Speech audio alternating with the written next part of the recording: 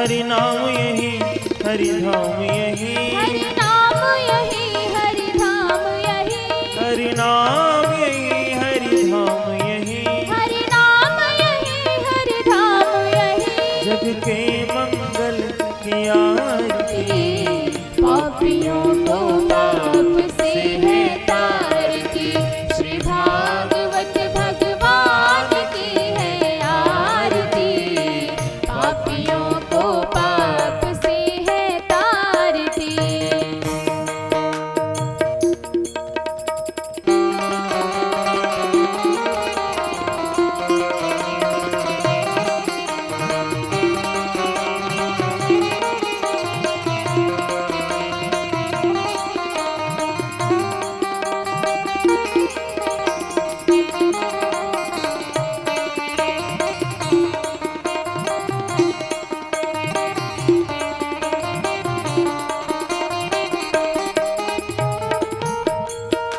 ये शांति गीत पावन पुनीत पापों को मिटाने वाला, हरि दर्श कराने वाला, ये शांति गीत पावन पुनीत पापों को मिटाने वाला, हरि दर्श कराने वाला।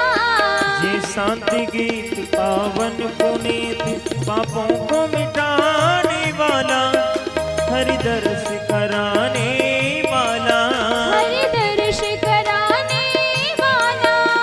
ये सुख करनी ये दुख हरने, ये सुख करनी ये दुख हरनी, ये सुख करनी ये दुख हरने, ये सुख करनी ये दुख हरनी। श्री मधुसूदन की आरती, पापियों को पाप से है तारती।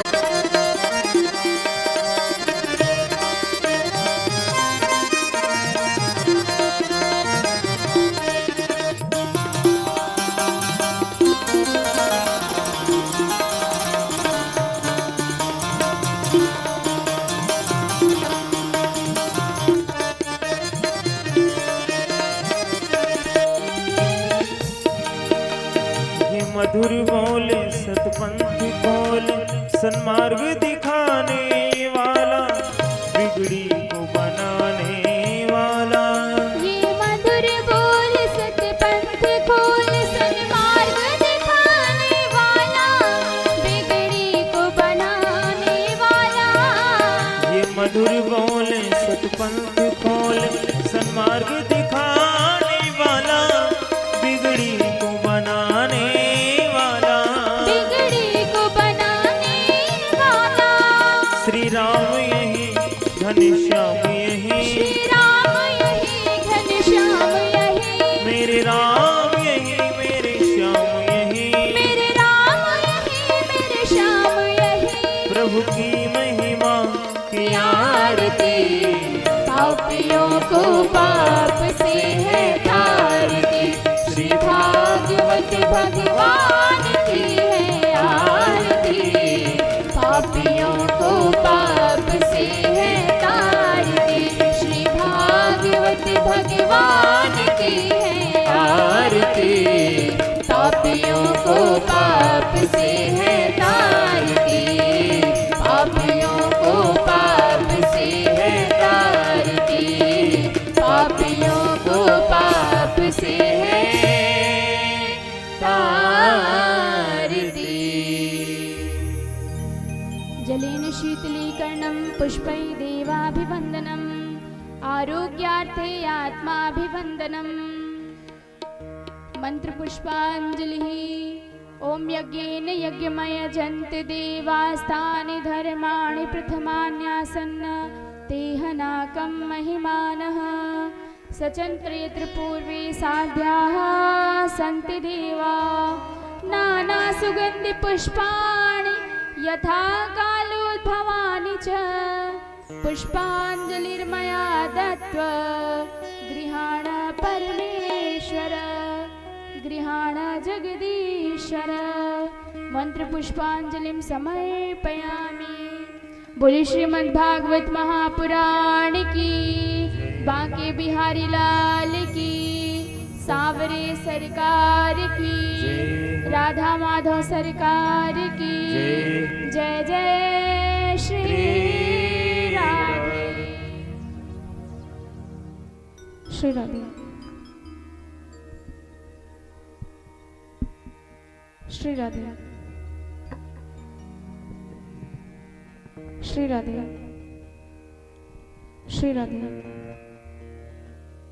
श्री राधे। श्री राधे।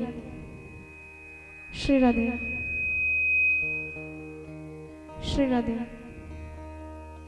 श्री राधे। श्री राधे। श्री राधे। श्री राधे। श्री राधे।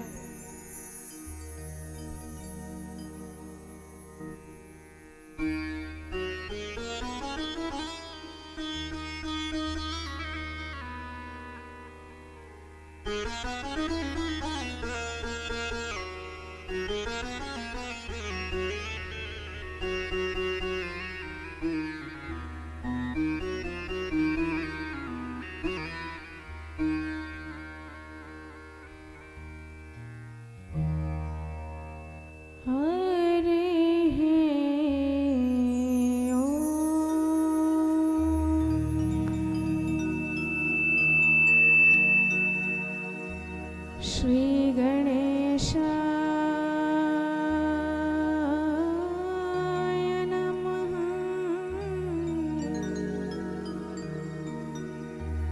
श्री सरस्वत्यै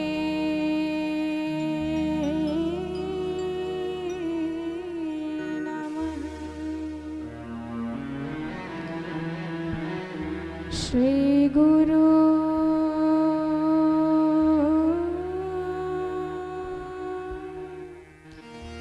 चरण कमलेभ्यो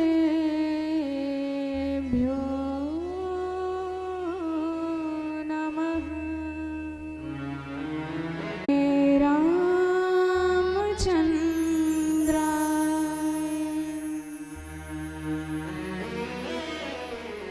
ध्येयं सदा परिभवग्नमभीष्टदोहम्।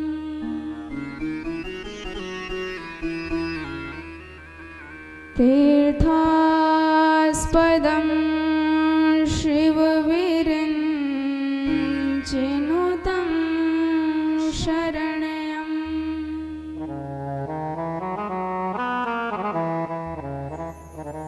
भृत्यार्तिहं प्रणतपालभवाब्धिपोतम्।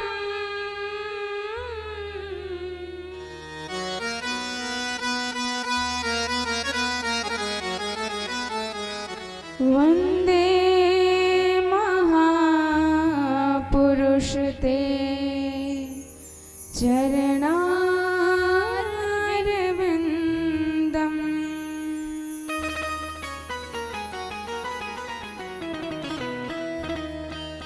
वंशे विभूषितकरान्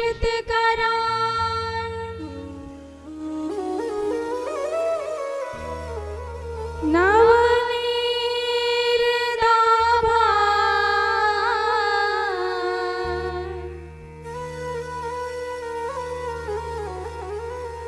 पीताम्बरातरुणबिम्बफलाधरोष्ठा।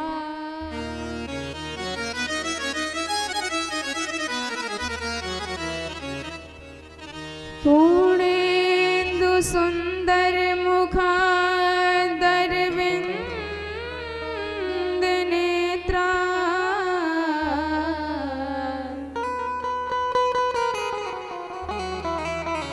कृष्णात् परं किमपि तत्त्वमहं न जाने।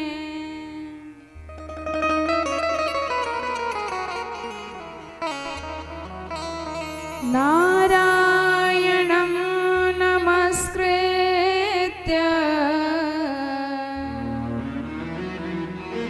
नरं चैव नरोत्तमम्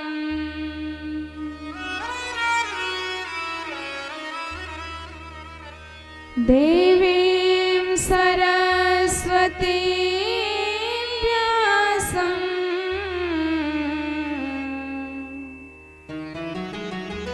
ततो जयमुदीरये।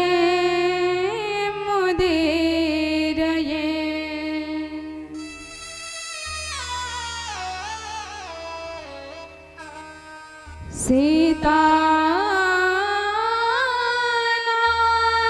समारंभा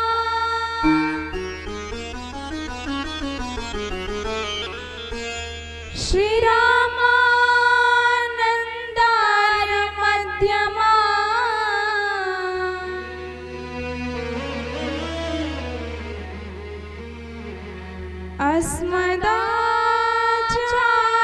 अस्मदाचार्यपर्यन्ता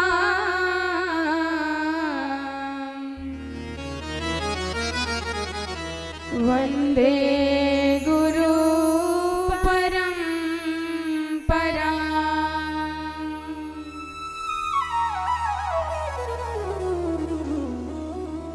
गौरांगं रसमयं नित्यं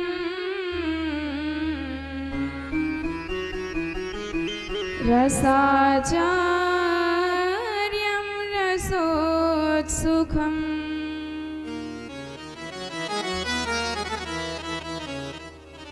श्रीमद् रामहर्षण देवाख्यं सद्गुरुं प्रणमाम्यहम्।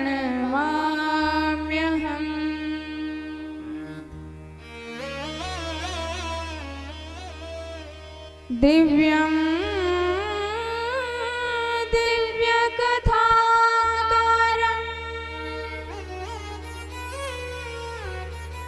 दिव्य तेजसमन्वितं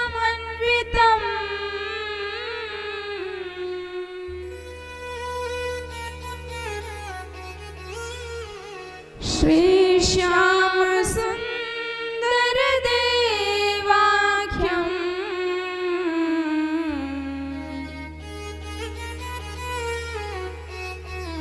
सद्गुरुं प्रणमाम्यहम्।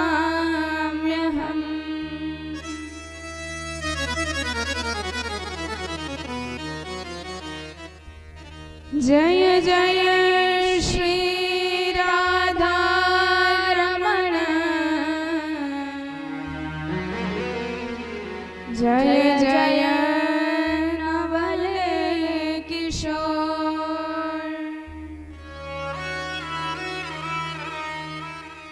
जय गोपी चित चोर प्रभु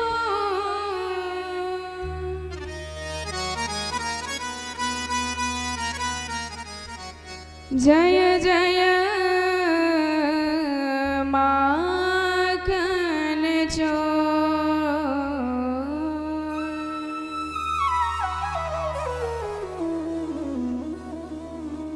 बोले वृंदावन बिहारी लाल की, राधे रानी सरकार की जय हो। आइए सर्वप्रथम अपने मति की रति भगवान श्री राधे श्याम जी के चरणार बिंदों में लगाते हैं। तत्पश्चात उनकी कृपा आश्रय ग्रहण करके हम आज के विश्राम दिवस की कथा में प्रवेश करेंगे। बोले राधे श्याम भगवान की जय हो।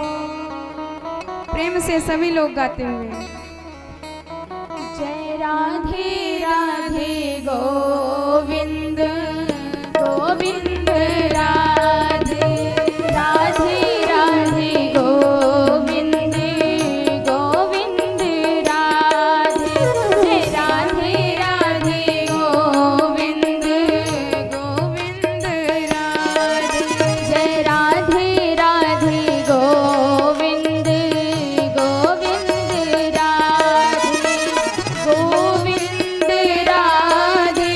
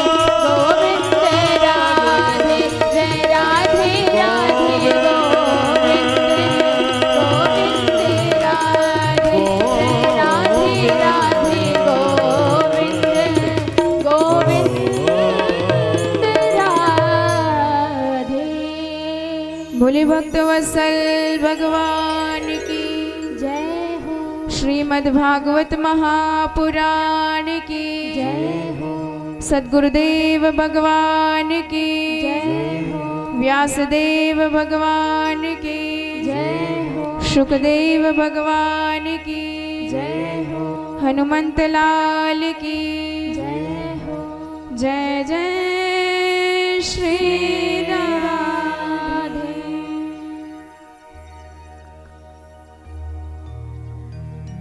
यस्य प्रसादा भवतो प्रसाद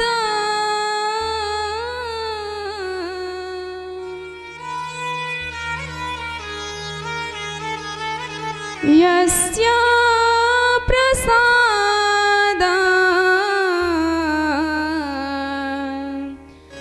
न गति कुतोऽपि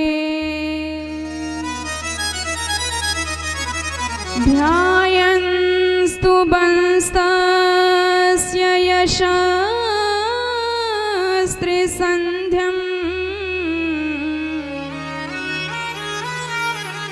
वन्दे गुरो श्री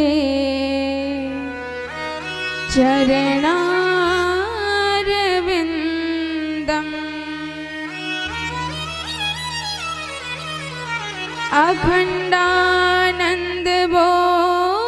अखण्डानन्दबोधाय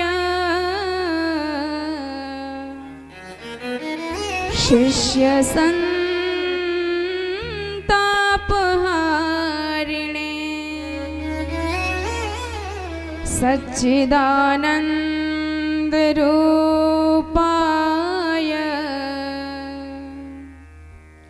तस्मै श्री गुरवे नमः।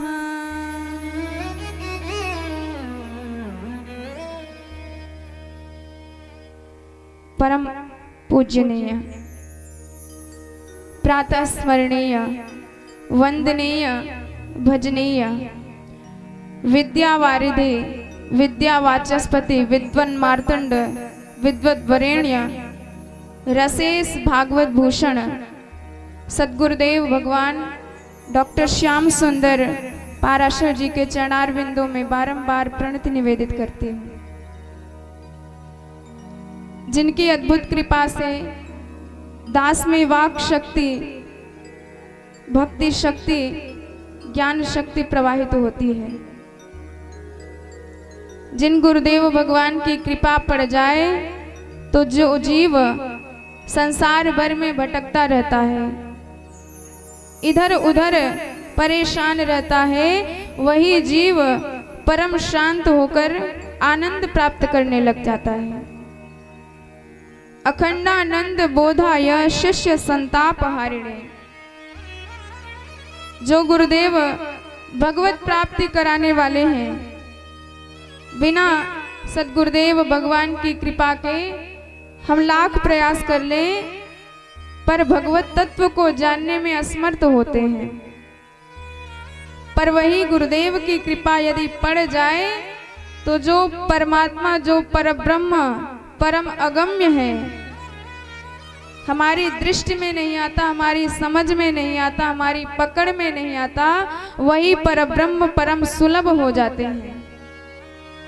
राम प्रबोधक ज्ञान वृष्टि में अम्बुद सम गुरु आप हैं। भगवत तत्व को बताने में बादल के जैसे हैं गुरुदेव। जैसे बादल जब बरसने लगते हैं तो अमृतमयी मधुर जल हमें मिल पाता है, वैसे यदि कोई चाहे, कोई ये समझे कि हम बड़े ज्ञानी हैं, पढ़े लिखे हैं, हम अपने बल से ही संपूर्ण ज्ञान प्राप्त कर लेंगे। तो कोशिशें कोई लाखों भले ही करे, किंतु सद्गुरु बिना बात बनती नहीं।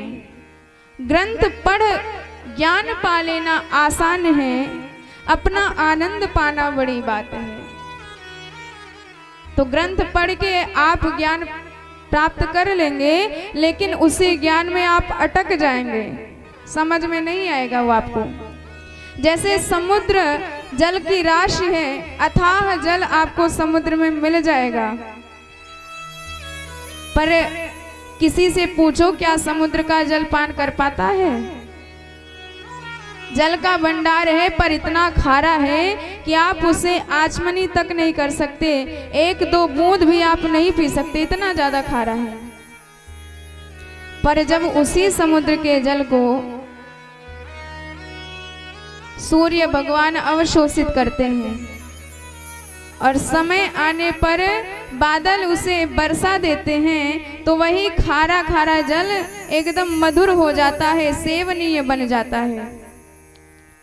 ठीक इसी प्रकार ज्ञान का ग्रंथ समुद्र है, पर गुरुदेव बादल के जैसे हैं जो उस ज्ञान को ऐसा मधुर बना के हमको समझा देंगे कि हमारे हृदय के भीतर उतर जाएगी। तो जीवन में गुरुदेव की कृपा आश्रय ग्रहण करना अति आवश्यक है।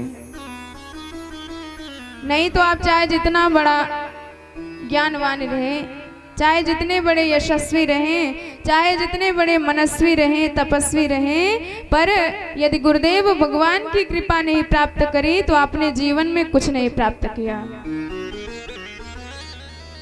शरीरम स्वरूपम सुतम वा कलत्रम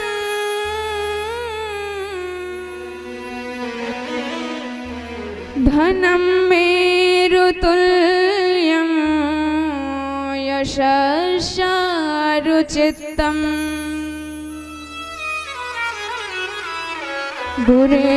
गुरुर्पद्मरन्ध्रे मनश्चेन लग्नम् ततः किं ततः किं ततः किं ततः किं।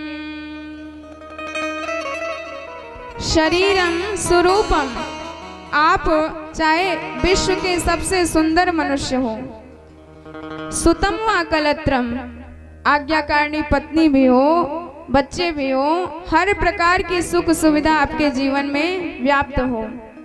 धनम मेरुतुल्यम यशश्चारुचित्तम, धन आपका सुमेरु पर्वत के जैसा अनंत हो, अथाह हो, जिसकी कोई गणना ना कर पाए, कुबेर जैसे आप धनी रहे।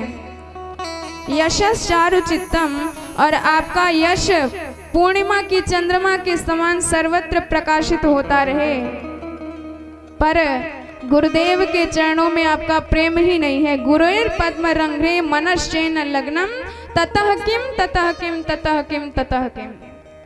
तो आपने क्या पाया? कुछ नहीं। तो चाहे साक्षात ब्रह्मदेव आ जाएं, चाहे साक्षात शिव जी हो, चाहे साक्षात नारायण हो, पर बिना गुरुदेव के भव से पार कराने में कोई समर्थ नहीं है। बिन गुरु भव निधि ताराई न कोई, बिन गुरु भव निधि ताराई न कोई, बिन गुरु भव निधि ताराई न कोई। जो बिरंची शंकर सम होई, जो बिरंची शंकर सम होई, जो बिरंची शंकर सम होई। गुरु बिन भव निधि ताराई न कोई, गुरु बिन भव निधि ताराई न कोई। जो बिरंची शंकर सम होई, जो बिरंची शंकर सम होई, जो बिरंची शंकर सम होई। बोल सद्गुरुदेव भगवान की जय हो। ईश्वर ते गुरु में अधिक हारे भक्ति सुजान, बिनु गुरु भक्ति प्रवीण हो, लहे न आत्म ज्ञान।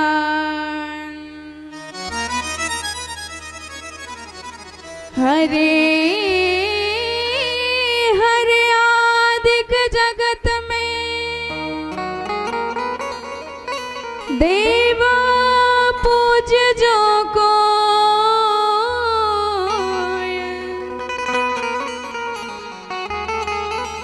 सद्गुरु की सेवा किए,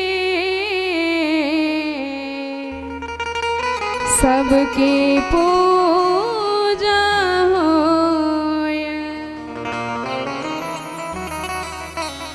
तो यदि आपने गुरुदेव भगवान की पूजा कर ली तो सारे परब्रह्म की आप पूजा कर लेते हैं, क्योंकि ब्रह्म 3 प्रकार के कहे गए हैं, एक निराकार और एक निराकार और तीसरा नराकार। निराकार ब्रह्म जो घट घट में व्याप्त है, कण कण में व्याप्त है, पर दिखाई नहीं देता। और निराकार ब्रह्म हमारी गंगा मैया है, यमुना मैया है, जल के रूप में है। और ये नराकार ब्रह्म हमारे सद्गुरुदेव भगवान हैं, जो मनुष्य रूप में धराधाम में आकर आपके सामने उपस्थित हुए हैं। तो जब साक्षात भगवान ही मनुष्य रूप में आए हैं तो हम फिर निराकार ब्रह्म के पीछे क्यों भागे। और जीव का प्रथम कर्तव्य है कि आप किसी श्रेष्ठ सद्गुरुदेव भगवान की शरणागति ग्रहण करें, उनसे दीक्षा ग्रहण करें, तब भगवान का ध्यान लगाएं। क्योंकि जब तक आप दीक्षित नहीं होंगे तब तक लाख उपाय करने के बाद भी आप भव से पार नहीं जा सकते। और गुरुदेव के चरणों में आपकी अव्यभिचारिणी भक्ति होनी चाहिए। अव्यभिचारिणी भक्ति उसे कहा जाता है, जैसे कोई स्त्री का पति होता है तो वह अपने पति को छोड़कर दूसरे किसी पुरुष की कामना नहीं करती, उसे अव्यभिचारिणी भक्ति कहा जाता है। ठीक इसी प्रकार यदि आपने जीवन में एक बार किसी को गुरु मान लिया तो फिर जीवन भर, जीवन पर्यंत उसी को आप अपना गुरु माने। गुरु बदलने का प्रयास कभी नहीं करना चाहिए और गुरुदेव के वचनों पर खुद से ज्यादा विश्वास रखना चाहिए, तभी कल्याण हो पाएगा। देखिए हमारे यहाँ शिव जी को गुरु कहा जाता है। वंदे बोधमयम नित्यम गुरुम शंकर रूपिणम। और हमारे हनुमंत लाल जी भी गुरु कहे जाते हैं। बिना इन गुरु की कृपा के राम जी जीवन में कभी आ ही नहीं पाते। तो दोनों गुरुओं के एक एक चेला हैं और गजब के हैं। हमारे शिव जी के जो शिष्या हैं वह हैं सती माता और हनुमंत लाल जी के चेला हैं सुग्रीव जी महाराज। तो दोनों में अंतर क्या है? सुग्रीव जी महाराज में लाख दोष हैं, कायर हैं, भगोड़ा है, डरपोक हैं, पर एक उनमें सबसे बड़ा गुण है कि खुद से ज्यादा गुरुदेव के नजरों पर विश्वास करते हैं। और सती मैया में लाख गुण हैं, जगन माता है, अन्नपूर्णा मैया है, पर एक सबसे बड़ा दोष है कि गुरुदेव बता बता के हार जाते हैं पर उनकी वचन पर विश्वास नहीं करते। जब राम जी को देखा विलखते हुए सीता जी के विरह में, सती जी को भ्रम हो गया, ये परब्रह्म हो ही नहीं सकता। अरे परब्रह्म तो सर्वांतर्यामी होते हैं, क्या इनको पता नहीं कि सीता जी कहाँ गई हैं? पर शिवजी ने समझाया, सोई मम इष्ट देव रघुवीरा, सेवत जाय सदा मुनि धीरा। सती जी ये लीला मात्र कर रहे हैं, इसलिए भ्रम में ना पड़ो, क्योंकि इनकी लीला के चक्कर में बड़े बड़े मोहित हो जाते हैं। पर सती जी मानी क्या? उन्होंने कहा मैं तो जाके परीक्षा लूंगी कि ये परब्रह्म है कि नहीं। गुरुदेव के वचनों पर विश्वास नहीं किया, परीक्षा लेने चली गई। क्या परिणाम निकला आप सब जानते हैं। शिव जी ने दोबारा उन्हें अपने जीवन संगिनी के रूप में स्वीकार नहीं किया, त्याग दिया तुरंत। जो गुरुदेव के वचनों पर विश्वास नहीं करता तो फिर गुरुदेव भी उसकी नैया को छोड़ देते हैं, डूब जाती है उसकी नैया। प्राण त्यागना पड़ा सती जी को, गुरुदेव के वचनों पर विश्वास न करने के कारण। और इधर सुग्रीव जी महाराज जब इन्होंने राघवेंद्र सरकार को लखन लाल सहित आते देखा तो बड़ा डर लगा। हनुमंत लाल जी से कहने लगे कि हे हनुमंत लाल जी, धरि बटु रूप देखि तौ जाई, जानि सयस मोहि कैसे बुझाई। पठई बाली हो मन मैला, तो भागो तुरंत तजो यह सैला। सुग्रीव जी ने कहा कि हनुमंत लाल जी, आप जाके ऋष्यमुख पर्वत से नीचे देख कर आइए कि ये दोनों कौन हैं। यदि बाली ने भेजा है तो आप केवल इशारा मात्र कर देना, हम यहाँ से भाग जाएंगे। तो जरा इनकी बात पर विचार करिए। इन्होंने कहा कि आप इशारा करेंगे तो हम भाग जाएंगे। अब चाहे मान मिले या अपमान मिले, लोग हमें भाई भगोड़ा कहे, कायर कहे, चाहे जो कहे, डरपोक कहे, सब सह लेंगे, पर काम आपके ही इशारे पर करेंगे। हनुमंत लाल जी ने कहा आप खुद ही देख लो। तो सुग्रीव जी कहते हैं कि हमारे पास दो ही आंखें हैं, एक तो अनुकूलता की, दूसरी प्रतिकूलता की। एक शत्रु पहचान सकती है, दूसरी मित्र पहचान सकती है, पर आप त्रिनेत्रधारी हैं, साक्षात शिव हैं। आपके पास तीसरा नेत्र भी है और वह समदृष्टि है। और भगवान बिना समदृष्टि के मिल नहीं पाते, समदृष्टि से ही भगवान दिखाई देते हैं। तो मुझे तो केवल आपके दृष्टि पर विश्वास है। आप देख के आइए, आप इशारा करिए। तो जिन्होंने अपने मान अपमान को गुरुदेव भगवान के कंधों पर सौंप दिया, तो फिर भगवान उसके भार को अपने कंधे पर स्वीकार करके सद्गुरुदेव भगवान से मिला देते हैं। सुग्रीव जी बैठे रहे, हनुमंत लाल जी राघवेंद्र सरकार को अपनी पीठ पर चढ़ा करके ले गए, सुग्रीव जी से मिलवा दिया। तो फिर हम भगवान को पा जाएंगे, ये जिंदगी में कभी संभव नहीं हो सकता, पर गुरुदेव भगवान को हमें दिला देंगे। वो कुछ सिफारिश कर देते हैं भगवान से। हनुमंत लाल जी ने राघवेंद्र सरकार को कथा सुनाई सुग्रीव जी महाराज की और कहा कि जाके सुग्रीव जी पर कृपा बरसाइए। राम जी ने कहा कि अरे भगवान से मिलने के लिए आना पड़ता है जीव को खुद चल करके, पर हनुमंत लाल जी ने कहा कि हमने स्वयं उसकी भार को अपने कंधे पर लिया है, तो आपको ले जाके उससे मिलवाऊंगा। हनुमंत लाल जी ने कहा देखिए प्रभु, रोगी कई प्रकार के होते हैं। एक रोगी तो ऐसा होता है जो डॉक्टर के पास खुद चला जाएगा, इलाज करवा लेगा, पर एक रोगी इतना विकट होता है कि डॉक्टर साहब को खुद रोगी के पास आना पड़ता है। तो मेरा चेला भी ऐसा ही है, आपको खुद उसके पास जाना पड़ेगा। तो फिर कितना बढ़िया संकेत है कि यदि आपने अपने आप को गुरुदेव भगवान के चरणों में सौंप दिया तो अपने आप भगवत प्राप्ति हमें हो जाएगी। बोले सद्गुरुदेव भगवान की जय हो। तो जीवन का एक ही लक्ष्य है भगवत प्राप्ति, और जितने हम साधन कर रहे हैं, जितने यज्ञ कर रहे हैं, जितने तप कर रहे हैं, इसका एक ही अर्थ है भगवान के चरणों की भक्ति मिले। धर्मः स्वनिष्ठितः पुंसम् विश्वक्सेन कथासु यः नोत्पाद्येद्यतिं रतिं श्रमैव हि केवलम्। भांति भांति के भोग मिले, अंग हो रोग मिले, सुख के संजोग मिले जीवन की बाटी में। धन अरु धाम मिले, श्रेयस अरु नाम मिले, पर राम ना मिले तो सब काम मिले माटी में। तो भगवान की प्राप्ति अवश्य होनी चाहिए, और ये भगवान की प्राप्ति बिना गुरुदेव के कृपा के हमें नहीं हो सकती।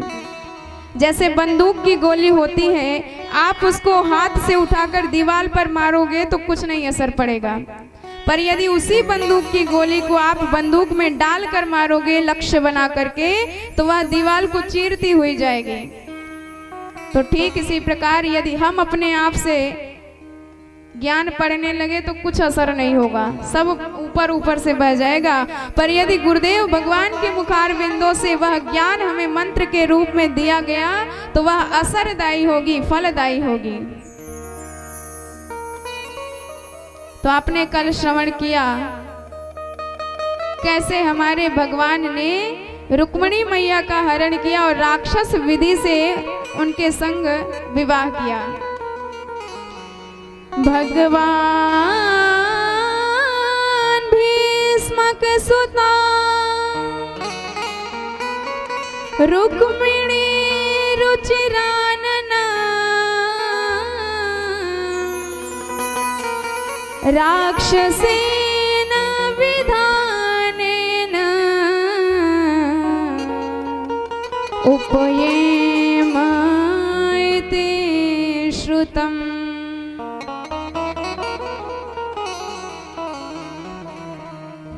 तो देखिए परीक्षित जी ने प्रश्न किया, महाराज आपने तो जितने भी भगवान की लीलाएं सुनाई, आप बारंबार कहते हैं कि भगवान आते हैं धराधाम पर धर्म की संस्थापना करने के लिए, पर अब तक जितनी भगवान की लीला आप सुना रहे हैं हम तो सब में देख रहे हैं कि भगवान धर्म का ह्रास ही किए जा रहे हैं। अरे भगवान ने चीर हरण किया, ये कहाँ का धर्म है? पराई स्त्रियों के साथ भगवान ने रास नृत्य किया, ये कहाँ का धर्म है? और विवाह भी किया तो भगा के विवाह किया, ऐसा कभी धर्म देखा है हमने? ये तो सनातन धर्म के विपरीत भगवान सारा कार्य कर रहे हैं। धर्मम संस्थापनार्थाय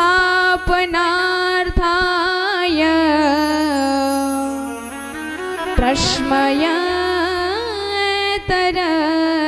का अवतीर्णो हि भगवान्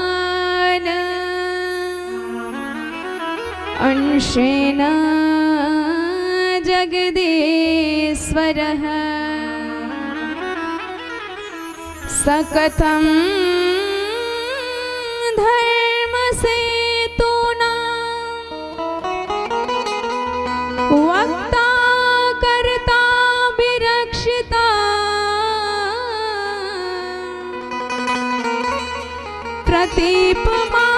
प्रतीपमाचरत् ब्रह्म परदाराभिमदर्शनम्।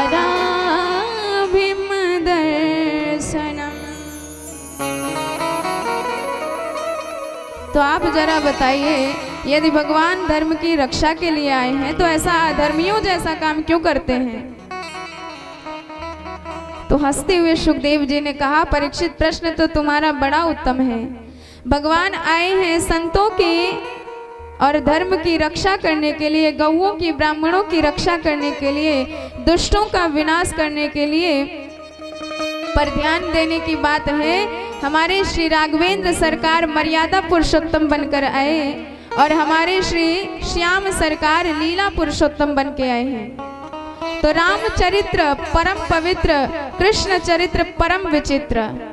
भगवान श्याम का चरित्र बड़ा टेढ़ा मेढ़ा है, हमारे राघवेंद्र सरकार का चरित्र इतना सीधा है।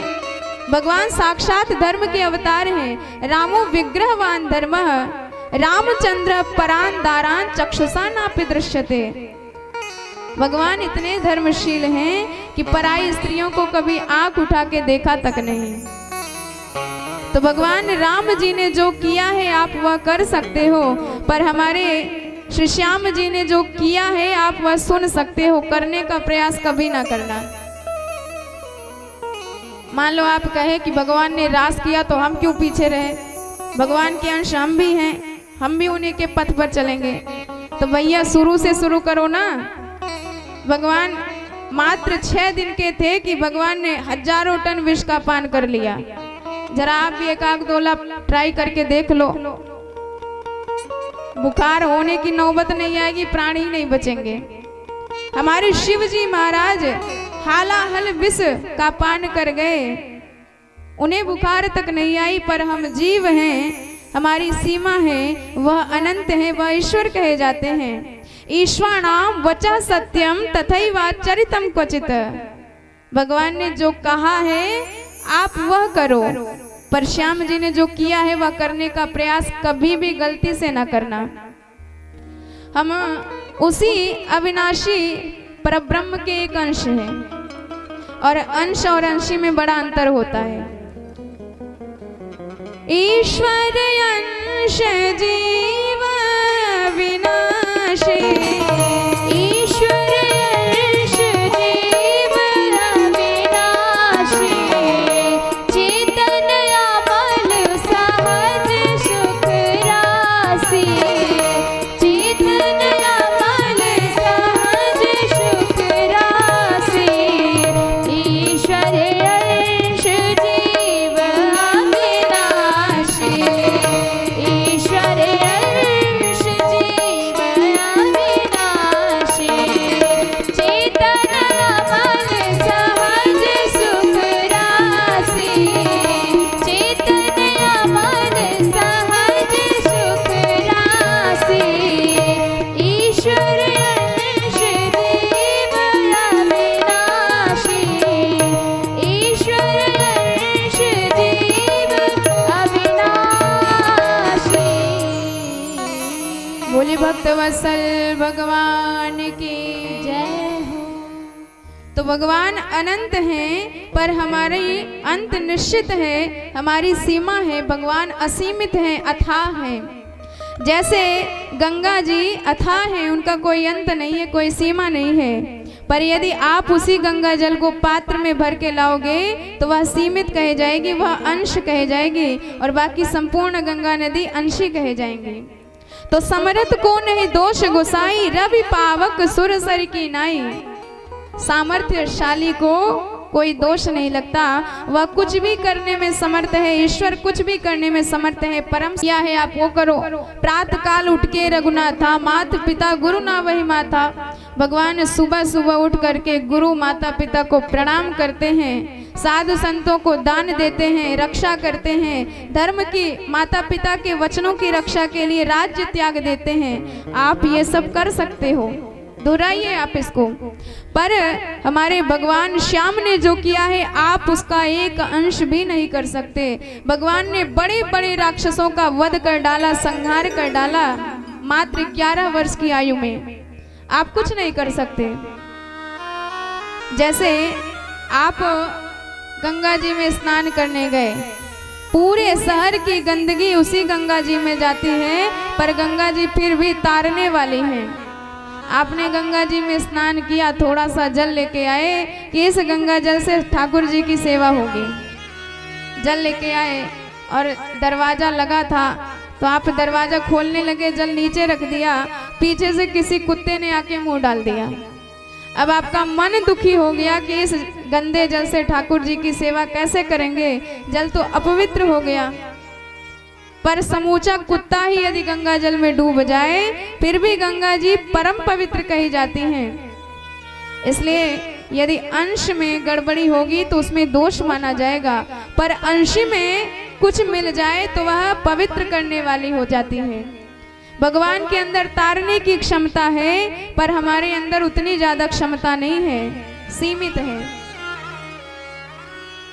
इसलिए हमेशा भगवत कृपा ग्रहण करनी चाहिए जीवन में। तो भगवान का विवाह हुआ और उनके प्रथम पुत्र कामदेव उत्पन्न हुए। कामस्तु वासुदेवांशो, कामस्तु वासुदेवांशो दग्धः प्राग रुद्र मन्युना देहोपपत्तये भूयस्तमेव प्रत्यपद्यत। तो कामदेव भगवान की ही विभूति बन के उनके पुत्र के रूप में पैदा हुए। तो आप कहेंगे कि कामदेव, काम तो नरक में गिरने का कारण बनता है, पर यदि वही काम क्रोध मद लोभ हमारा भगवान के चरणों से जुड़ जाए, संसार से मुड़ करके, तो वही हमारा कल्याण करने वाला हो जाता है। कितने मार्ग बताए गए हैं, कितने उदाहरण बताए गए हैं। गोपियों ने भगवान को पूजा लेकिन काम भावना से, कंस ने भय से भगवान का भजन किया और शिशुपाल ने द्वेष से जलन से भगवान को याद किया। भगवान ने उसी को स्वीकार करके उन सबका बेड़ा भव से पार लगा दिया। गोप्यः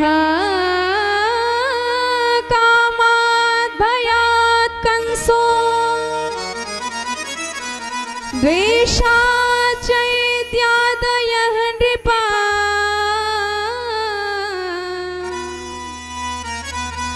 संबंधा कृष्णया स्नेहा द्यूयं भक्त्या वयं विभो। तो भगवान कहते हैं कि काम क्रोध मद लोभ को मारना ये हमारे वश में नहीं है, इतने सामर्थ्य में नहीं है, पर यही मुड़ करके यदि हमारे चरणों से जुड़ जाए तो तुम्हारा उद्धार करने वाली हो जाती है।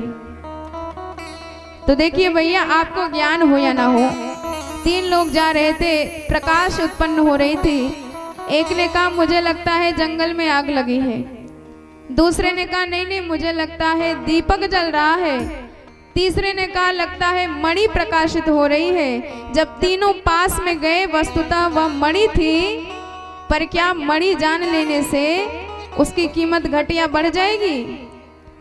तो आप चाहे जिस भाव से उसके पास जाओ वह तो वही रहेगी, और आप पहुंच गए तो आपका कल्याण हो जाएगा। तो ठीक इसी प्रकार आप चाहे काम से भगवान के पास जाएं, चाहे भय से भगवान के पास जाएं, चाहे क्रोध से भगवान के पास जाएं, पर यदि जा रहे हैं तो अवश्य आपका उद्धार होगा। और जीवन में ये सब उपयोगी भी हैं, पर हम इनका सम्यक उपयोग ढंग हमको पता नहीं है कैसे इनका उपयोग करना चाहिए। जैसे किसी ने भोजन बनाया और भोजन बना के परसा, परिवार वालों ने चखा तो दाल में नमक ही गायब, तो टोक दिया कि दाल में नमक नहीं डाला।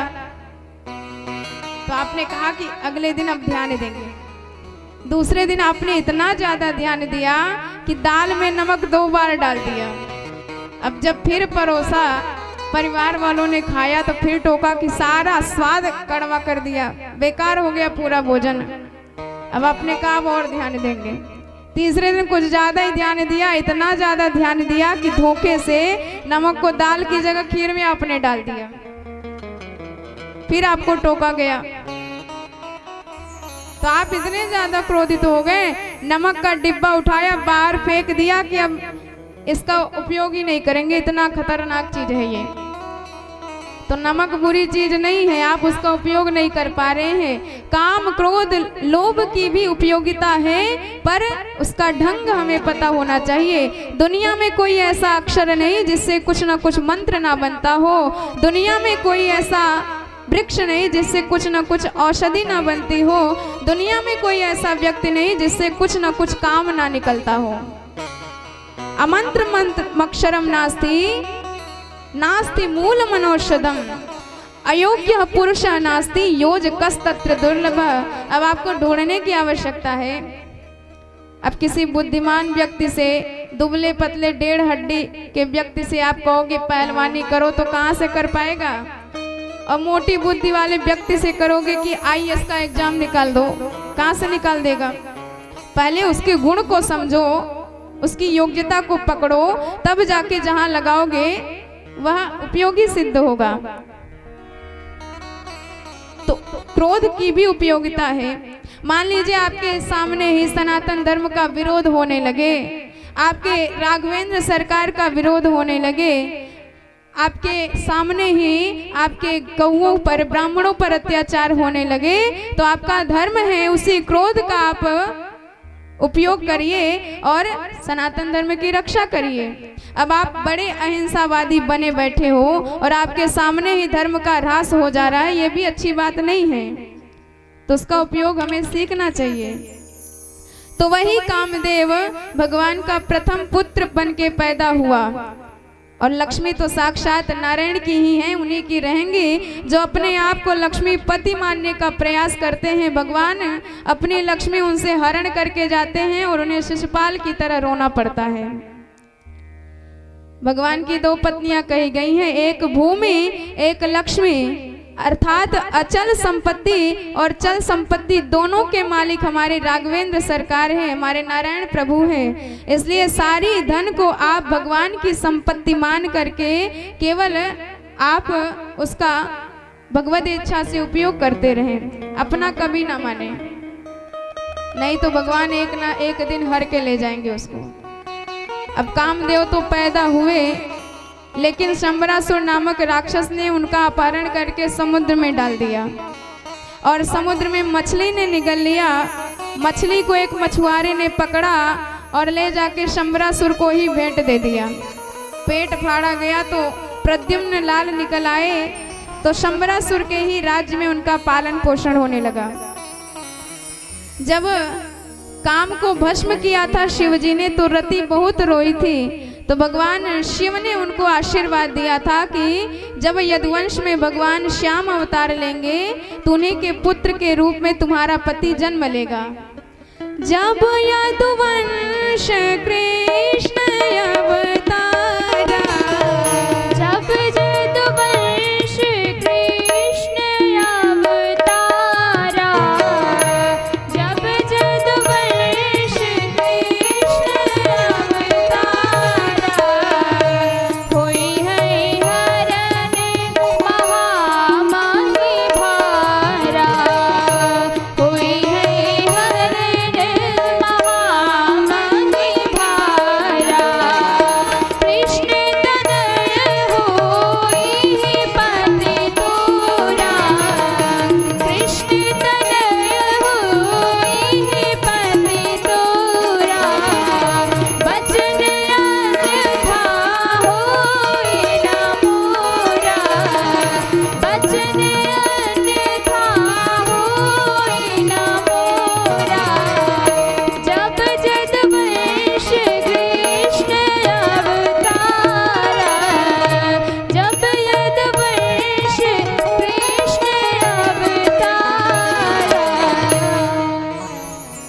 तो आज उसी रति एकदम दीर्घ यवना हो गए। नाति दीर्घेण कालेन सकाशनी रूढ़ यवना। अब रति के भावों में परिवर्तन होने लगा।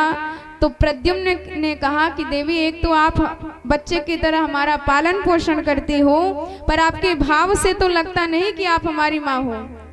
तो रति ने कहा कि मैं आपकी जन्म जन्मांतर की पत्नी रति हूँ। भवान नारायण सुता रति कामो भवान प्रभो, अहम ते दिकृता पत्नी शंबरेणा रतो भवान। जैसे ही पता चला कि मैं कृष्ण का बेटा हूँ, अब तो बड़े क्रोधित हुए प्रद्युम्न तलवार लेके शंबरासुर के पास गए। ललकार कर कहने लगे कि शंबरासुर, मैं कृष्ण का लाल तेरा काल तेरे सामने उपस्थित हूँ। अंत कर दिया और पत्नी समेत द्वारिकापुरी को आए। अब मैया रुक्मणी तो बड़ी गदगद हुई, बेटा पैदा होते ही गायब हो गया और जब मिला तो बहू रानी के साथ मिला। तो परीक्षित जी ने कहा कि महाराज, हमने भगवान के विवाह के बारे में तो बड़ी चर्चाएं सुनी हैं कि भगवान के अनेकानेक विवाह हुए थे, जरा सब विस्तार से तो बताइए। तो सुखदेव जी ने कहा कि एक बार सत्राजित नाम का व्यक्ति द्वारिकापुरी में निवास करता था। सत्राजित भोजवंशियो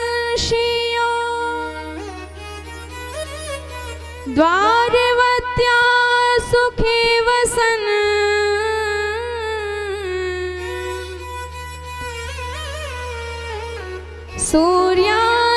सूर्यास्याराधने युक्ता भक्तश्च परमं सखा। सूर्य देव का बड़ा भक्त था और सूर्य देव ने एक दिव्य स्मयमंतक मणि उसको भेंट में दी, जो नित्य 2 क्विंटल सोना पैदा करती थी। एक दिन सबने कहा कि ये मणि तो द्वारकाधीश भगवान को प्रदान कर दे, पर उसने मना कर दिया। तो एक दिन उसी मणि को उसके छोटे भाई प्रसेन अपने गले में बांधकर शिकार करने गया।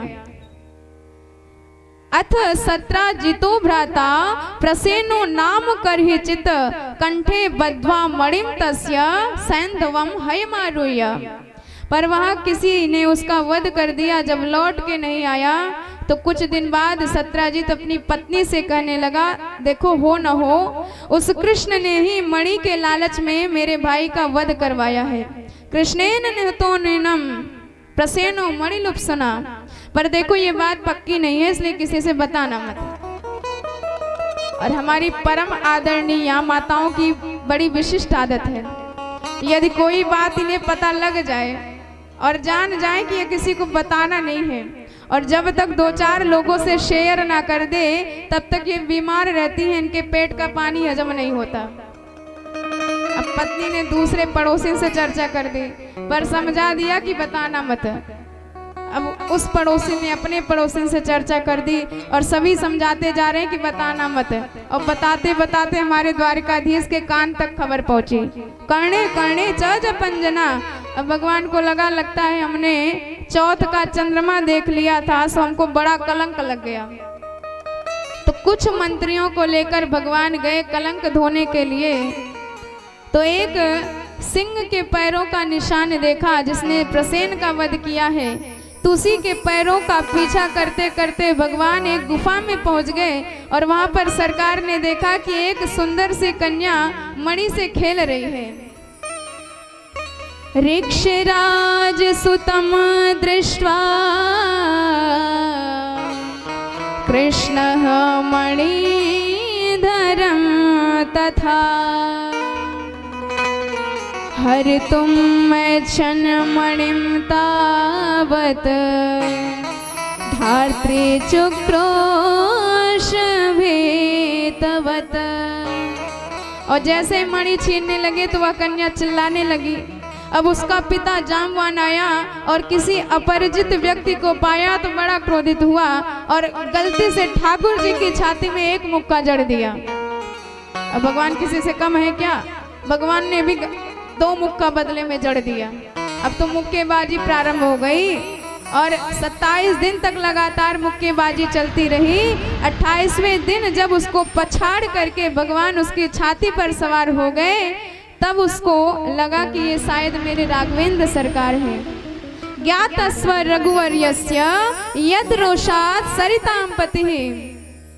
मैं जान गया प्रभु आप मेरे राघवेंद्र सरकार है जिनके एक बार क्रोध करने से समुद्र में तहलका मच गया था, लंका में क्षोभ मचा दिया था, आपने रावण को संपूर्ण परिकर के सहित नष्ट कर दिया था। भगवान ने उसे क्षमा किया। भगवान बोले कि हम मणि लेने आए हैं। तो वो बोले कि महाराज अब कन्या को दिया गया धन हम कैसे ले सकते हैं? अब तो एक ही उपाय है कि आप हमारी बिटिया से विवाह कर दें और मणि को दहेज में ले जाएं। अब तो जंगल में मंगल हो गया। ठाकुर जी का दूसरा विवाह हो गया जामवंती जी के साथ। तो अब एक एक विवाह भगवान के आप सुन रहे हैं, तो आप बताते जाइए कि भगवान के कितने विवाह हो गए। तो ये भगवान के 2 विवाह हो गए। अब मणि लाकर भगवान ने सत्राजित को प्रदान करी। बेचारा बड़ा मुंह लटकाया। उसने कहा कि चारों तरफ हमारी बदनामी हो रही है।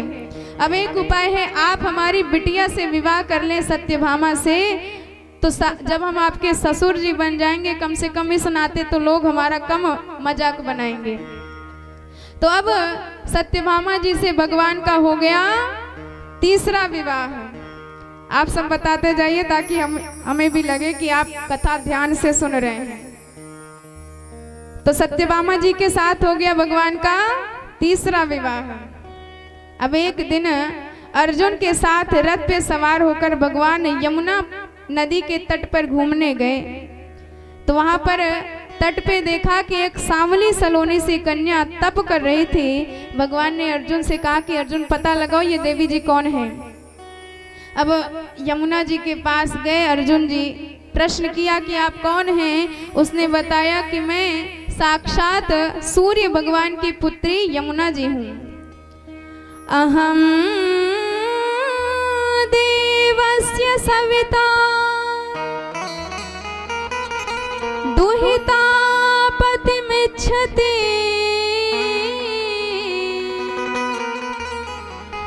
विष्णुं वरेण्यं वरदं तपः परं स्थिता। अर्जुन तो बड़े मुस्कुराए, सरकार आपका बृहस्पति बड़ा जोरदार चल रहा है, ये देवी जी भी आपको ही पति रूप में पाना चाहती है। भगवान ने कहा परिचय कराओ। अर्जुन ने परिचय कराते कराते पाणी ग्रहण करा दिया और ये हो गए भगवान के 4 विवाह। अब अवंती उज्जैन के महाराज थे विंद और अरविंद, इनकी बहन थी मित्रविंदा।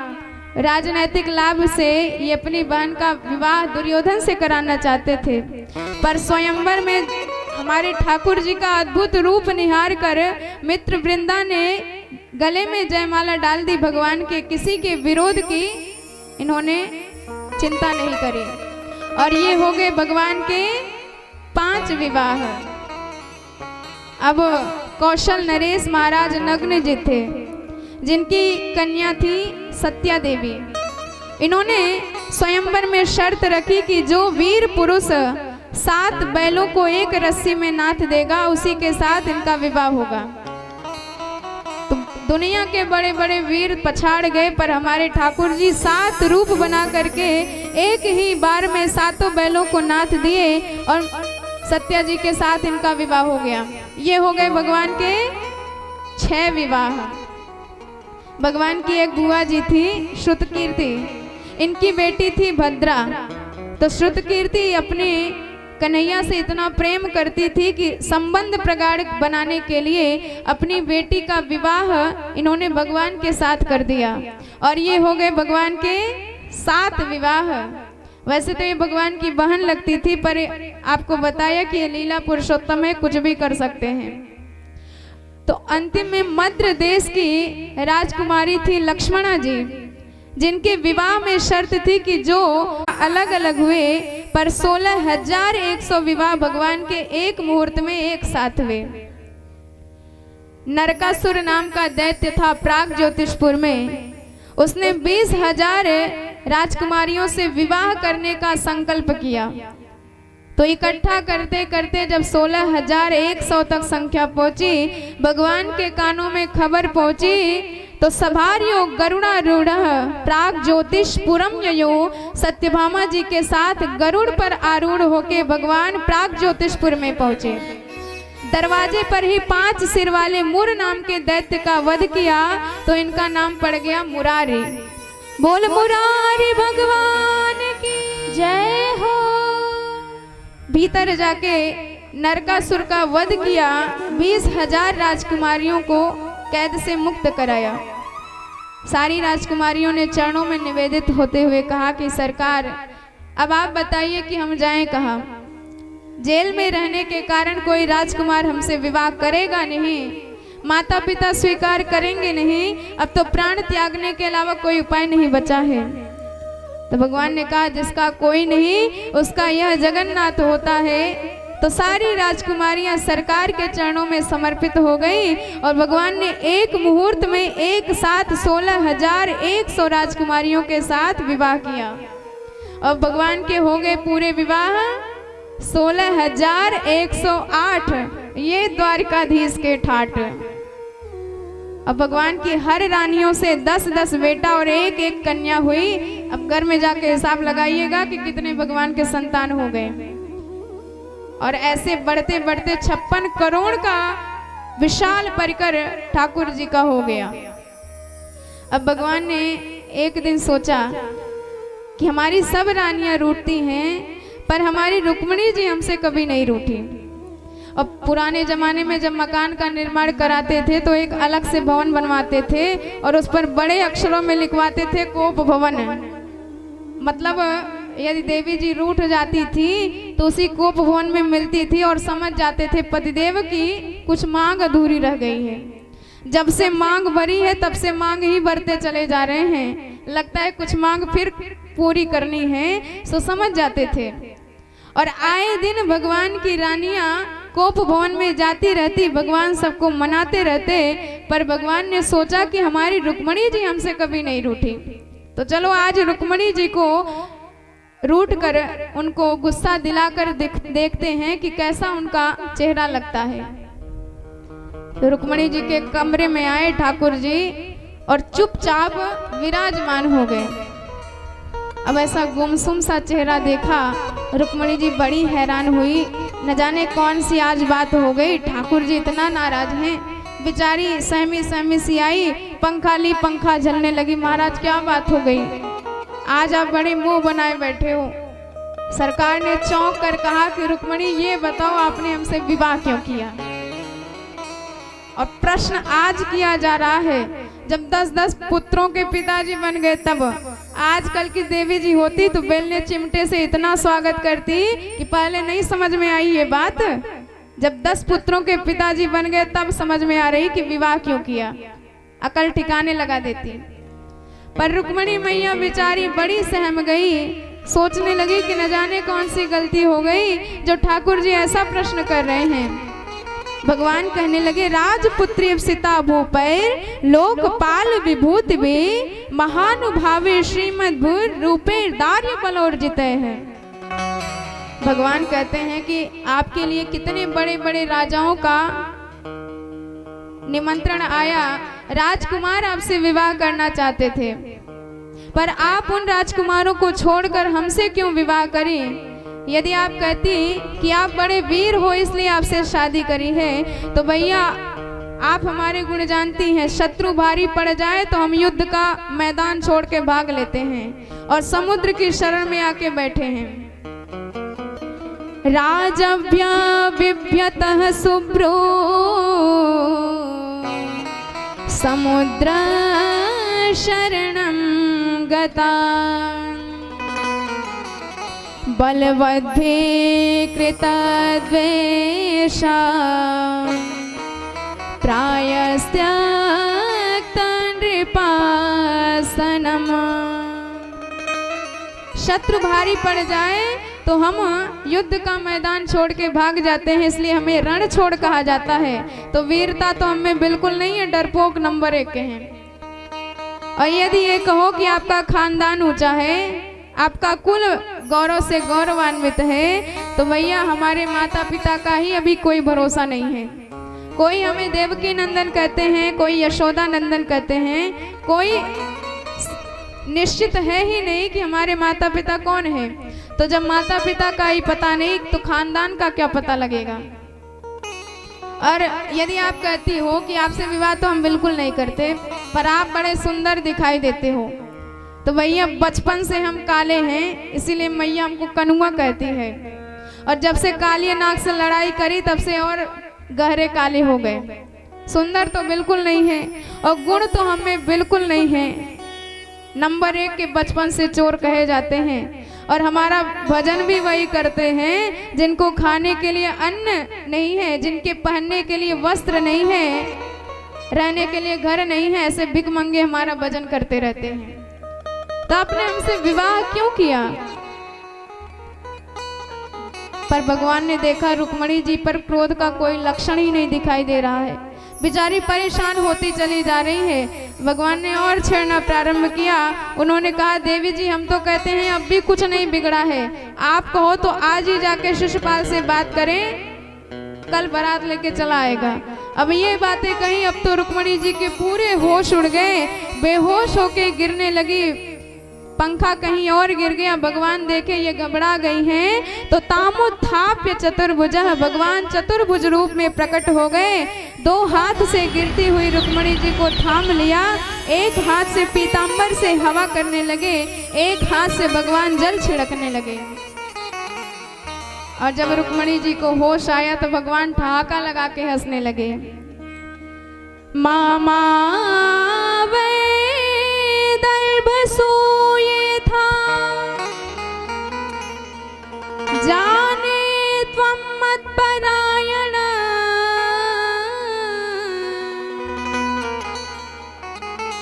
तद्वचः श्रोतु कामेन,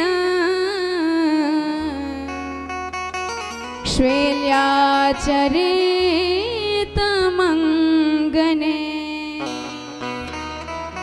अयं हि परमो लाभो गृहेषु गृहमेधिना।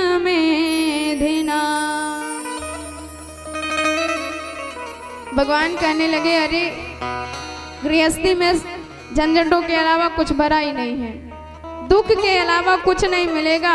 पर जब व्यक्ति पूरे दिन के काम काज में एकदम उसका दिमाग गर्म हो जाता है, झंझटों से भर जाता है और शाम के वक्त आता है, अपनी प्रिया से दो चार बातें कह लेता है, तो उसका दिमाग शांत हो जाता है, मन के सारे बोझ हल्के हो जाते हैं। हमने तो आपसे बस मजाक किया था और मजाक की बातों को आप इतना गहरा ले ली कि बेहोश हो गए। पर रुक्मणी जी ने सावधान होकर जो उत्तर दिया कि ठाकुर जी की बोलती बंद कर दी। उन्होंने कहा कि प्रभु आप कहते हो कि हम डरपोक हैं, शत्रु भारी पड़ जाते हैं, तो मैदान छोड़ करके समुद्र में निवास करते हैं। प्रभु क्या गलत किया कहा आपने? अरे जब हृदय भवन में आप झांक करके देखते हैं और जीव के हृदय भवन में काम, क्रोध, मद, लोभ, छल, कपट, ईर्ष्या, द्वेष इत्यादि लंबी सेनाएं दिखाई पड़ती हैं, तो आप जान जाते हो हाउसफुल है, हमारे लिए कोई सीट ही नहीं बची है। तो आप भरा हुआ देख करके भाग जाते हो। और कहाँ जाते हो? रमन्ते योगिनो नन्ते सत्यानंदे चिदात्मनि। उन योगियों के हृदय में चले जाते हो जिनके हृदय में भक्ति का सागर लहरा रहा है, और आप जाके वहां विहरण करते हो, सुखपूर्वक बसते हो। तो आपने यह बात एकदम सही कही है, कुछ भी गलत नहीं है। इसीलिए जब भी ठाकुर जी को बुलाना हो, पहले अपने हृदय भवन को खाली करो। हृदय भवन को गोकुल कहा जाता है। गोकुल अर्थात जो इंद्रियों का मालिक हो। तो हमारी इंद्रियों का मालिक हमारा मन है, हमारा हृदय भवन है। तो जब तक इस हृदय भवन में काम रहेगा, तब तक राम कभी नहीं आएंगे। प्रेम गली अति साकरी तामे दो न समाय। या तो राम रहेंगे या तो काम रहेगा। तो पहले इस हृदय भवन को सूना बनाओ, और जब सूना हो जाए तो बड़े भाव से ठाकुर जी का आह्वान करो कि प्रभु यह गोकुल नगरी हमने आपके लिए सोनी बना दी है, अब आइए इसमें आप निवास करिए। तब भगवान बड़े भाव से बुलाने पर आते हैं। तो आइए अपने हृदय भवन में हम भी ठाकुर जी को बड़े भाव से बुलाते हैं, मस्ती से गाते हुए, प्रेम से ताली बजाते हुए भगवान को बुलाते हैं। बोल भक्त वत्सल भगवान की जय हो। सुनी है गोकुल नगरिया, सुनी है गोकुल नगरिया, आजा आजा संवरिया। सुनी है गोकुल नगरिया, आजा आजा संवरिया। सुनी है गोकुल नगरिया, आजा आजा सांवरिया। सुनी है गोकुल नगरिया, आजा आजा सांवरिया। आजा आजा सांवरिया, आजा आजा सांवरिया, आजा आजा सांवरिया, आजा आजा सांवरिया। सुनी है गोकुल नगरिया,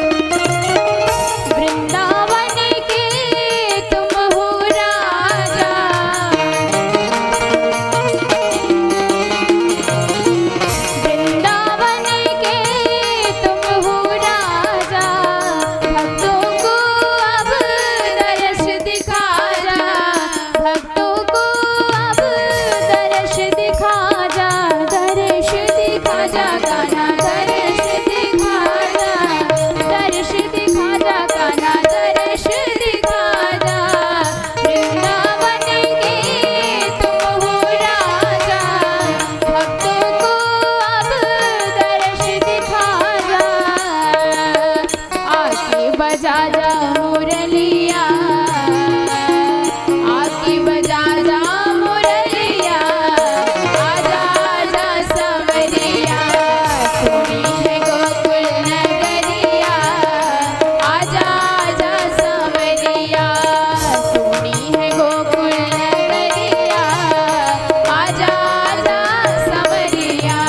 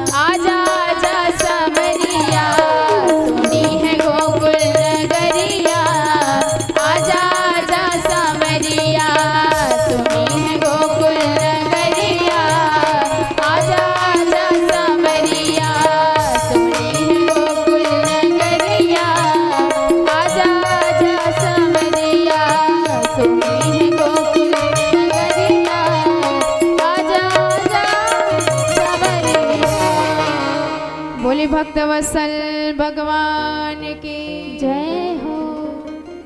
तो रुक्मिणी मैया यही बात भगवान को बता रही हैं। रुक्मिणी मैया कहती हैं कि प्रभु, जब आप भक्तों के हृदय में अनेकानेक दुर्विकार देखते हैं तो आप तुरंत वहां से भाग जाते हैं और अपने उन भक्तों के हृदय भवन में निवास करते हैं जिनके हृदय भवन में भाव का समुद्र लहरा रहा होता है। सत्यम भयादिव गुणोऽभ्यो क्रमान्तः शेते समुद्र उपलं भनमात्रयात्मा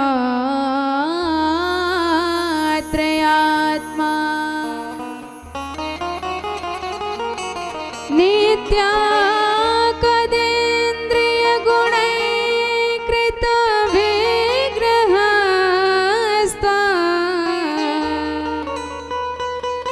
त्वत्सेवकैर्नृपपदं विदुतं तमोन्धम्।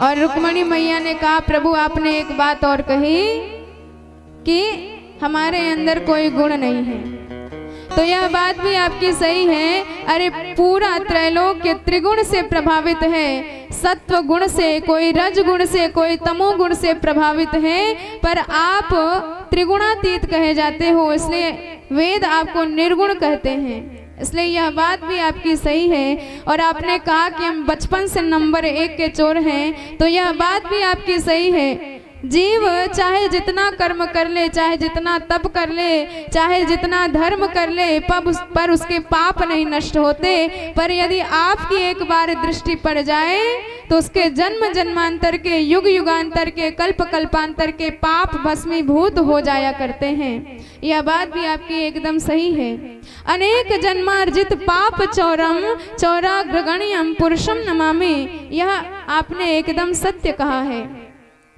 प्रभु आप कहते हैं कि हमारे खानदान का पता नहीं, तो वेद श्रुति भगवती आपका जब निरूपण करने लगती हैं तो न इति नेति नेति कह के अंतिम में इदमित्थम कर देती हैं, अर्थात वह हमारी समझ में नहीं आ पाता। तो बताइए, जब स्वयं वेद भगवती श्रुति माता जब आपको नहीं जान पाती तो हम सब किस गिनती में हैं। जब आपका ही पता नहीं लग पाता तो आपके माता पिता का पता लगाना तो बड़ी असंभव बात है। तो आपने यह बात भी एकदम सत्य कही। आप कहते हो कि हम नंबर 1 के बचपन से काले व्यक्ति हैं, काले कलोटे हैं, तो ठाकुर जी आप काले होकर ही तो कमाल करते हो। आप इतने सुंदर हो, सौंदर्य की पराकाष्ठा हो, जिसने आपके इस सांवले विग्रह का दर्शन किया तो फिर दुनिया में उसका मन नहीं लगता। दुनिया में ऐसी सुंदर चीज बनी ही नहीं जिसे वह देख सके और अपने मन को संतुष्ट कर सके, केवल आपको निहारने के बाद। और ठाकुर जी ये तो बड़ी कृपा है कि आप पुरुष होके पैदा हुए हो। यदि नंदलाल तू होते ललित तो गले कट जाते हजारन के, यदि आप स्त्री होते तो न जाने क्या से क्या हो जाता। आप काले होकर ही तो कमाल करते हो, काले होकर ही तो दुनिया को आप अपने स्वरूप से मोहे रहते हो। एक बार जो गलती से आपके चरणों में लग गया तो फिर दोबारा दुनिया में उसका मन कभी नहीं लगता है। यह बात भी आपने एकदम सत्य कही। और आपने एक बात कही कि जिनको खाने के अन्न नहीं, जिनके पास रहने के घर नहीं, पहनने को वस्त्र नहीं, वही भिखमंगे हमारा भजन करते हैं। तो यह बात भी आपकी सही है, क्योंकि बड़ी से बड़े राजाधिराज यदि आपके चरणों के रंग को, चरणों के प्रेम को, भक्ति को एक बार जीवन में पा गए तो फिर सारी दुनिया को छोड़ करके वह फकीर ही बन जाते हैं। निजानंद मस्ती में मैं घूमता हूँ, कहाँ कौन कैसा न मैं पूछता हूँ। खिले हैं जमाने में गुल रंग बिलंगे, मिसाले भ्रमर होके मैं गूंजता हूँ। थे जिसका जमाने में तेज कर्म जितने, उन्हें ज्ञान होली में मैं फूंकता हूँ। न जीने की इच्छा न मरने की चिंता, जहाँ से निडर होके मैं घूमता हूँ। मिली है जिनसे ये बेहद निगाहें, पकड़ उनके कदमों को मैं चूमता हूँ। हुआ मुक्त सबसे बड़ी खुशनसीबी, फकीरी खजाने को मैं लूटता हूँ। और दुनिया में सबसे बड़ा धनवान वही कहा जाता है जिसके पास राम नाम का धन होता है। कबीरा सब जग निर्धना, धनवंता नहीं कोई, धनवंता सोई जानिए जाके राम नाम धन होए। जिसके पास भगवान नाम का धन है वही सबसे बड़ा ऐश्वर्यशाली, वही सबसे बड़ा संपत्तिवान है। नहीं तो आप लाख रुपए कमाते रहो, सब धूल के बराबर है।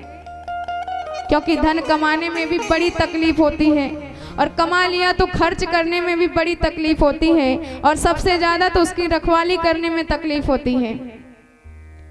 और जिसने भगवत तत्व को नहीं समझा जीवन में, फिर उसकी जिंदगी एकदम बेकार है, निराधार है।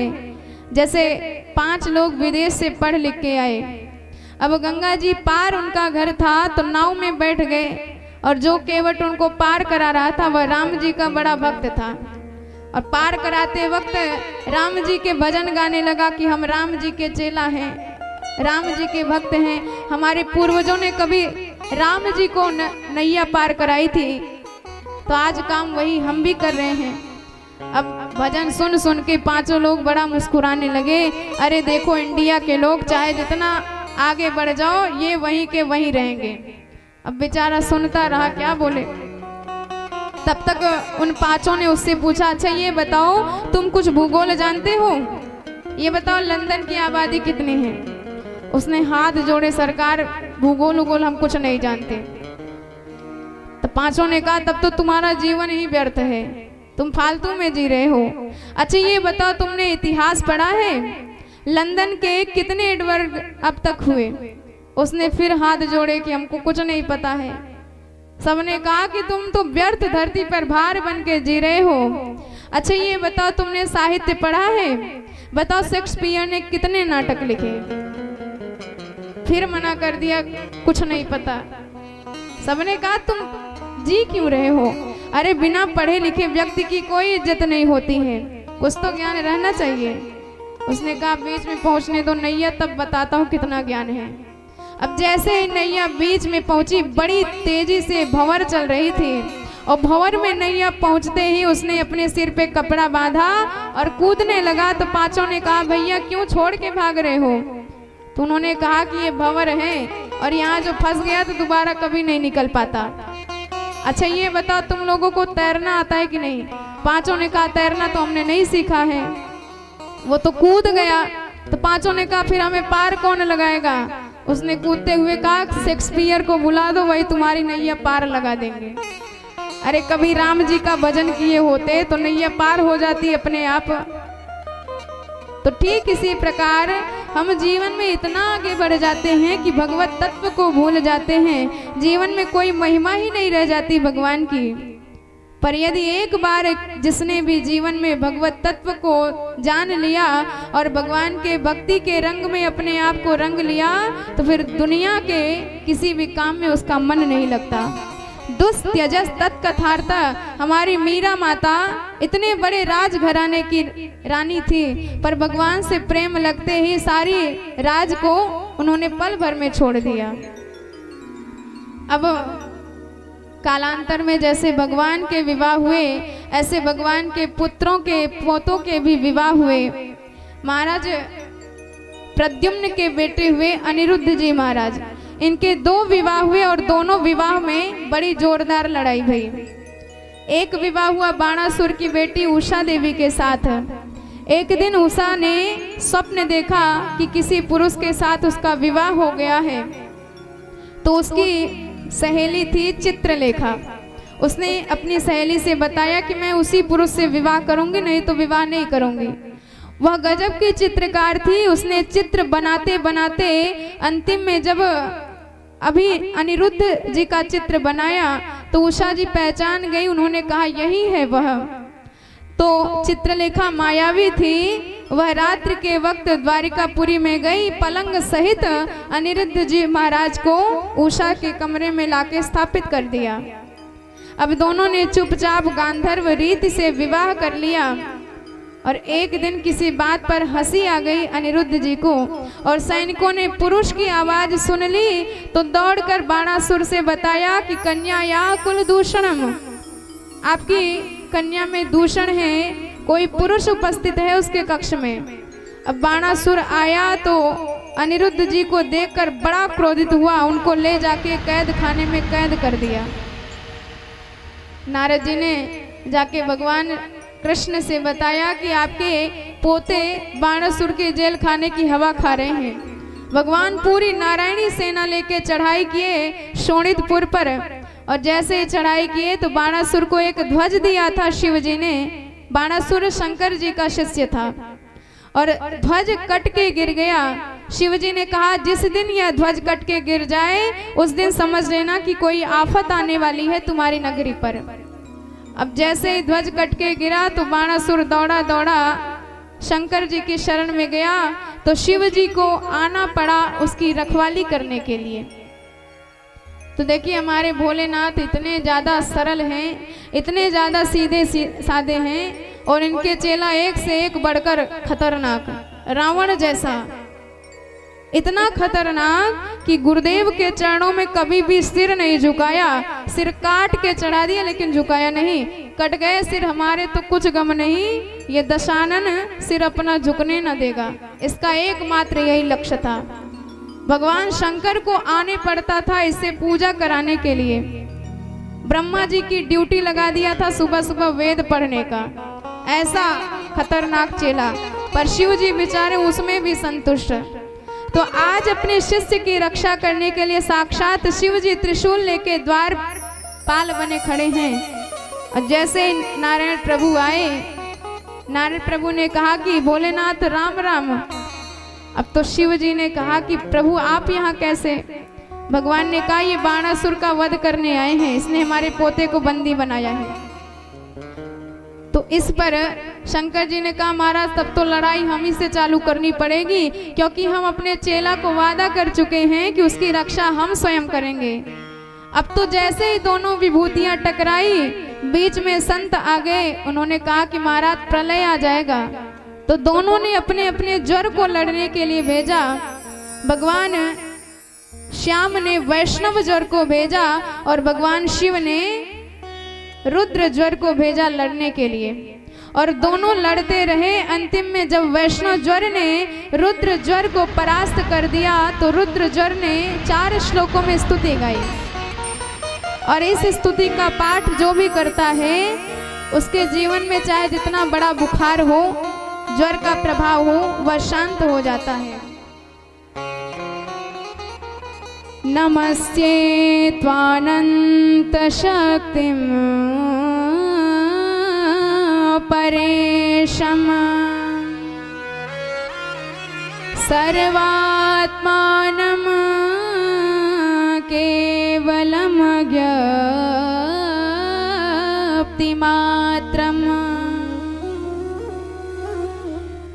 विश्वोत्पत्ति स्थान संरोध है तुम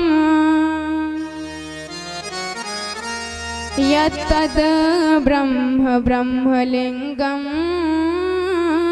प्रशांतम। स्तुति गाई तो अंत में भगवान चक्र सुदर्शन उठाए और बाणासुर के 1000 हाथ थे। भगवान ने काटना प्रारंभ किया। जब 4 हाथ बचे तो उसकी धाय माँ कोटरा देवी युद्ध मैदान में आ गई। तो भगवान ने उसके प्राणों की रक्षा करी। शिव जी ने कहा कि प्रभु हमारा चेला है, आपका भी कुछ लगता है। तो भगवान ने कहा कि हमारे परम वैष्णव प्रहलाद जी के वंश में इसने अवतार लिया है। प्रहलाद जी के बेटा हुए विरोचन, विरोचन के पुत्र हुए बलि, और बलि महाराज के बेटा है बाणासुर। तो इस नाते हमारा भी कुछ लगता है, इसलिए इसे चतुर्भुज बना के अपना रूप देके हमने छोड़ दिया है। तो बाणासुर अपने हाथ से अपनी कन्या का विवाह अनिरुद्ध जी के साथ कराया। एक दिन अपने बाल परिकर को लेकर ठाकुर जी महाराज बगीचे में गए और प्रभु तो वृक्ष के नीचे आराम करने लगे, पर बच्चों ने गेंद खेलते खेलते इतनी जोर से मार दिया कि कुएं में जाके गिरी। और कुएं में झांक कर देखा तो विशाल गिरगिट दिखाई दिया। दौड़कर सबने प्रभु को बताया। भगवान आए, गिरगिट का स्पर्श किए तो वह गिरगिट शरीर को छोड़कर एक दिव्य पुरुष के रूप में प्रकट हो गया। और जब उससे पूछने लगे भगवान की कौन हो भाई, अपना परिचय बताओ, तो देखिए साक्षात जगन्नाथ पूछ रहे हैं और इसके बताने का ढंग तो देखिए। नृगो नाम महेंद्रो हम इक्ष्वाकु तनय प्रभो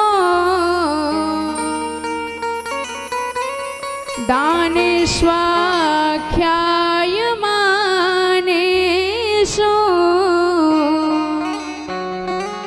यदि ते कर्णम स्पृशन। कहने लगा कि दानियों में कहीं भी चर्चा चले तो सबसे पहले नंबर पे हमारा नाम आता है। साक्षात भगवान से बोल रहा है। और हमने इतना दान दिया है कि आप पृथ्वी के अणु अणु गिन लो, बाल के एक एक बाल गिन लो सिर के, पर हमने जितना दान दिया है उसका वर्णन कोई नहीं कर सकता। भगवान ने कहा कि क्या दान दिया है? उसने कहा कि गौओं का दान दिया है, अनंत गायों का। भगवान बोले टेढ़ी मेढ़ी गायों का दान देते होगे, बूढ़ी। तो जो दान की चीज दी जाती है, यदि वह बेकार चीज दी जाती है तो उसका फल कभी नहीं मिलता है। सार्थक चीज का यदि आप दान देते हैं तो उसका फल निकलता है। तो उसने कहा नहीं नहीं महाराज, हमने गायों का दान तो दिया है, लेकिन ताजा हाल की ब्याई हुई गौओं का दान दिया है, और संवत्सा गायों का। गायों की सींग हमने सोने से मढ़ी और गायों की खुर चांदी से मढ़ करके तब ब्राह्मणों को दान दिया है। पयस्विनी स्तरणी शील रूपा गुणोपपन्ना कपिला हेम श्रृंगे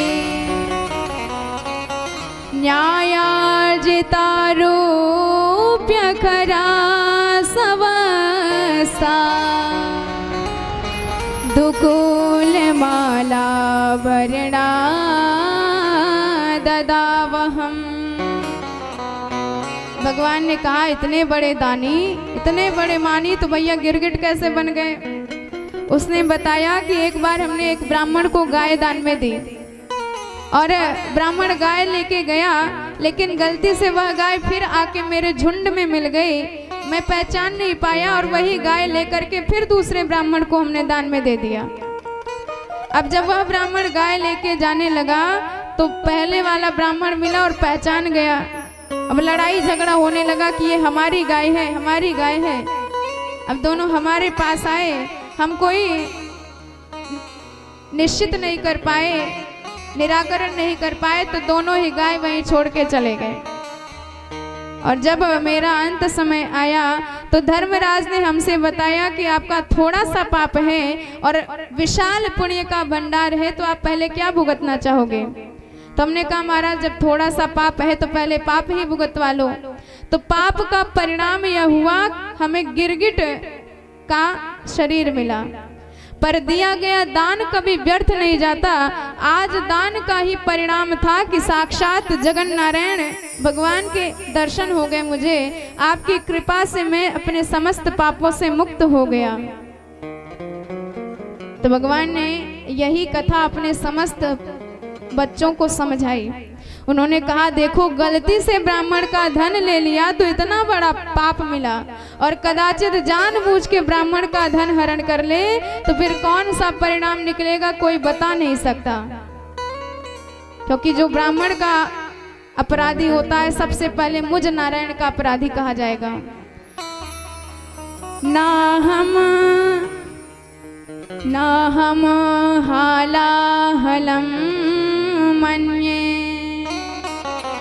विषमयस्य प्रत्येक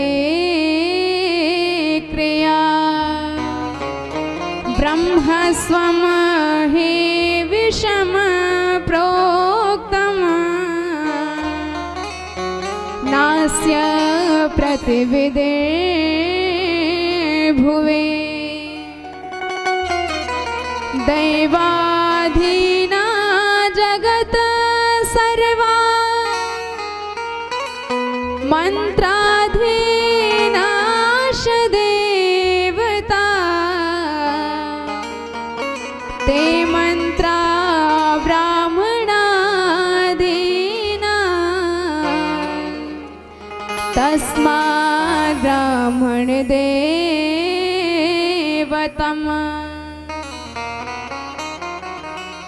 भगवान कहते हैं कि तुम यदि विष खा लोगे तो मैं तुम्हें बचा लूंगा, तुम यदि पहाड़ से कूदोगे तो मैं बचा लूंगा, अग्नि में जलने लग जाओगे तो मैं बचा लूंगा, पर यदि ब्राह्मण का अपमान करोगे, ब्राह्मण का अपराध करोगे तो सबसे पहले मैं नारायण तुम्हारा काम तमाम करूंगा, क्योंकि तुम सबसे पहले मेरे दुश्मन बनोगे।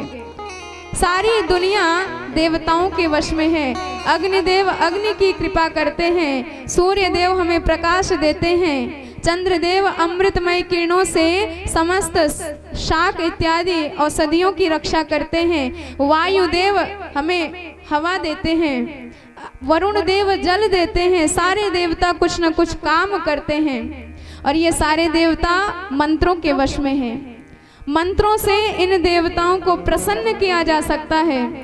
और ये मंत्र किसके अधीन हैं? इन मंत्रों का अधिकार भगवान ने ब्राह्मणों को दिया है। ते मंत्रा ब्राह्मणाधीना तस्मात् ब्राह्मण देवतम।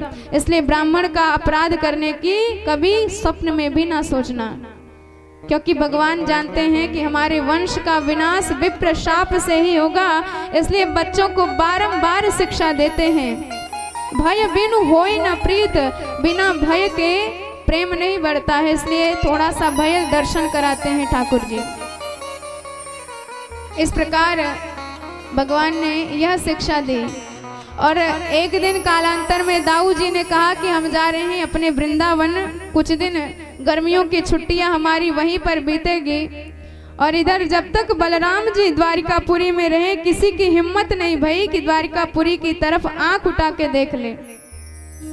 और जब ये चले गए तो एक से एक दुश्मनों की नजर पड़ने लगी। अब एक पौंड्रक नाम का राजा था जो अपने आप को भगवान सिद्ध करने में तुला हुआ था। इसका एक मित्र था काशीराज, जो इसे और भड़का रहा था कि तू भगवान बन जा, मैं तेरा पुजारी बन जाता हूँ। और दुनिया पागल तो है ही, पागल बना के जो धन आएगा आधा तेरा आधा मेरा हो जाएगा। अब तो इसने भगवान का स्वरूप धारण कर लिया, 2 नकली हाथ लगवा लिए, नकली गरुड़ बनवा लिया, नकली चक्र सुदर्शन बनवा लिया। और इतना गजब का कि बटन दबाए तो उड़ाकर गरुड़ आकाश में लेके जाए। चक्र सुदर्शन उंगली में नाचने लगता था। एकदम भगवान का रूप बना के तैयार कर लिया। भोली भाली जनता इसके चक्कर में फंस गई।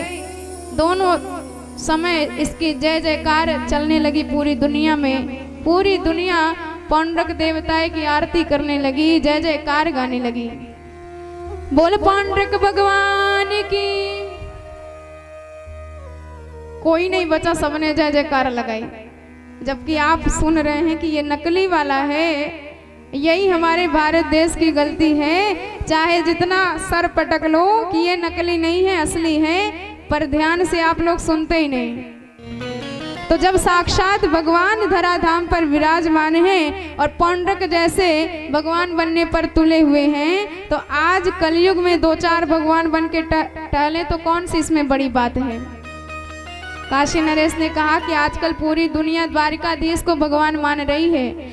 तू एक काम कर, उसके पास अपना संदेश भेज दे धमकी भरा और कह दे यहाँ से गायब हो जाए, तो पूरी दुनिया तुमको भगवान मानने लगेगी, मुहर लग जाएगी भगवत्ता की। अब उसने पत्र भेज दिया और भगवान की सुधर्मा सभा में दूत ने जब पत्र पढ़ा तो सुन करके उद्धव इत्यादि भगवान सब हंसने लगे। उस पत्र में लिखा था कि पंचभूतों पर कृपा करने वाले भगवान तो अब प्रकट हुए हैं, आज पैदा हुए हैं। तुम यहाँ से अपना बोरिया बिस्तरा बांधो और निकलो यहाँ से। वासुदेव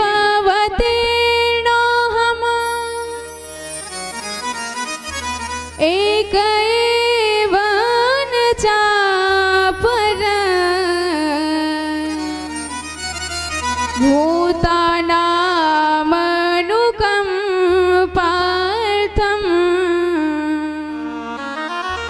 त्वं तु मिथ्याभिदं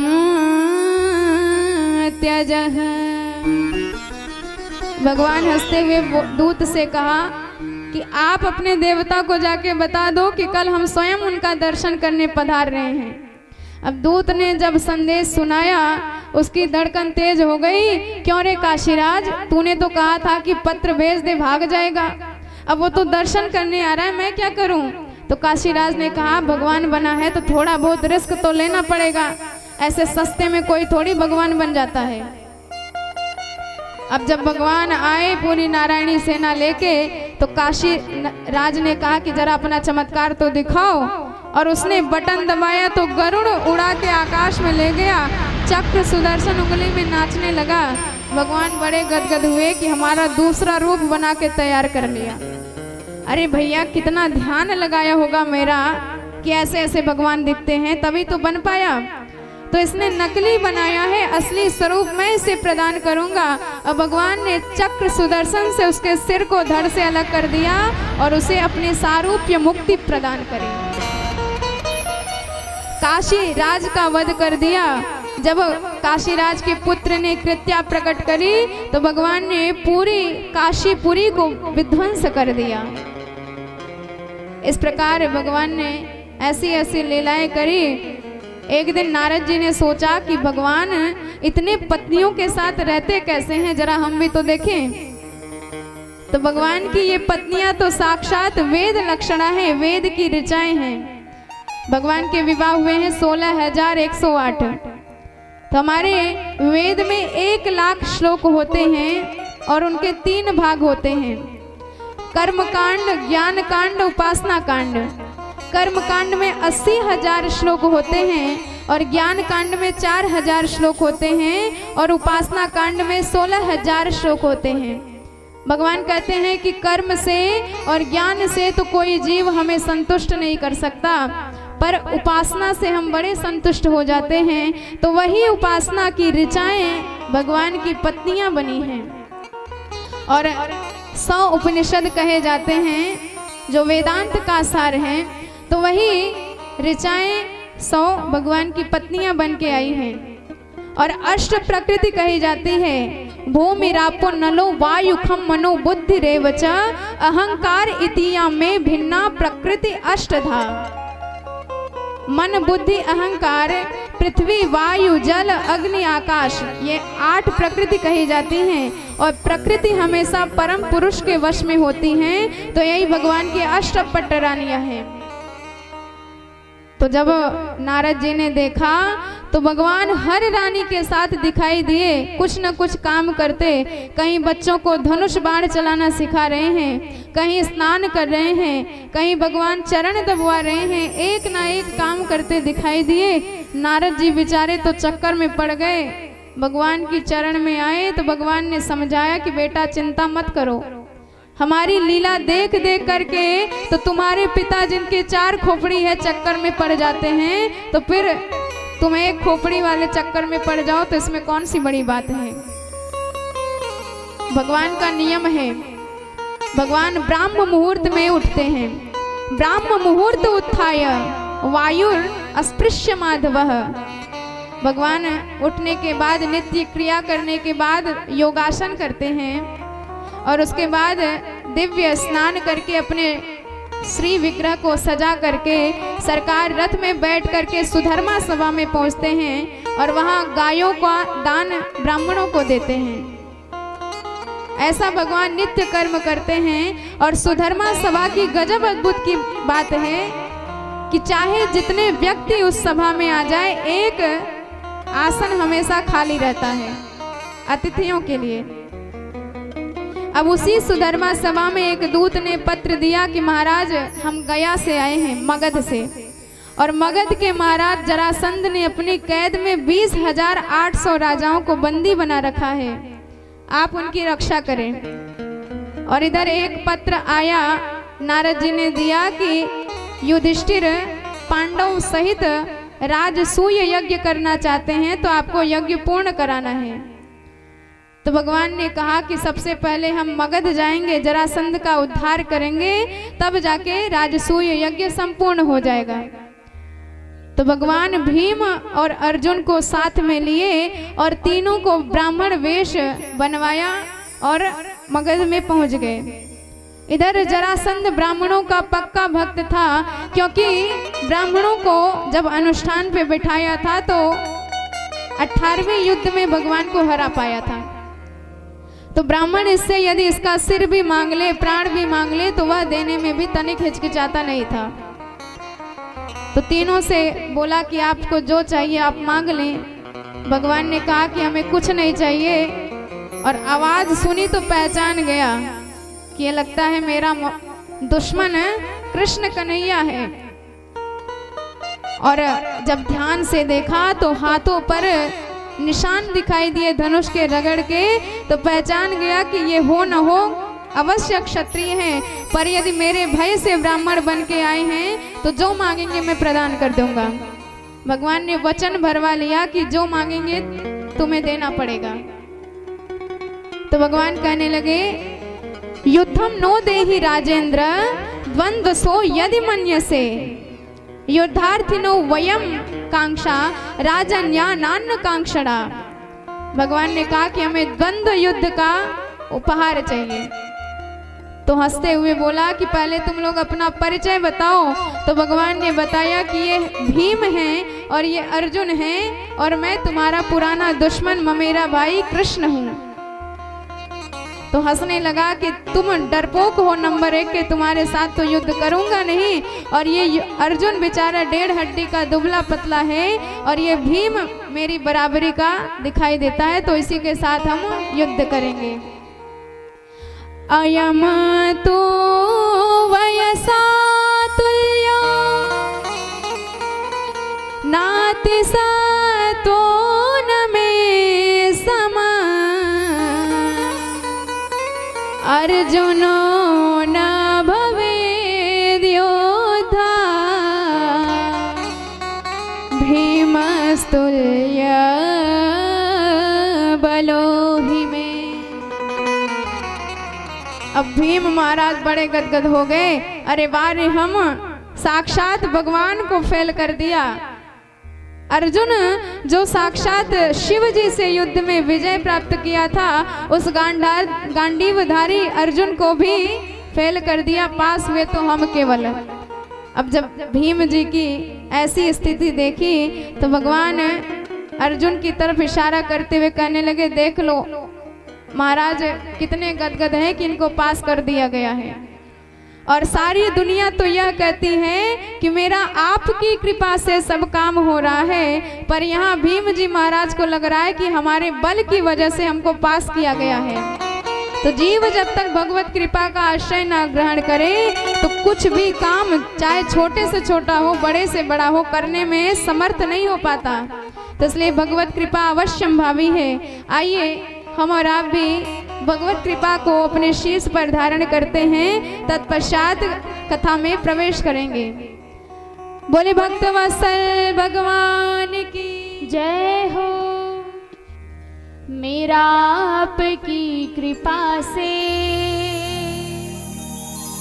सब काम हो रहा है, मेरा आपकी कृपा सभी लोग गाते हुए हो रहा है, मेरा आपकी कृपा से सब काम हो रहा है, मेरा आपकी कृपा से सब काम हो रहा है। करते हो तुम कन्हैया, करते हो तुम कन्हैया, मेरा नाम हो रहा है, मेरा आपकी कृपा से सब काम हो रहा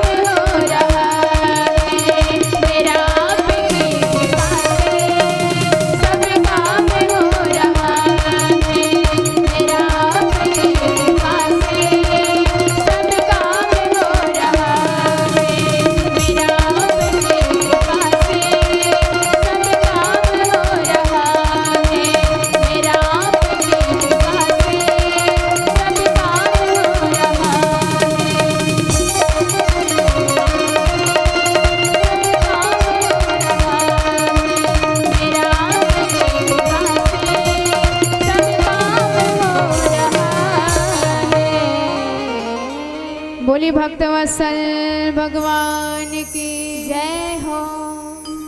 इसलिए जीवन में केवल भगवान के कृपा का बल होना चाहिए।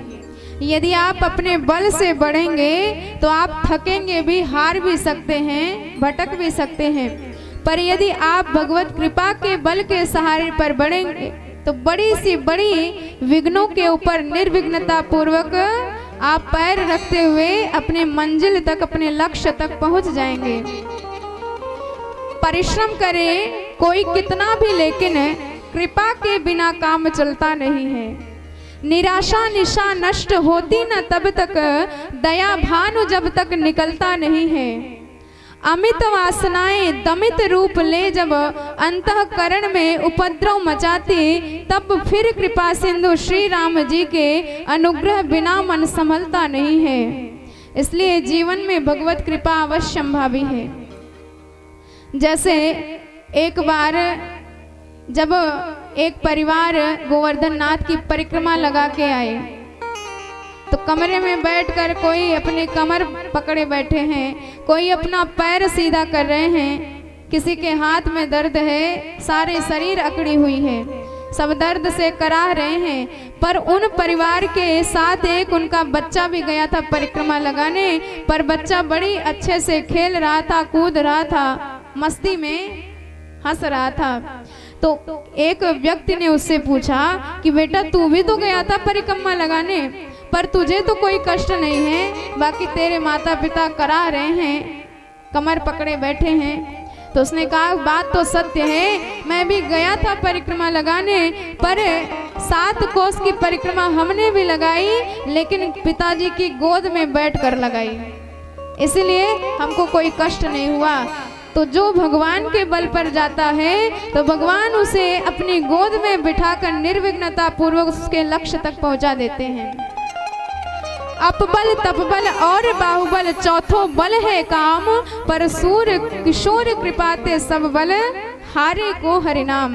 केवल जो हार गया है, जिसके पास अपना बल नहीं रह गया है, फिर ठाकुर जी उसे लक्ष्य तक पहुंचाने का सारा जिम्मेदारी अपने सिर पर, अपने कंधों पर ले लेते हैं। तो आज भीम जी महाराज को लगा कि हम बड़े बलशाली हैं, तो इधर जरासंध ने कहा कि दिन के वक्त तुमसे युद्ध करूंगा और रात्रि के वक्त तुम लोगों की मैं सेवा करूंगा। ब्राह्मण बन के आए थे, तो युद्ध चलने लगा। 27 दिन तक लगातार युद्ध चला और 28वें दिन भीम जी आए भगवान के पास। उन्होंने कहा कि सरकार चलिए भाग चलते हैं, नहीं तो कल मैं मर जाऊंगा। एक एक नस हमारी ढीली हो गई है, पूरा शरीर रक्त रंजित हो गया है, अब तो मैं बिल्कुल सह नहीं पाऊंगा। भगवान ने कहा क्यों, तुम्हें तो पास किया था, इतने बलशाली थे। उसने कहा महाराज क्यों जले पर मिर्ची छिड़कते हो, अब तो मैं आपकी शरण में आया हूँ, मैं जान गया हूँ कि बलवानों को बल देने वाले आप ही सबसे बड़े शक्तिशाली हो। बाकी यदि आप अपना बल खींच लें तो एक तिनके को जलाने की सामर्थ्य अग्निदेव में नहीं है। जब भगवत कृपा जागृत भई तो भगवान ने कहा कि अब युद्ध करते वक्त हमारी तरफ देखना। और 28वें दिन जब युद्ध होने लगा तो सरकार ने एक तिनका उठाया और बीच से चीर दिया और अलग अलग विपरीत दिशाओं में फेंक दिया। भीम समझ गए तो जरासंध को पटक करके उसके पैर को दबा करके दूसरे पैर को पकड़ा और झटक करके अलग कर लिया, अलग अलग दिशाओं में फेंक दिया और जरासंध का भी उद्धार हो गया। 20,800 राजा कैद से मुक्त कराए गए और जब उन्होंने भगवान के दर्शन किए तो ऐसा दिव्य स्वरूप सरकार का दिखाई दिया कि देख देख कर निहाल हो गए। वर्षाकालीन मेघ के समान नवल श्याम सरकार के सुंदर विग्रह दिखाई देते हैं। रत्नारे सरकार के नेत्र हैं। राजाओं को ऐसा लगा मानो भगवान को जिह्वा से चाट रहे हों, नासिका से सूंघ रहे हों और अपने होठों से भगवत रस का ही पान कर रहे हों और बाहुओं से पकड़कर आलिंगन कर रहे हों। भगवान के चरणों में सबने प्रणाम किया। नमस्ते देव देवेश प्रपन्नार्ति हराप्ययः प्रपन्नान पाहिनः कृष्णः निर्विणान घोर संस्कृते। कृष्णाय वासुदेवाय हरये परमात्मने प्रणत क्लेश नाशाय गोविंदाय नमो नमः। और ये श्रीमद् भागवत का सबसे बड़ा संकट मोचन मंत्र कहा गया है। जब भी आप पे कोई आपत्ति आए, विपत्ति आए, तत्क्षण आप इसी मंत्र का जप कर लें, देखिए कितना बड़ा लाभ मिलता है। कभी आप इस मंत्र का जप करके देख लेना अपने जीवन में, बहुत बड़ा लाभ मिलेगा आपको। राजाओं ने कहा कि सरकार आपने हमें इस कैद खाने से मुक्त कर दिया, पर इस संसार चक्की में पिस पिस कर हम हैरान हो गए हैं, परेशान हो गए हैं, अब तो आपकी शरण में आना चाहते हैं। भगवान ने सबको दिव्य ज्ञान प्रदान कराया और अपने चरणों की भक्ति प्रदान की और सबको यथा स्थान भेज दिया। और अब आए लौट करके, अब राजसूय यज्ञ प्रारंभ हुआ तो सहदेव जी के कहने से भगवान कृष्ण को प्रथम पूज्य बनाया गया। आसन पर आसीन नारायण की पूजा होने लगी और तो कुछ नहीं बोला कोई, पर ये शिशुपाल भड़क गया। इसी काले काले बंसी वाले की वजह से मैं दुल्हा बनते बनते रह गया था। भगवान को ही गालियां सुनाने लगा और जैसे ही 101 गाली भई कि भगवान ने चक्र सुदर्शन से उसके सिर को धड़ से अलग कर दिया और उसके शरीर से दिव्य तेज निकला, भगवान के ही चरणों में समाहित हो गया। तो आपको बताया है यदि द्वेष भी करना है तो भगवान से किया करो, तो भगवान उसी भाव को स्वीकार करके आपकी नैया भव से पार लगा देंगे। पर इतनी तो हमारी भगवान ने ऐसी स्थिति नहीं बनाई कि हम भगवान से द्वेष करने लगे। तो जो कुछ भी भाव आपको करना है भगवान के ही प्रति करें। अब उस यज्ञ में भोजन बनाने का काम, परसने का काम भीम और द्रौपदी जी को दिया गया और स्वयं ठाकुर जी ने पत्तल उठाने का काम किया, ब्राह्मणों के चरण रज पखारने का काम किया। और दुर्योधन को भगवान ने भंडारे पर लगा दिया, तिजोरी पर लगा दिया कि तुम दान देना। अब दुर्योधन तो चाहता था कि पांडवों के खजाने जल्दी से खाली हो जाए तो ज्यादा दान देता था, लेकिन दान का सारा परिणाम पांडवों के ही खाते में आता था। तो इस प्रकार जब दुर्योधन एक दिन महल में आया, उसे थल में जल और जल में थल का भेद हो गया और वह एक सरोवर में गिर गया। तो द्रौपदी ऊपर से हंस दी और यही हंसी महाभारत का बीज बन गया। दुर्योधन ने षड्यंत्र रचा, जुआ इत्यादि खेला गया, उसमें पांडवों को हार मिली तो द्रौपदी जी को पकड़ के ले आया, दुशासन बाल खींचते हुए ले आया और वस्त्र हरण करने लगा। द्रौपदी जी ने जब चारों तरफ से देखा कि कोई हमारी रक्षा नहीं कर सकता, तो दोनों हाथ उठा करके सरकार के चरणों में आश जगी। तो सरकार को ही पुकार पड़ी, हे प्रभु त्रैलोक्य में आपके सिवा मेरा कोई रक्षक नहीं है, मेरी रक्षा कीजिए। तो भगवान ने वस्त्र रूप धारण करके द्रौपदी मैया की रक्षा करी। और द्रौपदी मैया ने क्या दिया था बदले में? एक बार सरकार की उंगली कट गई थी और रक्त प्रवाहित होने लगा था। जब सरकार की यह अवस्था देखी तो शोक सत्यभामा कियो रुक्मणी रोई धाय, बाधन को पट खोजती पट रानी अकुलाय। पर इतने में द्रुपद सुता ने यों देखे रघुवीर यदुवीर, तो अंगुली बाधन को तुरंत फाड़ा अपना चीर। रुक्मणी मैया रोने लगी, सत्यभामा जी वस्त्र ढूंढ रही हैं कि इनकी उंगली को बांधा जाए। पर जब द्रुपद सुता द्रौपदी मैया ने देखा कि हमारे प्यारे के रक्त बह रहे हैं, तो उन्होंने कुछ जब समझ में नहीं आया तो अपने वस्त्र को ही फाड़ लिया और पल्लू फाड़ करके उसी चीर से भगवान की अंगुली को बांध दिया। भगवान मुस्कुराने लगे, उन्होंने कहा कि द्रौपदी इसकी क्या आवश्यकता थी? पर द्रौपदी मैया ने कहा कि सरकार इसकी आवश्यकता नहीं थी, ये तो वस्त्रों के धागों का सौभाग्य है जो आपकी अंगुली पे आज बंधे हैं। मैंने नहीं फाड़ा चीर पीर देख के अधीर, धागे ही स्वयं नाथ चीर छोड़ धाए हैं। धागे वो अभागे जो बढ़े नहीं आगे हैं, भाग वाके जागे जो आज अंगुली पे लागे हैं। उन धागों की महान सौभाग्य है जो आज आपकी अंगुली पर बंधे हैं। तो ये तो अपने कर्म की वजह से आपकी अंगुली पर लगे हैं, पर धन्य है सरकार भक्त भगवान को जो भी समर्पित करता है, भगवान अनंत गुना करके उस भक्त को वह वस्तु वापस लौटा ही देते हैं। तो भगवान ने वस्त्र रूप धारण करके द्रौपदी मैया की रक्षा करी, महाभारत का युद्ध संपन्न करवाया, तब जाके अपने द्वारिकापुरी में आए। तो अब बताओ परीक्षित क्या सुनना चाहते हो? परीक्षित जी ने कहा कि महाराज आप बारंबार भगवान को दीन बंधु भक्त वत्सल करुणा वरुणाने कहते रहते हैं, तो क्या कभी किसी दीन को भगवान ने बंधु बनाया भी है कि केवल ऐसे ही नाम पड़ गया है? अब जब ये प्रश्न किया तो सुखदेव भगवान को याद आ गई परम भागवत सुदामा जी की। याद आते ही रोम रोम कंटकित हो गया, रोम रोम से भाव प्रवाहित होने लगा और उन्होंने सुदामा जी का ऐसा दिव्य परिचय दिया, न नाम बताया, न काम बताया, न धाम बताया, केवल विशिष्टता गिनाते चले गए। कृष्णस्यासी सखा कश्चित ब्राह्मणो ब्रह्मवित्तमः विरक्तः इंद्रियार्थेषु प्रशांतात्मा जितेंद्रियः। ऐसे भगवान सुखदेव सुदामा जी के गुण बता रहे हैं कि कृष्ण का एक सखा रहता था और वह सखा कैसा था? ब्राह्मण था, ब्रह्म ज्ञानी था और ब्रह्म वित्तर नहीं कहा, सीधे कह दिया ब्रह्म वित्तमः, अर्थात सर्वश्रेष्ठ विशिष्टता से युक्त कर दिया सुदामा जी को। उन्होंने कहा कि सुदामा जी इंद्रियों के विषय से सर्वथा रहित थे। प्राय हम जीवन में जब कुछ कमी हो जाती है तो चिंतित हो जाते हैं, कमी से उदास हो जाते हैं, पर सुदामा जी इतने दिव्य गुणवान थे कि लाख कमियां थी उनके घर में, पर कभी भी भगवान से शिकायत नहीं करी कि प्रभु आपने ये नहीं दिया हमें, आपने वो नहीं दिया हमें।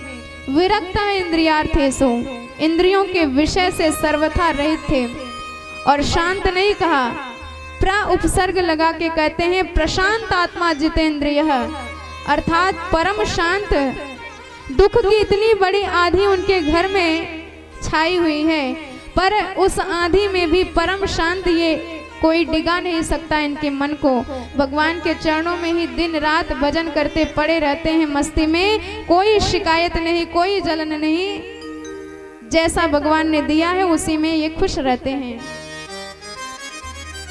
पर जब उनकी पत्नी की परिचय बताने लगे तो कहते हैं दरिद्रा सीध मानासा वेप माना विगम्य च। सुदामा जी को परम संतुष्ट बताया, पर सुशीला जी को कहते हैं कि परम दरिद्र थे। तो भैया ये कैसे संभव हो सकता है?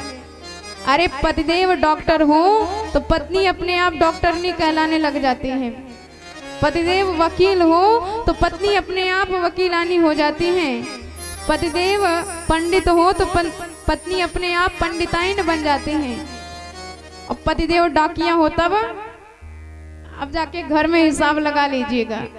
पर हमारे सुदामा जी इतने ज़्यादा संतुष्ट हैं जीवन में, पर सुशीला जी को परम दरिद्री बता दिया।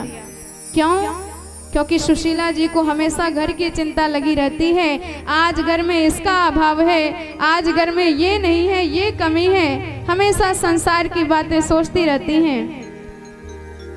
पर आज जब सुशीला जी को पता चला कि साक्षात द्वारकाधीश भगवान हमारे पतिदेव के मित्र हैं, तो सुशीला जी सुदामा जी से कहने लगी कि महाराज साक्षात भगवान द्वारकाधीश आपके मित्र हैं, आपने कभी बताया भी नहीं। तो देखिए कैसा स्वभाव है, विरक्त स्वभाव। यहाँ कोई प्रधानमंत्री से हाथ मिलाते हुए दिख जाए, फोटो खिंच जाए तो पकड़ पकड़ के लोगों को दिखाते हैं। पर सुदामा जी ने कभी पत्नी से तक चर्चा नहीं करी कि साक्षात द्वारकाधीश भगवान हमारे अभिन्न मित्र हैं, हमारे प्रिय सखा हैं। तो सुशीला जी ने कहा कि महाराज आप जानते भी हैं भगवान कौन हैं? अरे वो तो ब्राह्मणों के पक्के भक्त हैं, यदि कोई एक बार उनकी शरण में चला गया तो दास्यते द्रविड़म भूरि सीदते ते कुटुम्बिनः। भगवान इतना उसको दे देते हैं, इतना दान दे देते हैं कि 7 पीढ़ी कभी भी किसी के आगे हाथ नहीं फैलाते। तो सुशीला जी तो यही इंगित करना चाहती हैं कि एक बार हमारे कहने से आप अपने मित्र से मिलने चले जाओ। ननु ब्रह्मण भगवता सखा साक्षात श्रियापति ब्रह्मण्यस्य शरण्यस्य भगवान सात्वतर्षभः। भगवान तो ब्राह्मणों के पक्के भक्त हैं, एक बार आप चले जाएंगे तो आपको सहर्ष स्वीकार कर लेंगे ठाकुर जी। सुशीला जी बारंबार अपने पतिदेव को यही समझाने का प्रयास करती हैं कि एक बार हमारे कहने से आप भगवान की शरण में चले जाइए। तो आइए श्रवण करते हैं कैसे सुशीला जी सुदामा जी को भगवान के पास जाने के लिए उनके मन को समझाती हैं। ओ बिलखी बिलखी कहे, बिलखी बिलखी कहे सुदामा के नारी बलमुआ हो। चली जई कान्हा के दुआरे बलमुआ हो। चली जई कान्हा के दुआरे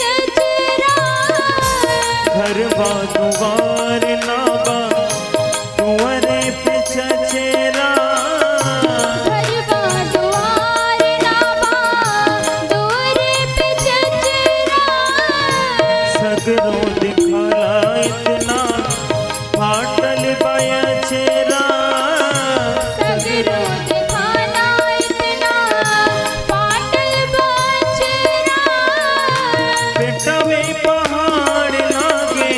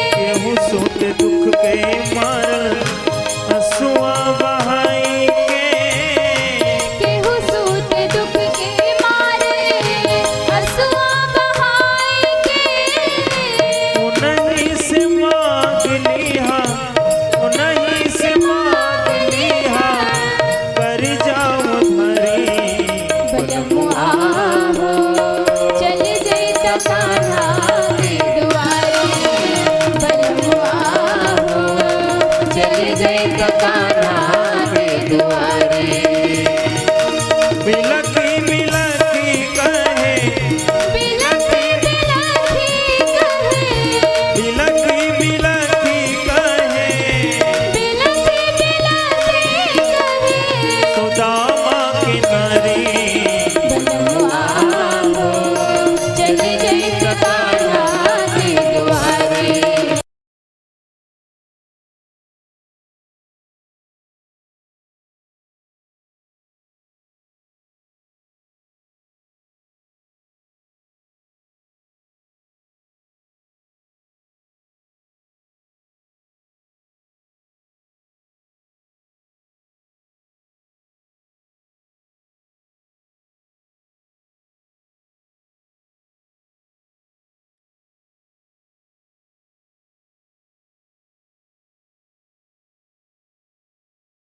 कहा कि एक बार आप मेरे कहने से भगवान द्वारिकाधीश की नगरी में जाइए और उनसे मिल के आइए।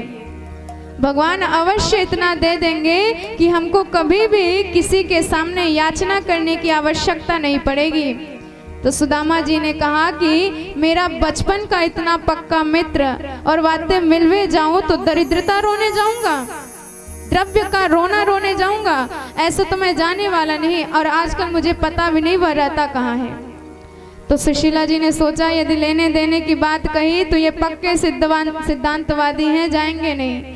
उन्होंने कहा कि महाराज मैं कहाँ कहती हूँ कि कुछ मिल जाएगा। अरे ब्राह्मण को तो हर हालत में, हर अवस्था में, हर स्थिति में संतोष पूर्वक जीवन यापन करना चाहिए।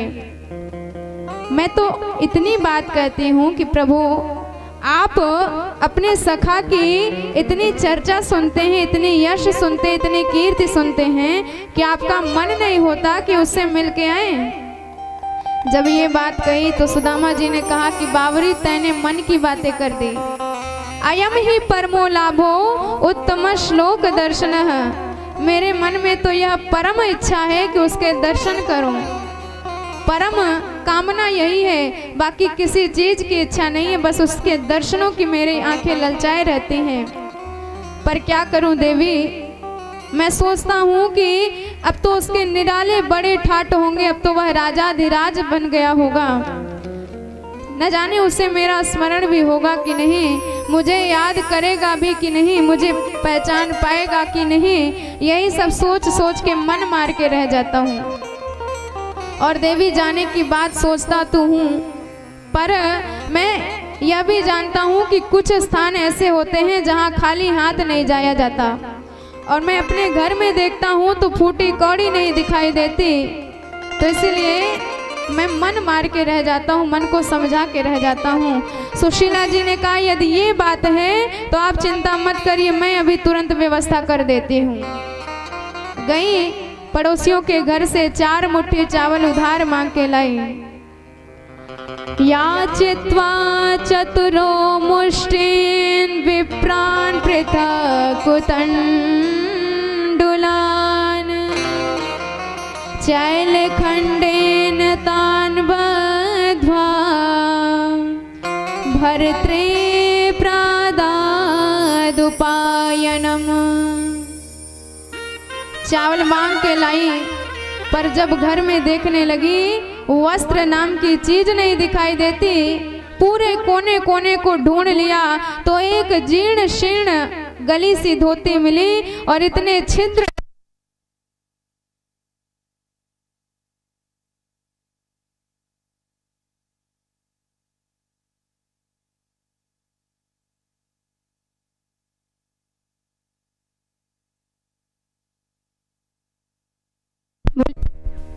बोले भक्तवत्सल भगवान की जय हो। सुशीला जी ने देखा कि इतने छिद्र है उसमें, इतना ज्यादा फटा हुआ है, चावल बांधेंगे कैसे। तो येन केन प्रकारेण उसी धोती को 7-8 तह में लपेट दिया और उसी में चावल रख के पोटली बांध के तैयार कर दी और सुदामा जी को पकड़ा दिया। महाराज यही भेंट लेके जाओ मेरी तरफ से अपनी सखा के लिए। सुदामा जी लेके निकले तो सुशीला जी ने कहा एक संदेश मेरा उनसे अवश्य सुना देना। सुदामा जी ने कहा जल्दी बोल, का कह दूं आते।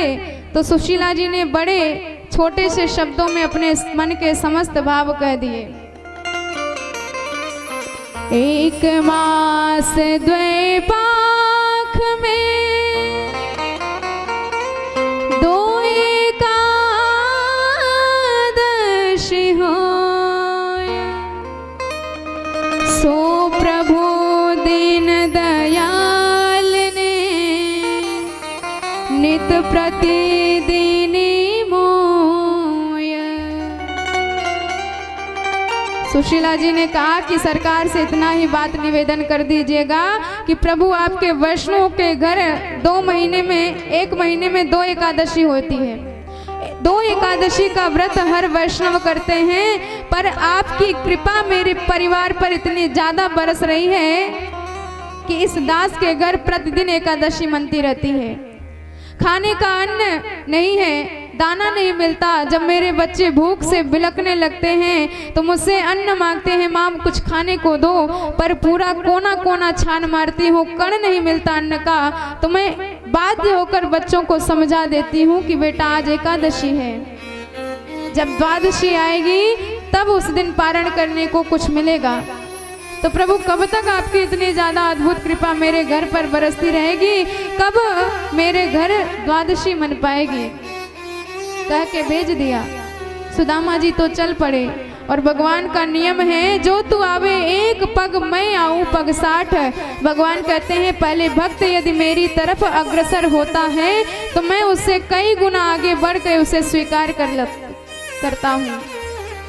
एक भक्त ने भगवान से कहा कि सरकार आप कहते हो कि जितना पग भक्त बढ़ाता है उतना पग मैं भी बढ़ा के उसे स्वीकार करता हूँ। यदि ये बात सत्य है तो हम भक्त और भगवान युग युगांतर में जन्म जन्मांतर में कभी मिल ना पाएंगे। जो तू चले विनीत पग जग तज मेरी ओर, ते तो पग मैं भी धरूं करूं कृपा की कोर। तो भगवान ने कहा कि बात तो तुम्हारी सही है, एक पग तेरा बढ़ेगा तो एक पग मेरा भी बढ़ेगा, पर मेरा पग कितना बड़ा रहेगा यह तू अनुमान भी नहीं लगा सकता। एक कदम तेरो पड़े मम हित चित ते छूछ, और मेरो कदम बढ़ाइयो राजा बलि ते पूछ।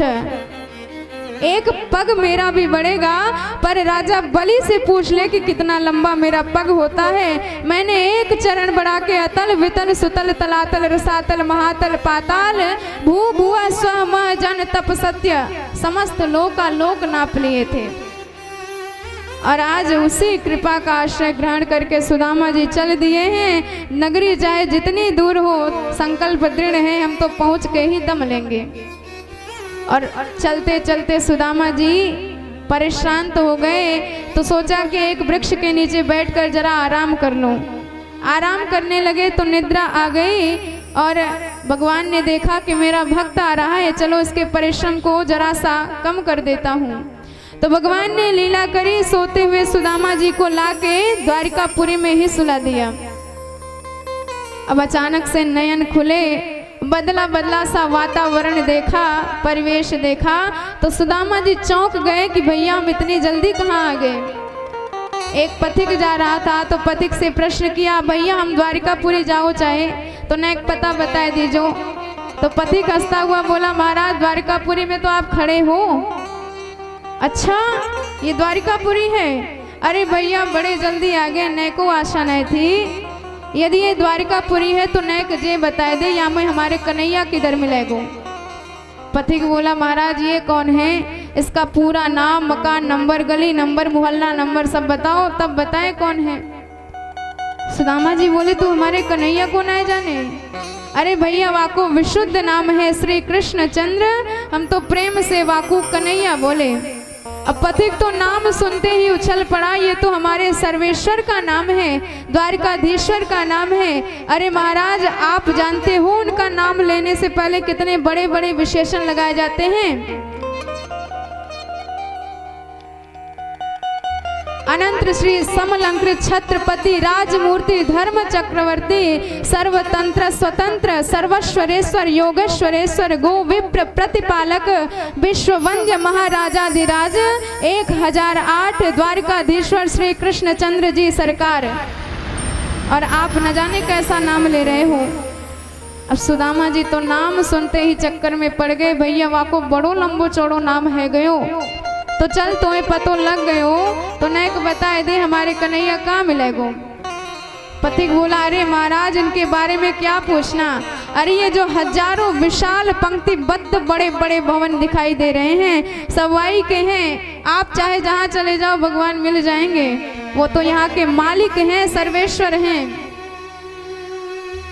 अब सुदामा जी हैरान हुए, उन महलों को निहारते हुए एक अंतःपुर में घुस गए भागवत की दृष्टि से। पर कथा बड़ी सुंदर है, नरोत्तम दास जी ने बड़ा विशद वर्णन किया है। सुदामा जी जैसे ही प्रवेश करने लगे तो एक द्वारपाल दिखाई दिया, तो द्वारपाल से सुदामा जी ने कहा कि भैया जाए के तू अपने मालिक से इतना बताए दीजो कि वाको बचपन को सखा मिलवे की ताई आयो है। अब द्वारपाल ने जब सुदामा जी के दिव्य वेशभूषा का दर्शन किया तो विश्वास नहीं होता, आंखों में नयनों से निर्निमेष झरझर करके अश्रुपात होने लगे कि हमारे भगवान के मित्र आप जैसे ही हो सकते हैं। अरे गजब का वेशभूषा है सुदामा जी का, हाथ में फूटा सा लोटा है, टूटी सी छड़ी लिए हुए हैं और शरीर इतना स्वस्थ है कि आप एक एक हड्डियां इनकी गिन सकते हो। उन्होंने सासरुकंठ कहा कि महाराज लग तो नहीं रहे आप सखा, पर यदि आप बता रहे हो तो मैं जाके भगवान से निवेदन कर देता हूँ, आप कुछ क्षण यहाँ विराजमान रहिए। द्वारपाल गया और भगवान से प्रार्थना करके कहने लगा, सरकार क्षमा चाहता हूँ आपको बीच में रोकने के लिए, पर आज द्वार पर ऐसी दिव्य विभूति आई है जो अपने आप को आपका सखा बता रही है, आपके भी ऐसे सखा हो सकते हैं, मुझे विश्वास नहीं होता। भगवान ने कहा कि ऐसा कौन आ गया, तो द्वारपाल बड़ा सुंदर वर्णन करते हैं। शीस पगा न जगा तन पे, जनु काहि को आहि बसे के ही ग्रामा, धोती फटी सिलटी दुपटी अरु, पायौ पानह कीनहि श्यामा, दूर खड़े द्विज दुर्बल एक, रहे चकिसो वसुधा अभिरामा, पूछत दीन दयाल को नाम, बतावत आपन नाम सुदामा। जैसे ही सुदामा जी का नाम कान में पड़ा, भगवान इतने भाव विवल हो गए, इतने ज्यादा प्रेमाधिक्य सरकार के जीवन में बढ़ गई। सरकार तुरंत अपने सिंहासन पर से कूद पड़े, चरण पादुका पहनना भूल गए, पीतांबर हाथ से नीचे गिर गया। सरकार दोनों भुजा पसारे सुदामा सुदामा पुकारते हुए 7 ड्योढ़ी पार चले गए। जब सारी सभासद ने भगवान की ऐसी दिव्य दशा देखी तो विश्वास नहीं हो रहा है। अरे इस राज्य में, इस सभा में हमने ब्रह्मादिक देवताओं को आते हुए देखा है, पर जो भी आए सबने भगवान के चरणों में मुकुट नवाया, प्रणाम किया, पर इतनी व्याकुलता हमने कभी भी भगवान के जीवन में नहीं देखी। पर न जाने आज कौन सी विभूति आ गई है जिसके लिए सरकार इतना हड़बड़ा के भाग रहे हैं। सारी सभा भगवान के पीछे, भगवान आगे आगे, और इधर सुदामा जी बेचारे अपने संकल्प विकल्प में खोए हुए हैं कि न जाने नाम का भी स्मरण होगा कि नहीं, मुझे पहचान पाएगा कि नहीं, मुझे स्वीकार करेगा कि नहीं। और जैसे ही सोचते हुए सुदामा जी का दर्शन किया भगवान ने, तो इतना ज्यादा प्रेम बढ़ा कि दौड़ कर लपक करके भुजा पास में कस करके भगवान ने दबा दिया, हृदय से लगा लिया और अपने आश्रुओं से सुदामा जी के शरीर को भिगो दिया। कोई बता नहीं सकता कि कितना आनंद मर गया है। सारे भगवान की सराहना किए जा रहे हैं। बोल भक्तवत्सल भगवान की जय हो। सुदामा जी को लगा मानो आनंद के सागर में सराबोर हो गए हों, आनंद के समुद्र में गोता लगा रहे हों। भगवान ने बड़े भाव से सुदामा जी के हाथ पकड़े और पकड़ करके राज्य के अंदर लेके आए और सिंहासन पर आसीन कर दिया, सर्वश्रेष्ठ आसन पर। सारी सभा सुदामा जी की दिव्यता को देखकर स्तब्ध रह गई कि ये वही विभूति हैं जिसके लिए भगवान इतना आतुर होके दौड़े हैं। अरे जरा इनकी वेशभूषा तो देखो, सिर पर पगड़ी तक नहीं है, पैरों में जूते चप्पल नहीं है, वस्त्र के नाम पर एक फटी सी धोती पहने हुए हैं, एक नीचे लपेट लिया है और उसी को आधी फाड़ के ऊपर लपेट लिया है। ऐसे अकिंचन के प्रति सरकार इतने दयालु कृपालु हो सकते हैं, कौन वर्णन कर सकता है। रुक्मणी जी बड़ी स्तब्ध रह गई, भौचक्की रह गई कि न जाने कौन सी विभूति आ गई है कि सरकार इतना ज्यादा प्रेम में भावले हो गए हैं। भगवान समझ गए, उन्होंने रुक्मणी जी को आदेश दिया कि देवी जाके जल लेके आओ, मैं इस ब्राह्मण की सेवा करूंगा, चरण रज पखारूंगा। भागी भागी गए जल लाने। इधर भगवान कृष्ण सुदामा जी के चरणों में विराजमान हो गए और अपने पीताम्बर को उठाकर भगवान सुदामा जी के चरण में लगी धूल को झाड़ने लगे। जैसे ही कर कमलों से सुदामा जी के पाद पद्मों का स्पर्श किया, सुदामा जी चौंक से गए। भगवान ने ध्यान से देखा तो सुदामा जी पैदल चल के आ रहे थे, तो तमाम कंकड़ी, तमाम कांटे इत्यादि चुभे हुए हैं। पैदल चलने से पैरों में छाले पड़ गए थे और वही छाले फूट गए थे जिसमें अनेकानेक मिट्टी के कण इत्यादि भरे हुए थे। और ऐसे कंटकाबिद्ध पाद पद्मों का दर्शन किया तो भगवान की कृपा शक्ति इतनी ज़्यादा प्रवाहित होने लगी, इतना ज़्यादा भाव बढ़ गया कि नयनों से ही गंगा यमुना की ऐसी निर्मल धारा निकली कि जब तक रुक्मणी देवी जल लेके आती उससे पहले ही भगवान ने दोनों चरणों को अपने नयनों के जल से ही धो दिया। ऐसे विहाल विवाह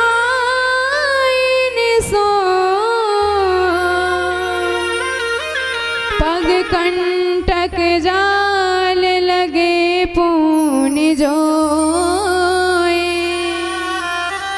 हाय महादुख पायो सखा, तुम आए तैनक तै दिन खोए। देख सुदामा की दीन दशा, करुणा करके करुणा निधि रोए। पानी परात को हाथ गयो नहीं, नैनन के जल से पग धोए। प्रीति प्रमुंच दबिंदो, नेत्राभ्याम पुष्करे क्षणः। अब रुक्मणी जी जल लाके देखती हैं भगवान ने पहले से ही सुदामा जी के चरणों का प्रक्षालन कर दिया है। देख देख के हैरान रह गई कि न जाने इस अवधूत ने कौन सा कर्म किया है। सारा जगत मेरे नारायण प्रभु की चरण रच चाहता है और आज सारे जगत के मालिक नारायण सुदामा जी के चरण रज का प्रक्षालन कर रहे हैं। किम अनेन कृतम पुण्यम अवधूतेन भिक्षुणा, श्रियाहीनेन लोकेस्मिन् गर्हितेनाधमेन सा। भगवान ने जल लेके सुदामा जी के चरण को धोया और उनके चरणोदक को अपने शीश पर छिड़का और कहा कि आज मैं पवित्र हो गया।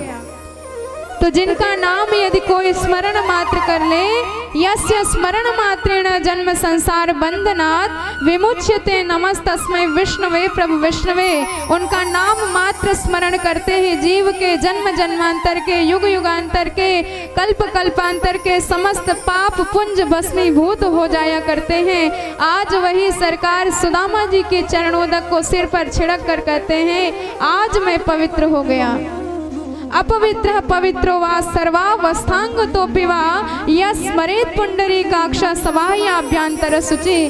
भगवान का नाम लेने से बाहर भीतर दोनों तरफ पवित्र हो जाता है, मन और वाणी दोनों पवित्र हो जाती है। ऐसे भगवान दासों के इतना वश में रहते हैं कि दासों के चरण रस से अपने आप को पवित्र बनाते हैं। भगवान कहते हैं सुदामा जी के जैसा कोई निरपेक्ष तो बने। हम जिससे भी जुड़ते हैं उससे हमारी न जाने कितनी आकांक्षाएं रखती है कि इससे ये काम हमारा सिद्ध होगा, इससे हमारा ये काम बनेगा। पूजा पाठ भी करते हैं तो अनेक मनोकामना लिए रहते हैं कि ठाकुर जी हमें यह वरदान चाहिए, यह इच्छा हमारी पूर्ण कर दीजिए। जिससे जुड़े हैं उससे कुछ ना कुछ आकांक्षाएं, उससे कुछ ना कुछ आशाएं लगाए रहते हैं। पर यदि कोई सुदामा जी की तरह निरपेक्ष हो जाता है तो भगवान कहते हैं मैं उसके पीछे पीछे भागता हूँ, ताकि उस दास के चलने से जो चरण धूल उड़े उसमें अपने आप को अभिषिक्त करके पवित्र बना सकूं। निरपेक्षम मुनिम शांतम निर्वैरम समदर्शनम अनुव्रजाम्यहम नित्यम पूयेत्यंघ्रिरेणुभिः। भगवान ने सोचा कि सुदामा जी इतने सहमे से चिपके से हैं सिंहासन से, ये अपने मन की बात यहाँ नहीं कह पाएंगे। सुदामा जी का हाथ पकड़ करके कक्ष में लेके आए, दिव्य स्नान कराया, वस्त्राभूषण धारण कराया, अमृत जैसा भोजन कराया, तांबूल निवेदन दिया और अंत में रुक्मणी जी के एकांतिक कक्ष में हस्त दंत निर्मित पलंग पर शुभ्र सुकोमल दूध के झाग जैसी शैया बिछी थी, उसी पर सुदामा जी को लिटाया। सुदामा जी को लेट के लगा मानो क्षीर सिंधु में अवगाहन कर रहे हो। इतना आनंद उमड़ा कि सरकार से अपने आनंद की बात को बता नहीं पाते, मन के भाव को समझा नहीं पाते हैं। अब भगवान आए, सुदामा जी के चरण दबाने लगे, बारंबार विरोध करते हैं सुदामा जी, पर प्रभु मानते ही नहीं। सुदामा जी जानते हैं ये बचपन के हठी हैं, मानेंगे नहीं। तो लक्ष्मी जी ने देखा कि साक्षात हमारे पतिदेव चरण सेवा कर रहे हैं, तो मैं क्यों पीछे रहूं। तो साक्षात लक्ष्मी जी आई, सुदामा जी को पंखा झलने लगे। तो बताओ परीक्षित कौन कहेगा कि यह अवधूत दरिद्र है। अरे साक्षात लक्ष्मी नारायण भगवान जिसकी सेवा में संलग्न हो उसे कौन निर्धन कहेगा, कौन दरिद्र कहेगा। अब भगवान तो चाहते हैं कि बचपन के मित्र मिले हैं तो बचपन की सारी यादें ताजा हो जाए। भगवान ने बड़े भाव से पूछा कि मित्र तुम्हारी शादी वादी भई कि नहीं। अपि ब्रह्मण गुरुकुलाद भवता लब्धि दक्षिणात् समावृत्तेन धर्मज्ञ भार्योड़ा सदृशी नवा। आपके अनुकूल कोई भार्या आपको मिली कि नहीं। अब इस बात पर सुदामा जी नैक सकुचाए, मुस्कुराए, वाने कही कि मित्र तोए या बात के अलावा और कुछ बात नहीं मिली, मेरी शादी की ज्यादा ही चिंता है तो को। कन्हैया हंस के बोले कि मित्र तू तो बचपन से बाबा पने की बात क्यों करतो, तो मैं यही सोचूं कि तुम घबराए के बाबा तो नहीं बन गए। सुदामा जी बोले नहीं मित्र, हमारी पत्नी का नाम है सुशीला और जैसोई वाको नाम है वैसोई वाको गुण है, काम है, तो जीवन की गाड़ी बड़े आनंद से चल रही है। तो भगवान ने कहा कि मित्र तो मेरो कैसो मित्र है, आपने शादी कही और अपने मित्र की याद भी ना आई। सुदामा जी ने कहा कि मित्र तू अपनों बता। भगवान ने कहा घर में बैठे हो, कभी ना कभी मिलाए देंगे, पर ये बताओ कि भाभी जी हमारे बारे में जानती हैं कि नहीं। सुदामा जी बोले मित्र तो सच्ची सच्ची बताऊं तो तेरी भाभी ने ही जबरदस्ती मोए यहाँ भेजो है।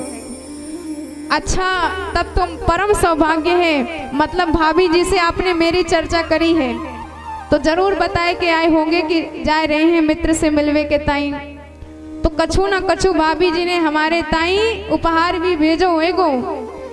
अब सुदामा जी को याद आएगी चावल की पुटरिया की। वहाँ ने सोची कि चार घर के अलग अलग घर के मांगे भय अलग अलग प्रकार के चावल अलग ही नजर में आ जाएंगे, और यदि यह चावल मैं इसको भेंट में दे दूंगा तो समझेगा कि न जाने कौन सा जन्म का दरिद्री आ गया, ये उल्टी सीधी भेंट लेकर। सुदामा जी की हिम्मत नहीं भई कि बताए दे कि हम आपके लिए चावल भेंट में लाए हैं। पुटरिया जोर से दबा राखी है। वाने कहे मित्र हमारे घर पे का रखो जो तेरे ताई लेके आते। भगवान ने कही देखो ऐसी वैसी बातें मत कियो करो, यदि लाए हो तो सीधे बताए दो, ना लाए तो बात ही खत्म। सुदामा जी बोले तब मित्र सच्ची बताऊं तो बिल्कुल ना लायो हूँ। अब भगवान बोले मित्र मोहे लगता है तू अपनो बचपन को आदतें भूल गयो, सबरी बातें याद है कि सबरी भूल गई। सुदामा जी ने कहा एक एक बात बचपन की हमको याद है। भगवान ने कहा तब तो वह बात भी याद होगी जब हम और आप एक दिना समिधा बेदवे जंगल में गए थे और वह दिनों कितनों घनघोर वर्षा भई थी। समावृतेन धर्मज्ञ भार्योड़ा सदृशीन वा दिशा विदंदोत परस्परम वने गृहीत हस्ता परिबभ्र मातुराः। हम दोनों मित्र हाथ पकड़े खड़े थे पर दोनों ही जन उस जंगल में भटक गए थे। बड़ी घनघोर वर्षा भई थी मित्र। तो इस पर सुदामा जी ने कहा कि वाह रात कितनो जबरदस्त वर्षा भई। भगवान बोले वाह दिन इतनी सर्दी भी पड़ी थी कि आपके दांतों बड़ी जोर से कटकटाए रहे थे। अब तो सुदामा जी को लगा कि कन्हैया कछु और ही पोल पटरी खोलवे वारो है। सुदामा जी ने सारी प्रसंग बदल दी। अरे मित्र छोड़वा बचपन की बातन को, हमारे गुरुजी कितने परेशान हो गए थे। पूरी दिन सुदामा कृष्ण कहते कहते अपन को ढूंढते रहे और जब भेंट भई तो हमको आशीर्वाद दिया कि तुष्टो हम वो द्विज श्रेष्ठ, कि हे बच्चों मैं आपसे परम संतुष्ट हूँ और आपको आशीर्वाद देता हूँ कि आपने जो भी विद्याएं ग्रहण करी हैं कभी भी विस्मृत नहीं होगा। आपने मेरे वचन की रक्षा के लिए इतना कष्ट सहा है। भगवान बोले ये तो गुरुदेव भगवान की कृपा है। पर मित्र जी बताओ मुझे लगता है तुम्हारी बचपन की आदतें अभी नहीं ठीक भई। का मतलब? भगवान बोले तो सच्ची सच्ची बताए दो यदि भाभी जी ने कछु हमारे ताई भेजो है। अब सुदामा जी बोले मित्र तू फिर घूम फिर के भाभी जी पे आए गयो। अरे जब 100 बार मना कर दी कि कछु न लायो तो कहाँ थे तो को दे दे। भगवान ने कही तुम हमारा स्वभाव जानते हो कि वो भी भूल गए। पत्रम पुष्पम फलम तोयम यो मे भक्त्या प्रयच्छति तदहम भक्तुम परितम अश्नामि प्रयतात्मनः। भगवान कहते हैं कि तुम मुझे क्या देते हो इसका कोई महत्व नहीं है, पर तुम मुझे कैसे देते हो इसका बड़ा महत्व है। तुम क्या बोलते हो इसका कोई महत्व नहीं है, पर तुम कहाँ से बोलते हो उसका बड़ा महत्व है। भगवान कहते हैं गोपियां हमको बारंबार गालियां सुनाती थी, पर उनके कहने का भाव कैसा था वह हम जानते हैं। यदि तुम भाव से मुझको जो भी दोगे तो मैं तुरंत उसको स्वीकार कर लूंगा। यदि भाव नहीं है तो लाख कीमती समान हो पर मेरे लिए वह धूल के समान तुच्छ है। यदि कुछ ना मिले तो फल ही चढ़ा दो, फल भी ना मिले तो जल ही चढ़ा दो, जल ना मिले तो फूल चढ़ा दो, फूल ना मिले तो पत्र ही चढ़ा दो, कुछ ना मिले तो प्रणाम कर लो चरणों में, मैं उसी को स्वीकार कर लूंगा। लाख समझाया सुदामा जी को, पर सुदामा जी की हिम्मत ही नहीं हो रही है कि भगवान को अपनी वह दिव्य भेंट दे दे। तो अब भगवान ने कहा कि मित्र मैं देख रहा हूँ बड़ी देर ते कि तू अपनी ये हाथ को दबा रखो है, कछु बीमारी है गई का या हाथन में। अब सुदामा जी घबराए, वाने कही अरे मित्र इतनी लंबी यात्रा करके आए रहे हैं तो नेक हाथ पैरन में दर्द तो है ही जाए। भगवान बोले तो पहले क्या नहीं बताए, हम फालतू में तुम्हारे चरण दबा रहे हैं। हाथ पकड़ा दो, ऐसी जबरदस्त मालिश करेंगे कि सबरो दर्द चुटकी में गायब हो जाएंगे। अब सुदामा जी बड़े दाएं भाई मित्र मैं तो सु हाथ जोड़ू, मेरे हाथ से हाथ मत लगाइयो, खूब इधर उधर भय। पर भगवान ने एक नहीं मानी और जबरदस्ती पुटरिया खींच ली और सुदामा जी तो देखते ही रह गए। भगवान ने तुरंत चावल की पोटली खोला और एक मुट्ठी चावल उठाया और बड़े भाव से प्रभु ने प्रेम से पा लिया उस चावल को। इति मुष्टिं सकृत जग्ध्वा द्वितीया जग्धमाददे वावच्छे जगृहे हस्ता तत्परा परमेष्टिनः। भगवान ने एक मुट्ठी चावल खाया और सुदामा जी के नाम एक लोक का संकल्प कर दिया और दूसरी मुट्ठी खाने ही जा रहे थे कि रुक्मणी जी ने हाथ पकड़ लिया। उन्होंने मानो इसलिए हाथ पकड़ लिया कि सरकार क्या आज सब कुछ लुटा करके खुद सुदामा बनने का आपका मन है? हमारा इतना बड़ा परिकर है, जरा परिकर के बारे में तो सोच लीजिए। या फिर इसलिए हाथ पकड़ा कि प्रभु प्रेम में कच्चे चावल पा रहे हो, पेट खराब हो जाएगा। या फिर इसलिए हाथ पकड़ा कि प्रभु ब्राह्मण का संत का लाया हुआ दिव्य प्रसाद है, कम से कम घर में एक एक दाना तो सबको मिले। भगवान ने तुरंत वह दिव्य प्रसाद रुक्मणी जी को दिया और कहा कि आप पूरे घर में वितरण कर दें। और इधर भगवान ने सुदामा जी से कहा कि मित्र तूने इतना दिव्य प्रसाद मुझको दिया है और कितनी देर से तुम इसको छिपा के रखे थे, मुझे बताया क्यों नहीं? सुदामा जी ने कहा कि मित्र तेरी भाभी ने भेजा था। भगवान बोले तब तो भाभी जी ने कुछ संदेशा भी हमारे लिए भिजवाया होगा। अब सुदामा जी को याद आ गई, हाँ तेरी भाभी ने एक बात कही थी कि 1 मास द्वैपाख में 2 एकादशी होय, पर मेरे घर गोपाल जो नित प्रति दीनी मोय। अब भगवान ने ये बातें सुनी तो आंख बंद कर लिए और भगवान ने प्रत्युत्तर तुरंत भाभी जी के घर में भिजवा दिया। एक होने से तो हो गई अब ना सोय, भाभी तेरे घरन में नित्य द्वादशी होय। भगवान ने तुरंत संदेशा भिजवा दिया। इधर सुदामा जी को लगा कि हमने क्या सुना दिया भगवान को। और एक दिन सुदामा जी ने कहा कि मित्र तूने हमारे घर की एक एक बातें पूछ ली, पर अपने घर की चर्चा भी कछु ना करी। भगवान ने कहा कि जब हमारे घर में तुम बैठे ही हो तो तुम्हें मिलाए देते हैं सबसे। और तुरंत अंतपुर में संदेशा कहलवा दिया रुक्मणी जी से कि आके सबरे ब्राह्मण का आशीर्वाद लेके जाएं। अब तो लाइन लग गई आशीर्वाद लेने वालों की। सबसे पहले रुक्मणी जी आई, बड़े भाव से चरणों में प्रणाम किया, महाराज जी प्रणाम। अब सुदामा जी ने भगवान की तरफ देखा कि परिचय कराओ, जे कौन आई गई? तो भगवान ने कहा ये हमारी धर्म पत्नी है। अच्छा तो ढेरों आशीर्वाद गिनाए दिए, सौभाग्यवती भव, पति प्रिया भव, पुत्रवती भव। और तब तक पीछे से सत्यभामा जी आई, महाराज जी प्रणाम। अब फिर देखे भगवान की तरफ, मित्र जे कौन आई गई? भगवान बोले मित्र जे भी हमारी धर्म पत्नी है। अच्छा 2 कर राखो है। फिर ढेरों आशीर्वाद गिनाए दिए, सौभाग्यवती भव, पुत्रवती भव, पति प्रिया भव।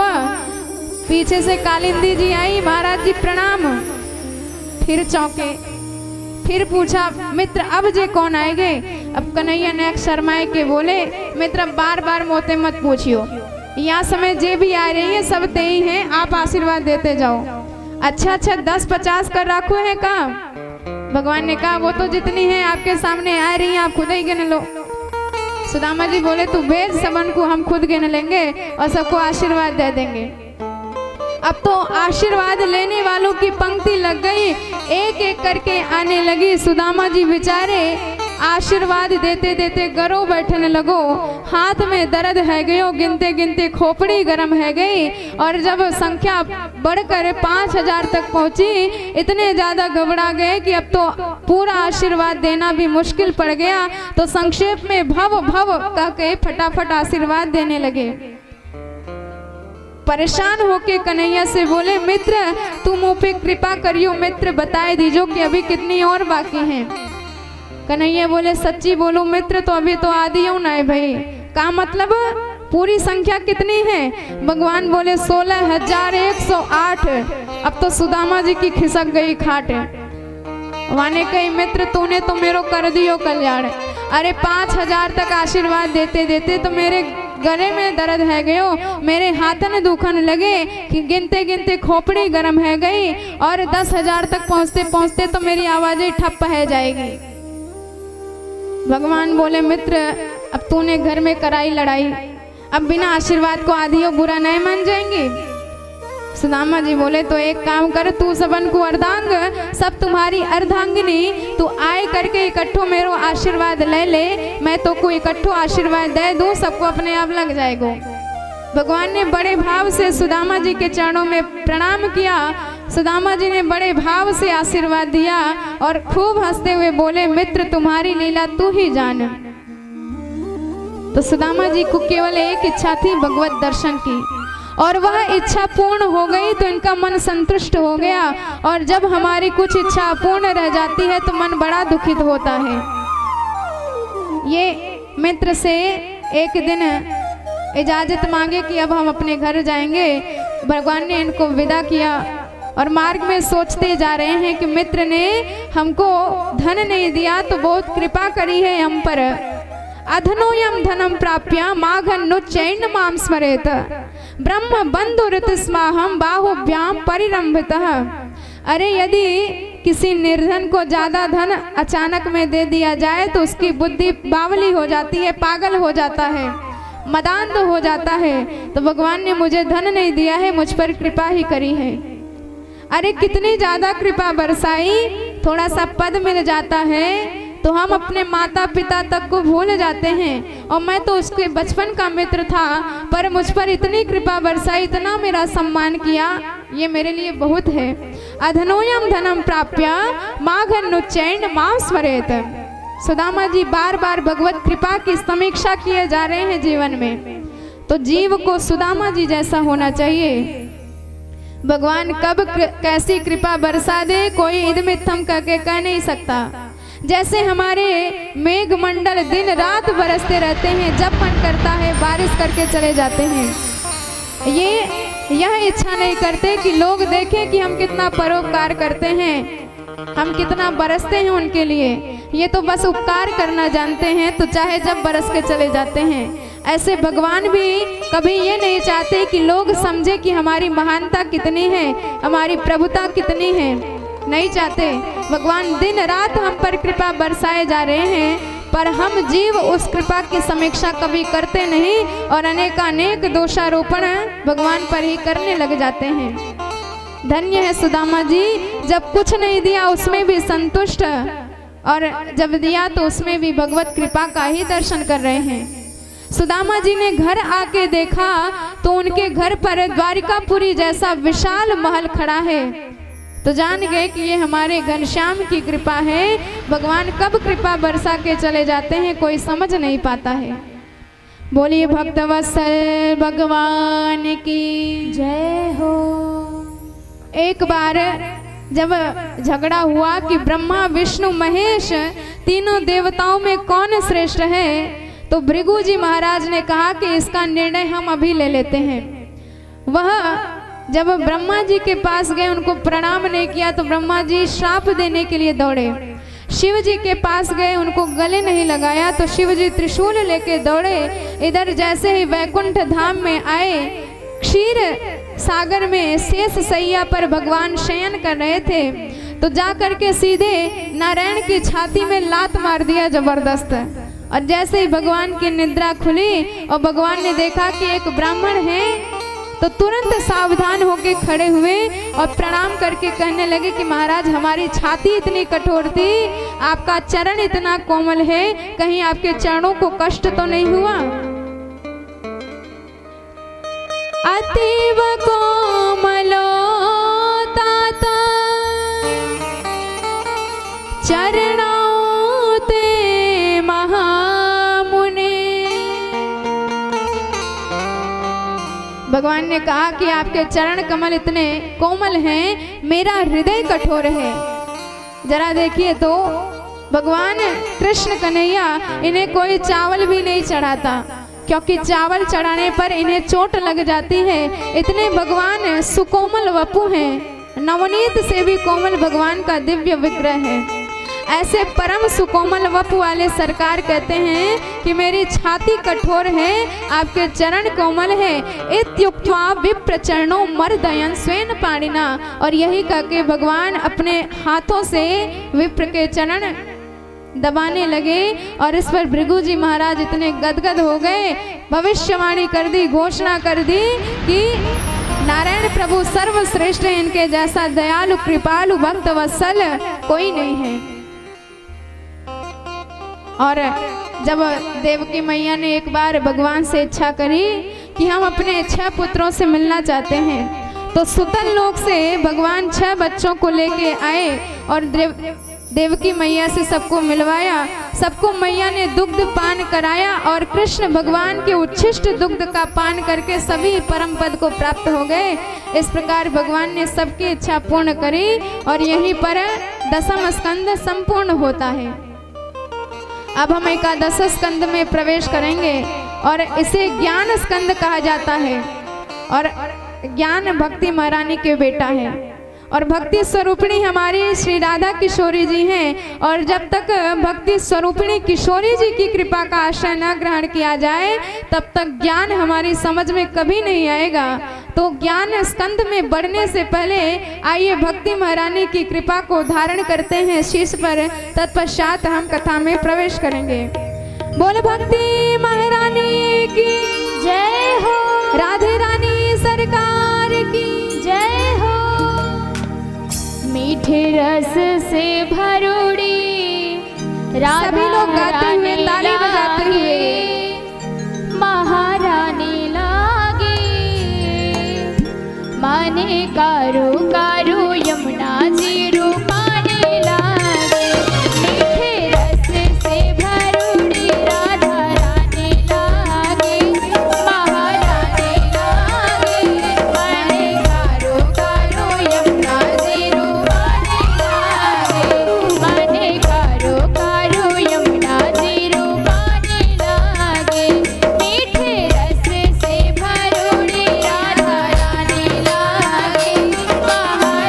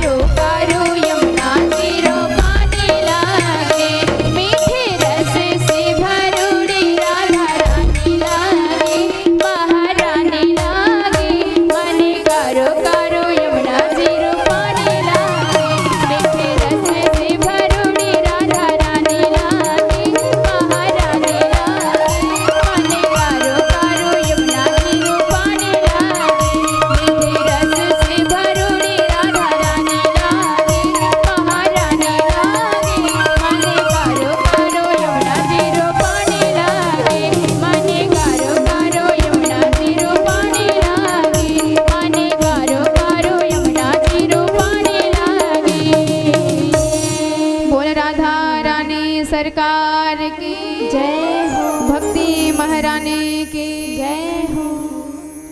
तो एकादश स्कंद को किसी ने यदि ध्यान से सुन लिया तो फिर उसे जीवन मुक्ति का आनंद मिल जाता है। तो भगवान तो सारी दुनिया के भार का हरण करने आए हैं, पर यहाँ प्रभु सोचने लगे कि कहीं मेरा परिकर ही पृथ्वी का भार ना बन जाए। तो भगवान तो सबसे असंग है, उनकी आसक्ति कहीं किसी में है नहीं, चाहे पत्नी हो चाहे बच्चा हो। उन्होंने अपने भी परिवार के विनाश का बीज बो दिया। भगवान की इच्छा भई तो अनेकानेक बड़े बड़े वीतराग संत द्वारिकापुरी में आए गए अपने चातुर्मास्य का व्रत पूर्ण करने के लिए। और इधर भगवान सबकी सेवा करते हैं, सबसे बड़े प्रेम से जाके मिलते हैं, सबको भोजन इत्यादि देते हैं, कुशल क्षेम पूछते हैं। पर भगवान के बच्चे बड़े ही उद्दंड हो गए हैं। अब बच्चों ने एक दिन सलाह किया कि ये महाराज पढ़े पढ़े केवल खाते ही रहते हैं, कि इनको कुछ आता भी है, चलो परीक्षा लेके देखते हैं। तो सांब भगवान का पुत्र है, जामवंती नंदन है, तो बड़ा सुंदर दिखाई देता है। तो सांब को ऐसा सजाया बच्चों ने जैसे कोई गर्भिणी स्त्री हो। तो गर्भवती स्त्री के जैसा उसको सजा करके महात्माओं के पास लेके आए और कहा कि महाराज ये हमारी भाभी आपसे कुछ प्रश्न करना चाहती हैं। प्रशोष्यन्ति पुत्र कामा किंस्वित संजनयस्यति प्रष्टुम विलज्जतिम साक्षात प्रभृता मोग दर्शना। महाराज आप इनको बताइए कि इस बार इनको बेटा होगा कि बेटी। अब बड़े बड़े महात्मा कोई नाक दबाए, कोई कान, कोई ध्यान लगाए, जब कुछ हो तब तो बताए। अब बेचारे बच्चे उधर हंस रहे हैं कि कुछ आता होगा तब तो बताएंगे। और वहां पर दुर्वासा नाम के ऋषि भी थे, उन्होंने जान लिया कि ये बच्चे परीक्षार्थ हंस रहे हैं। तो कश्यपो वामदेवोत्री दुर्वासा भृगुरंगिरा, उसमें से दुर्वासा ऋषि इतने ज्यादा क्रोधित हो गए, श्राप दे डाला, अरे बच्चों इसके गर्भ से कोई बच्चा या लड़का पैदा नहीं होगा, इसके गर्भ से एक ऐसा मूसल पैदा होगा जिससे संपूर्ण यदुवंश नष्ट हो जाएगा। भयंकर श्राप दे दिया। और जैसे ही साड़ी खोली गई तो उसमें से एक मूसल निकला। बच्चे बड़े घबराए, उग्रसेन जी महाराज को बताया तो उन्होंने कहा कि पहले ही भगवान ने तुमको समझाया था कि ब्राह्मणों से दूर रहो, लेकिन अब यदि भगवान को बताओगे तो भगवान हम सबका परित्याग कर देंगे। तो उसी मूसल को कूट कर छोटा छोटा टुकड़ा में बनाया गया और उसे समुद्र में डाल दिया गया। बाद में एक कील बची, उसको वैसे ही समुद्र में डाल दिया। उस कील को एक मछली ने निगल लिया और उस मछली को एक बहेलिये ने पकड़ा और उसी कील से एक नोकदार बाण का निर्माण किया।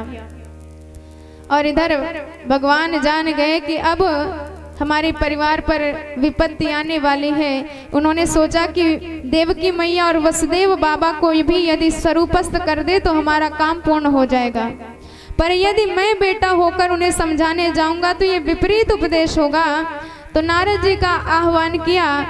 तो नारद जी वसुदेव देवकी जी के पास गए और उन्होंने सोचा कि यदि हम सीधे बताएंगे तो शायद समझ में ना आएगी।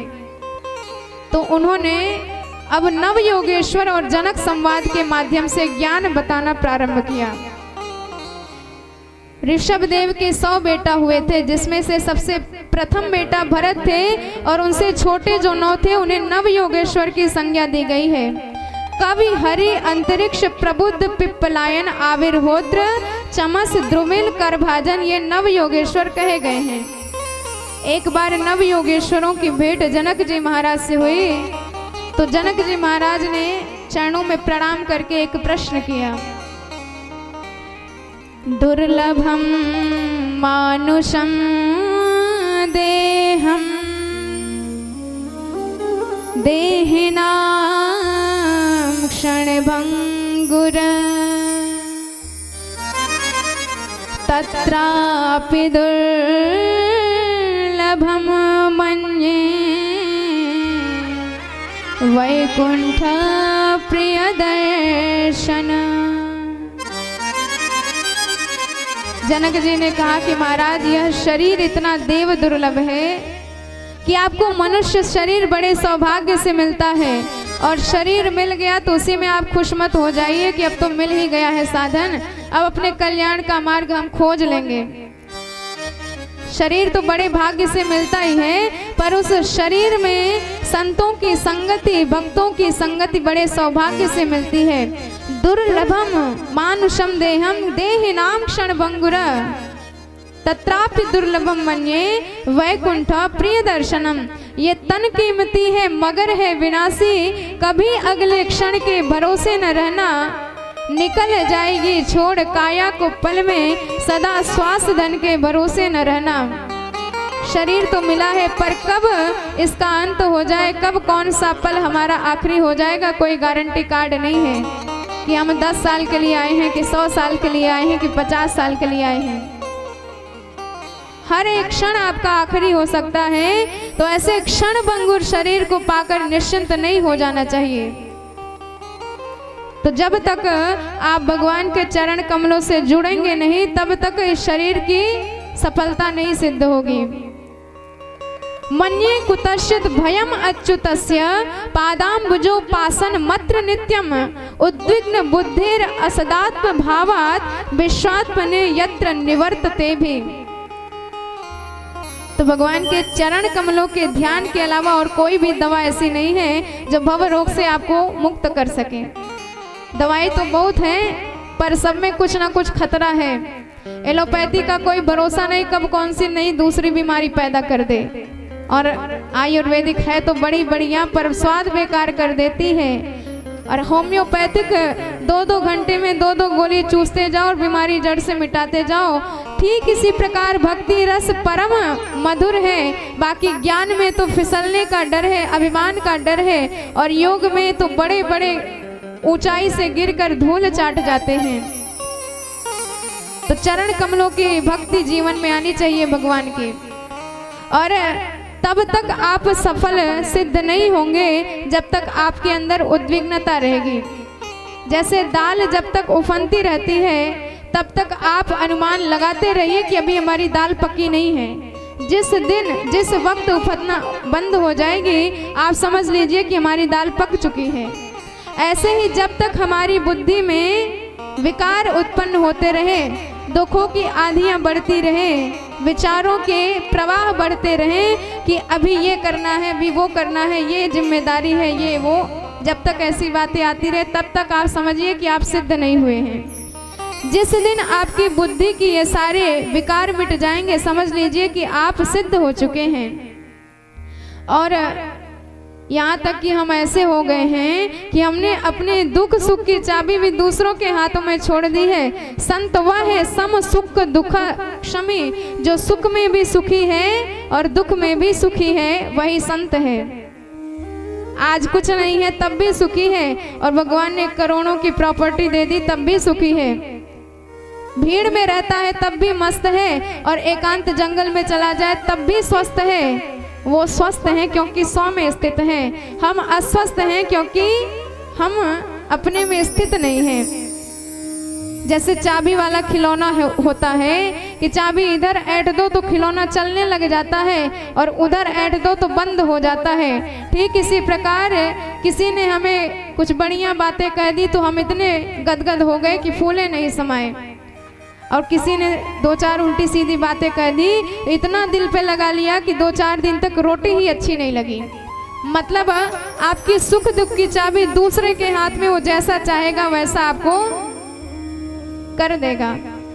तो आप जब सब में भगवान को दर्शन करने लगे, सारे मोह को त्याग दें और भगवान के चरणों से सारे मोह बंधनों को जोड़ दें, तभी जाके आपका कल्याण हो सकता है। अन्यथा किसी उपाय से आपका उद्धार नहीं हो सकता। और जीव की उद्विग्नता का सबसे बड़ा कारण यही है कि हमने अनेकानेक अपने स्नेह बंधनों को परिजनों के पीछे छोड़ रखा है। और भगवान कहते हैं इसी स्नेह बंधन को पकड़ करके एक डोरी भरिए और उस डोरी को जगन्नाथ के चरणों से जोड़ दीजिए, तब जाके आपका कल्याण हो जाएगा। सबके ममता तागे बटोरे, सबके ममता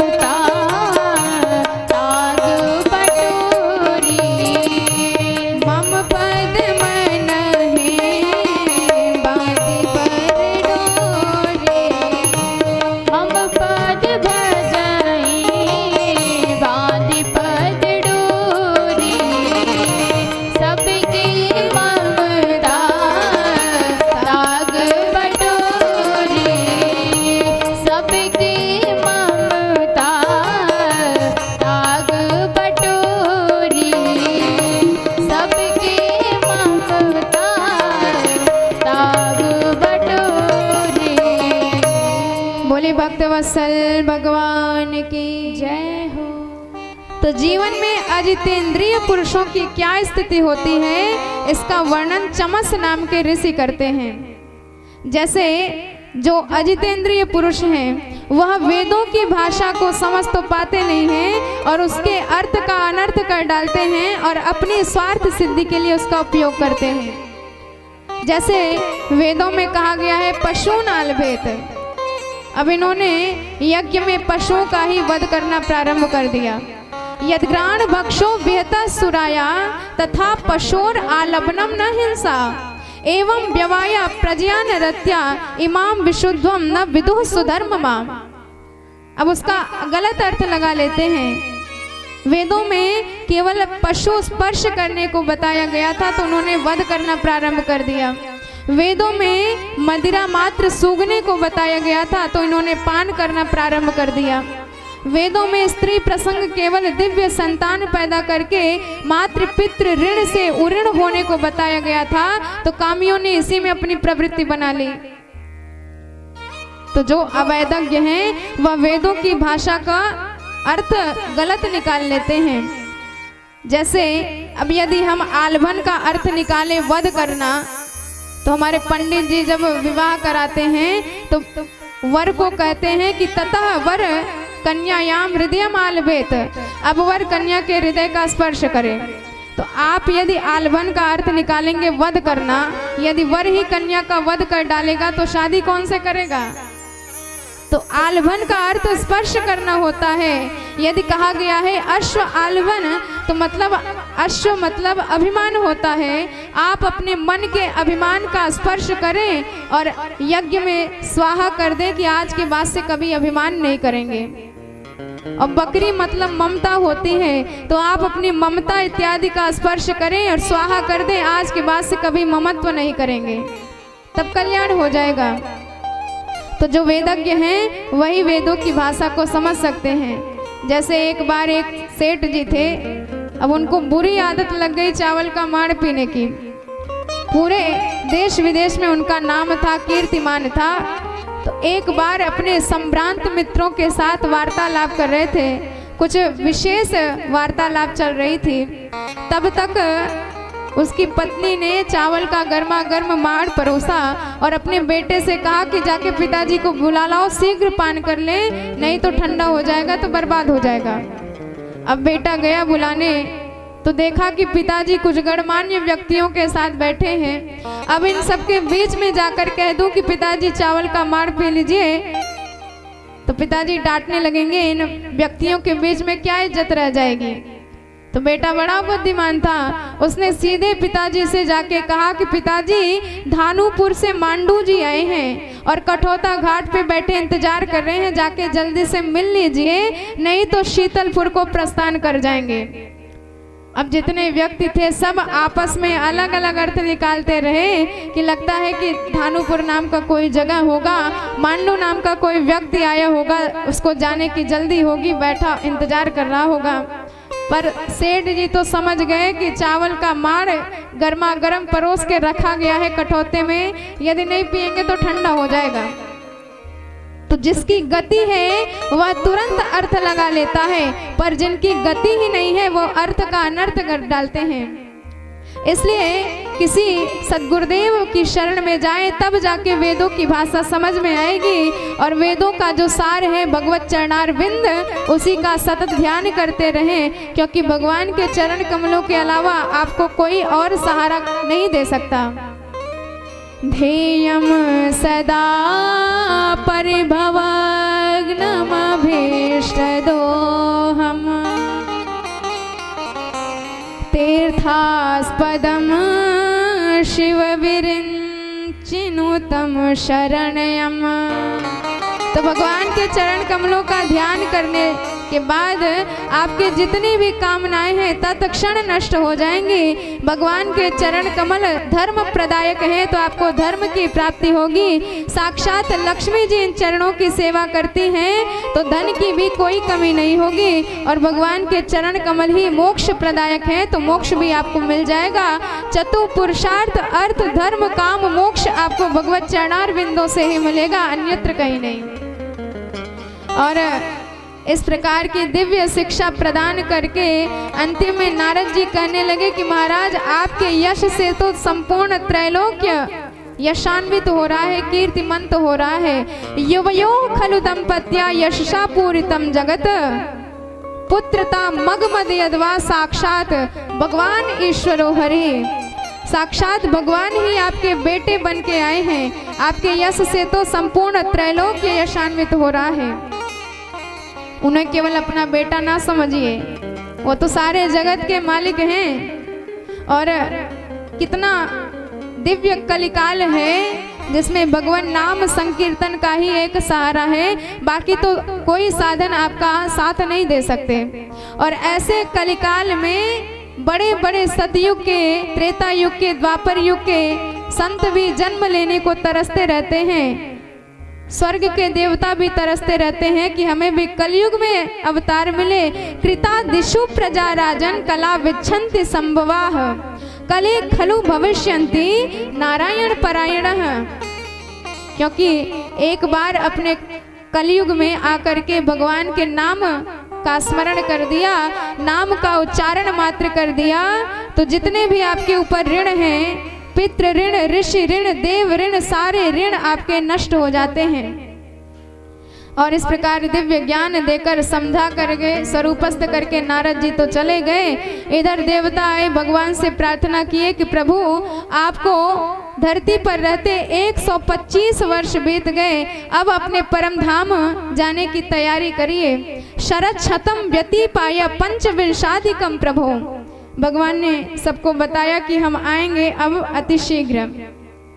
और इधर उद्धव जी ने समझ लिया कि अब ठाकुर जी अपनी लीला का संवरण करना चाहते हैं, अब ये यहाँ नहीं रहेंगे। उद्धव जी एकांत में भगवान के पास आए और उन्होंने चरणों में प्रणाम करके कहा कि प्रभु मैं जान गया आपका अभिप्राय क्या है।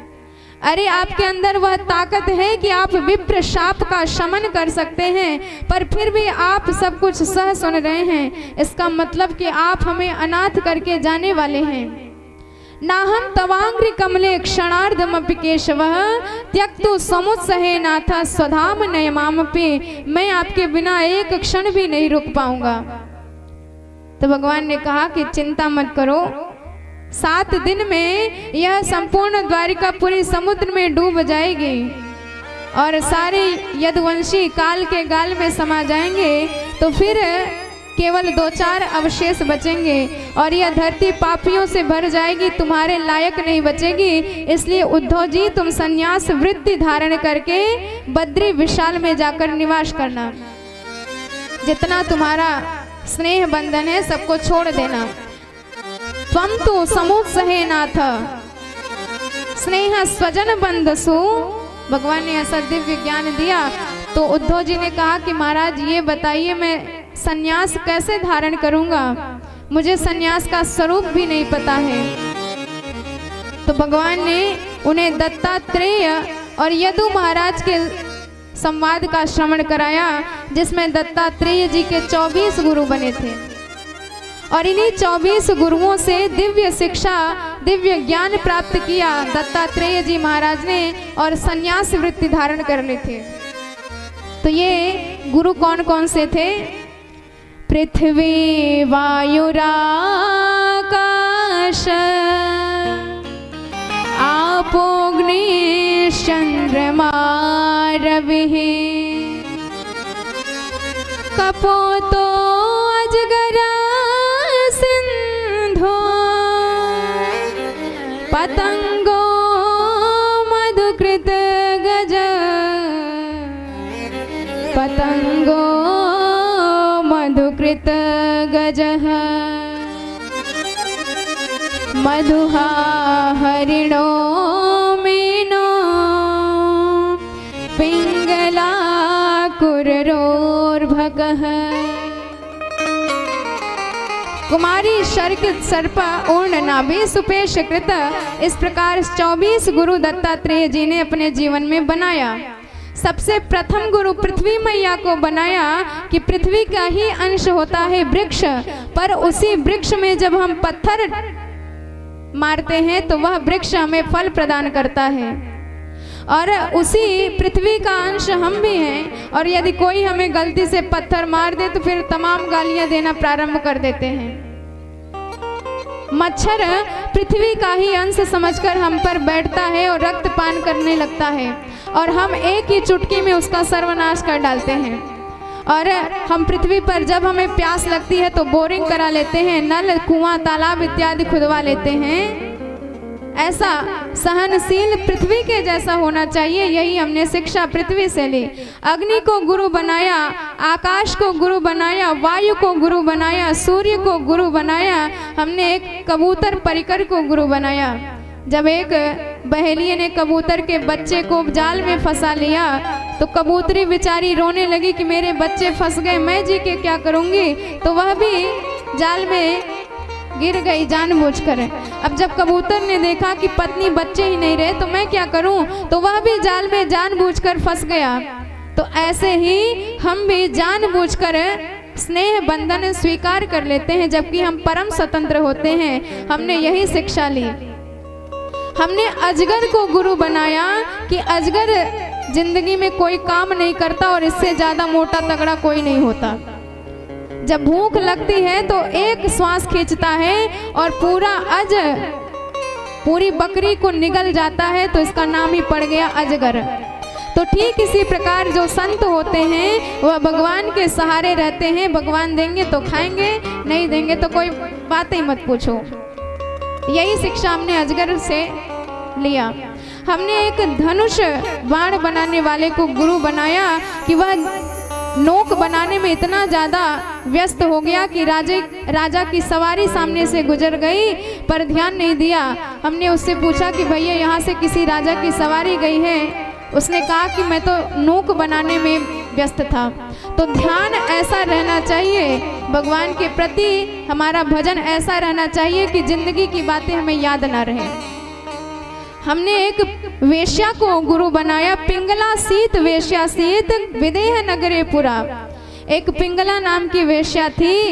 एक दिन उसने पूरे दिन इंतजार किया पर कोई नहीं आया, तो शाम के वक्त उसे वैराग्य चढ़ गया कि यदि मैं इतना इंतजार भगवान का करती तो भगवान मुझे मिल जाते। मैं इन हाड़ मांस के पुतलों का इंतजार करती रही। तो जीवन में कभी भी आशा नहीं करनी चाहिए। आशा ही परमम दुखम नैर आश्यम परमम सुखम। यदि हम आशा करेंगे तो वह आशा हमारी टूट जाएगी, छूट जाएगी, फूट जाएगी, तो हमें बड़ा कष्ट होगा। हमने एक कन्या को गुरु बनाया। जब एक कन्या की शादी तय हो गई, उसके ससुराल वाले उसे देखने आए तो वह घर में अकेली थी।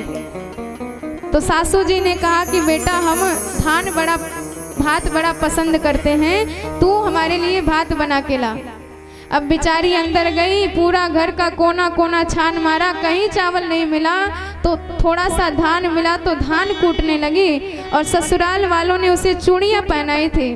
अब जब धान कूटने लगी तो चूड़ियाँ बजने लगी, तो इसको लगा कि यदि चूड़ियाँ बजेंगी तो सासू माँ सोचेंगी कि न जाने कौन से निर्धनी है, इनके घर में चावल भी नहीं है, धान कूट के चावल निकाला जा रहा है। तो एक चूड़ी निकाल दी, पर फिर भी चूड़ियाँ बज रही थी तो एक और निकाल दी। अब अकेली चूड़ी हाथ में बची तो वह नहीं बज रही थी। तो हमने उससे यह शिक्षा ली कि जब तक हम समुदाय में रहेंगे तब तक संसार की ही चर्चा चलती रहेगी।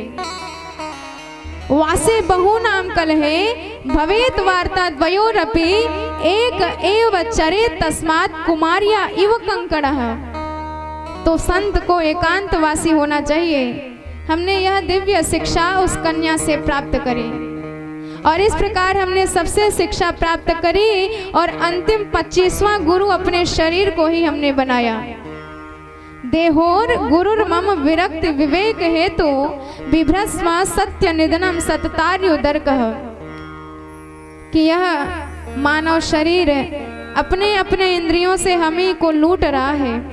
हमारे आँख कहते हैं कि हमें सुंदर दृश्य दिखाओ, हमारे कान कहते हैं हमें सुंदर स्वर सुनाओ, हमारे मुख कहते हैं, हमारी जीवा कहती है कि हमें सुंदर रस का आस्वादन कराओ। तो पूरी जिंदगी इसी विषय रस में हमारा चला जाता है। भगवान के भजन करने की 1 मिनट की हमें फुर्सत नहीं मिल पाती। एक बार यह शरीर छूट गया तो फिर न जाने कब मिलेगा, इसकी कोई गारंटी नहीं है। जैसे एक अंधा व्यक्ति एक बड़े से महल में भटक गया और उस महल में मात्र एक दरवाजा था। अब बेचारा दीवारों पर सिर पटक रहा था पर दरवाजा ही नहीं मिले। तो एक व्यक्ति ने बताया कि तू अपने हाथों का सहारा देकर दीवारों से चलता जा तो अवश्य तुझे दरवाजा मिल जाएगा। तो वह दीवारों पर हाथ रखता हुआ चलता गया और सौभाग्य से जब दरवाजा नजदीक आ गया तो उसके सिर में खुजली मची। तो दोनों हाथों से सिर खुजलाने लगा और चलता भी गया और दरवाजा गुजर गया। तो एक बार दरवाजा गुजर गया तो फिर पूरे महल का चक्कर लगाना पड़ेगा, तब जाके वह दरवाजा मिलेगा। ठीक इसी प्रकार यह मनुष्य शरीर बड़े सौभाग्य से मिलता है और एक बार जब छूट गया तो फिर 84 लाख योनियों के चक्कर लगाने के बाद ही मिलेगा। इसलिए कभी भी इस शरीर को व्यर्थ ना जाने दें और इस शरीर की कभी मुक्ति हो ही नहीं सकती, क्योंकि मुक्ति तो उसकी होती है जिसका बंधन होता है। बद्धो मुक्त इति ख्याता गुणतो में न वस्तुतः गुणस्य माया मूलत्वान में मोक्षो न बंधनः। तो जिसकी मुक्ति बंधन ही नहीं होता उसकी मुक्ति कहाँ से हो जाएगी। जैसे एक व्यक्ति के पास 10 गधे थे और उसने शाम के वक्त जब गधों को बांधना प्रारंभ किया तो एक गधे की रस्सी गायब हो गई। तो बेचारा बड़ा सोच रहा था, तो किसी संत ने बताया कि उस गधे को आप झूठे में भ्रम में डाल दो कि हम बांध रहे हैं। तो हाथ से बांधने का अभिनय कर दिया और सुबह जिस गधे को बांधा नहीं था उसको खोला भी नहीं और खूब डंडे पे डंडे मार रहा है, पर वह गधा टस से मस नहीं होता। तो संत ने कहा कि बेचारे को तूने भ्रम में डाल दिया है कि हमने बांध रखा है, तो जब तूने बांधने का नाटक किया तो वैसे तुझे खोलने का भी नाटक करना पड़ेगा।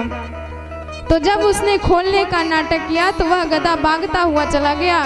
ठीक इसी प्रकार हमने अपने आप को बंधा हुआ मान रखा है, पर हम बंधे कभी नहीं हैं, परम स्वतंत्र हैं, भगवान के ही अंश हैं। इसलिए जीव को अपने स्वरूप का ज्ञान होना चाहिए, तभी उसका उद्धार हो सकता है। दिव्य ज्ञान दिया उद्धव जी को और सन्यास के विषय में भिक्षु गीत ऐल गीत का विशद वर्णन किया और उनको अपनी चरण पादुका प्रदान करी और कहा कि इसी का आश्रय लेके अब आप बद्री विशाल में चले जाइए। उद्धव जी तो चले गए। इधर भगवान ने देखा कि अब हमारे परिकर के विनाश का वक्त आ गया है। सारे यदुवंशी, सारे द्वारिकापुरवासी मदिरा मदांध होकर एक दूसरे से लड़ने भिड़ने लगे और देखते देखते सारे के सारे काल के गाल में समा गए। मात्र 2-4 अवशेष बचे, बाकी सब नष्ट हो गए। भगवान ने अपना ध्यान लगाया। शेष जी तुरंत, बलभद्र जी शेष रूप में परिणत होकर वैकुंठ धाम पहुंच गए। रुक्मणी मैया लक्ष्मी स्वरूपा होके वैकुंठ धाम पहुंच गई। भगवान के शंख चक्र गदा पद्म चारों आयुध वैकुंठ धाम पहुंच गए। और एक दिन भगवान अपने पैर पर पैर रखकर एक वृक्ष के नीचे विराजमान थे। तो एक बहेलियों को भ्रम हो गया कि यह हिरण है और हिरण्य के भ्रम में भगवान के चरण कमलों को ही लक्ष्य बना करके इसने बाण का संधान कर दिया। और जैसे ही सरकार के चरणों में बाण लगी, दौड़कर आया, भगवान को देखा तो बड़ा पछताया, बड़ा घबराया, रोने लगा। भगवान ने समझाया कि चिंता मत करो। भगवान ने बताया कि यह जो भी हो रहा है सब हमारी इच्छा से हो रहा है। जगत में सारे काम हमारी ही इच्छा से होते हैं, जैसा हम चाहते हैं वैसा ही होता है।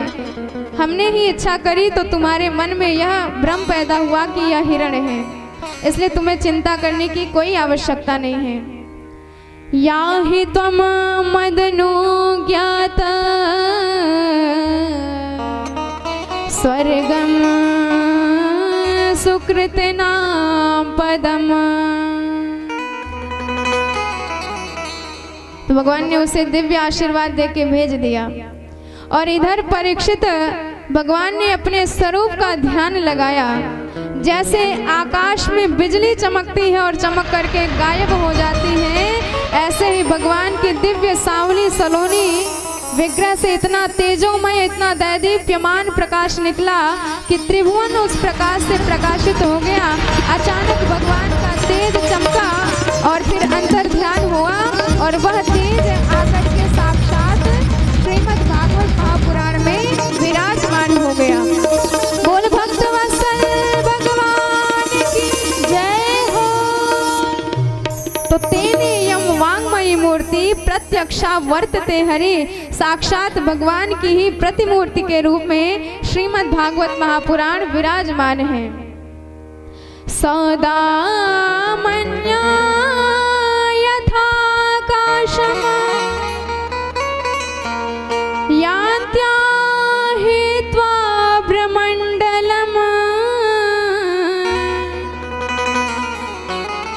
गतिर्न लक्ष्यते मर्त्या तथा कृष्णस्य दैवते। तो साक्षात भगवान ही कलयुग वालों का उद्धार करने के लिए श्रीमद् भागवत के अक्षर अक्षर में समाये हुए हैं। इसलिए यह श्रीमद् भागवत महापुराण मात्र एक ग्रंथ नहीं, साक्षात भगवान का ही श्री विग्रह है। बोल श्रीमद् भागवत महापुराण की जय हो। भक्तवत्सल भगवान की जय हो। यहीं पर एकादश स्कंद संपूर्ण होता है। हम अब द्वादश स्कंद में प्रवेश करते हैं। 6 अध्यायों में कलयुग का भगवान ने निरूपण किया है कि कलयुग का घोर वातावरण आते ही सभी अधर्मी हो जाएंगे, विधर्मी हो जाएंगे, धर्म का ह्रास होने लगेगा, ब्राह्मणों का, गौओं का अपमान होने लगेगा। ज्ञान नाम की कोई चीज नहीं, केवल जनेऊ धारण करने मात्र से पंडित जी कहे जाने लगेंगे। अब गोत्र शाखा प्रवर के झंझट में कोई नहीं पड़ेगा, जाति कुजाति के चक्कर में कोई नहीं पड़ेगा। जिसने जिसको पसंद कर लिया वही से उसका विवाह हो जाएगा, यही विवाह का स्वरूप रह जाएगा। दाम्पत्ये भिरुचिर हेतु मार्ययैव व्यवहारिके स्त्रीत्वे पुंस्त्वे रतिम विप्रत्वे स्तोत्रमेव हि। धरती मैया अन्न देना बंद कर देंगे, आकाश जल बरसाना बंद कर देगा, या तो इतनी ज्यादा घनघोर वर्षा हो जाएगी कि बाढ़ आ जाएगी, नहीं तो इतनी भी वर्षा नहीं होगी, सूखा पड़ जाएगा। ऐसा विचित्र वातावरण फैल जाएगा। तुलसी मैया धराधाम से चली जाएंगी, गंगा जैसी पवित्र नदियां धराधाम से चले जाएंगे। घोर कलयुग का वातावरण आने के बाद बड़े बड़े सत्ता के अधिकारी लोलुप बन जाएंगे, दिन रात प्रजा के ही खून को चूसते रहेंगे। चारों तरफ अधर्म का बोलबाला होगा। ऐसे अधर्म को मिटाने के लिए हमारे सरकार पुनः कल्कि भगवान के रूप में अवतार लेंगे। तो पता अभी से नोट कर लो कि हमारे सरकार कहाँ आने वाले हैं। भवने विष्णु यशसः ब्राह्मणस्य महात्मना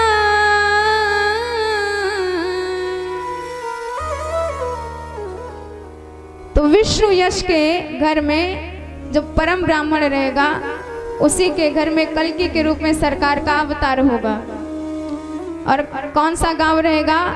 संभल ग्राम मुख्यस्य, उत्तर प्रदेश के मुरादाबाद जिले के संभल नाम के ग्राम में भगवान का अवतार होगा। भगवान का दिव्य सांवला विग्रह होगा, हाथ में चमचमाती तलवार होगी, अश्व ही उनका सवारी होगा और दिव्य भगवान की सुगंध होगी। पूरा त्रैलोक्य भगवान के सुगंध से सुवासित हो जाएगा और भगवान उसी चमचमाती तलवार से बड़े बड़े पापियों का विनाश करेंगे और धर्म की पुनर्संस्थापना करेंगे। जो मरु और देवापि नाम के राजा चंद्रवंश और सूर्यवंश के अंतिम राजा हैं, उन्हें पुनर्जागृत करके भगवान वहीं से पुनः सत्य युग की संस्थापना कर देंगे। तो इस प्रकार दिव्य कथा श्रवण कराई सुखदेव महाप्रभु ने।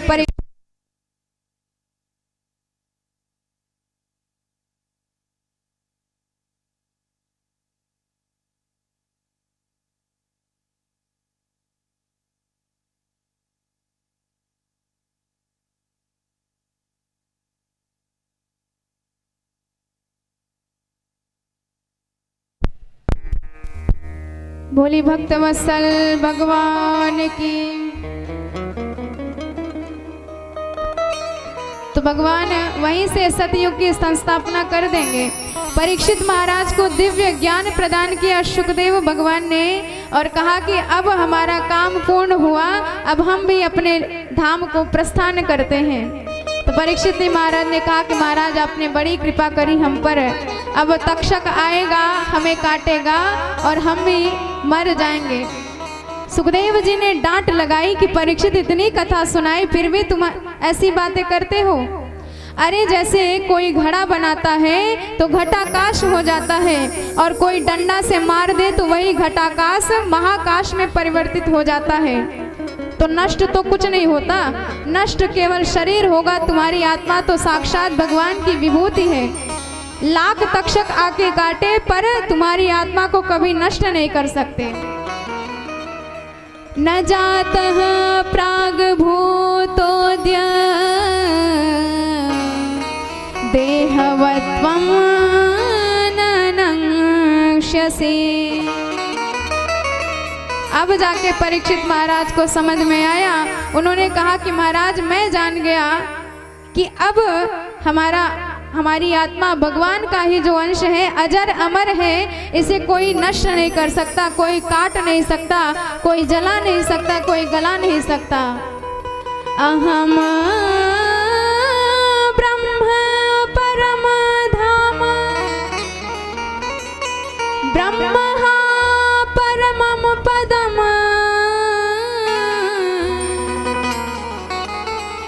एवं समीक्षणात्मा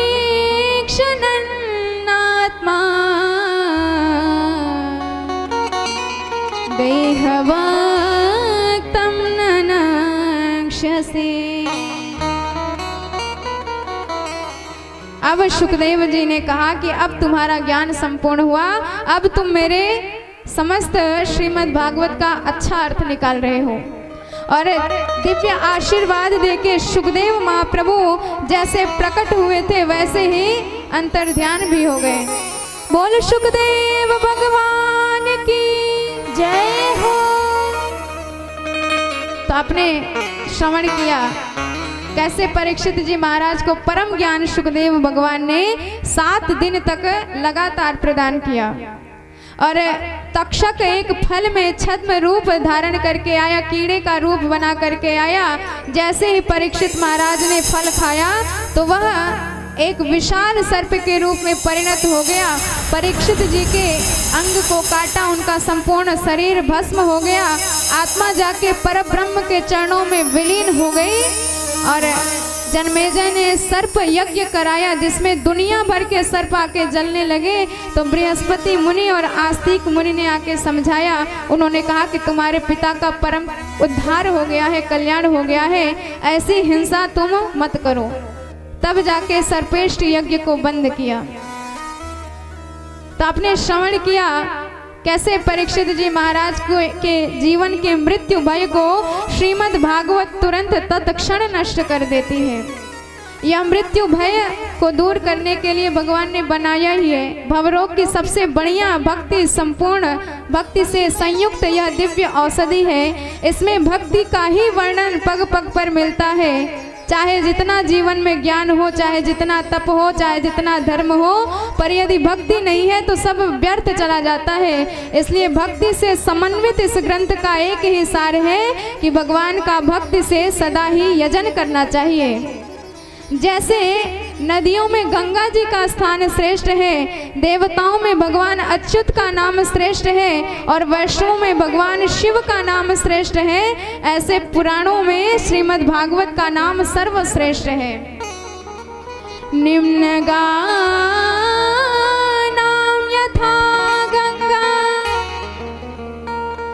देवानामच्युतो तथा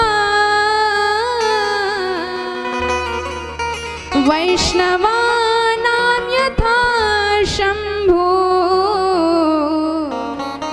पुराणानामिदं तथा।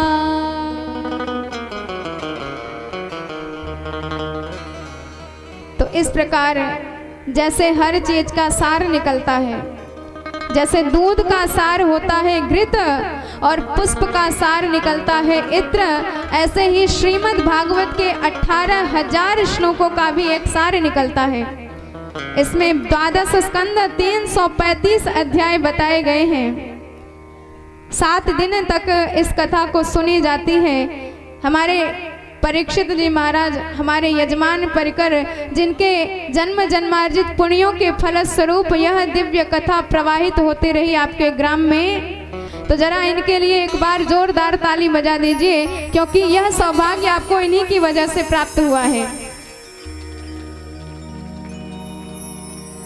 तो हमारे माता पिता के चरणों के प्रताप से और सद्गुरुदेव भगवान की अनुकंपा से जैसा यथावत प्रसाद हमको प्राप्त हुआ, हमने आप सबके सामने निवेदित कर दिया ज्यों का त्यों। अब जो चीज़ आपको पसंद आई हो आप उसे ग्रहण करिए, जीवन में उतारिए, और जो बात अच्छी ना लगी हो उसे हमारी भूल समझ करके क्षमा कर दीजिए।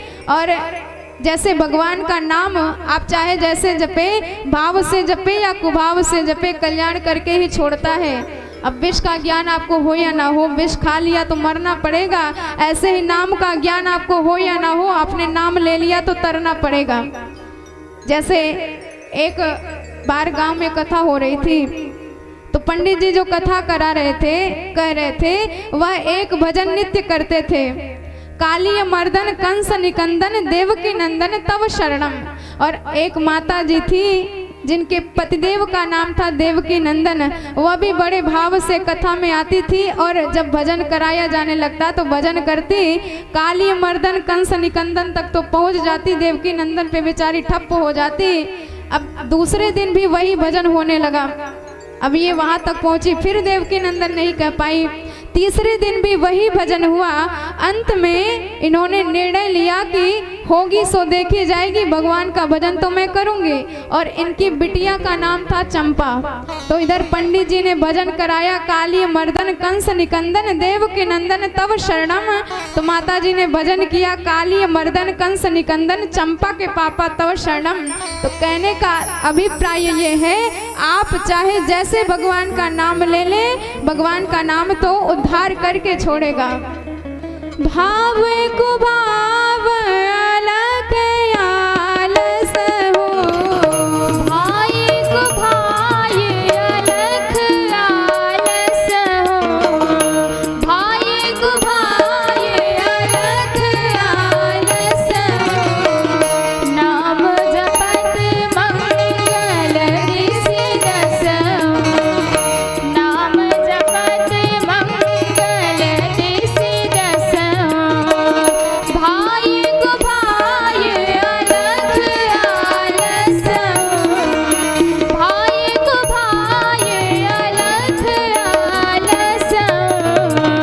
नाम जपत मंगल ऋषि दस हो, नाम जपत मंगल ऋषि दस हो।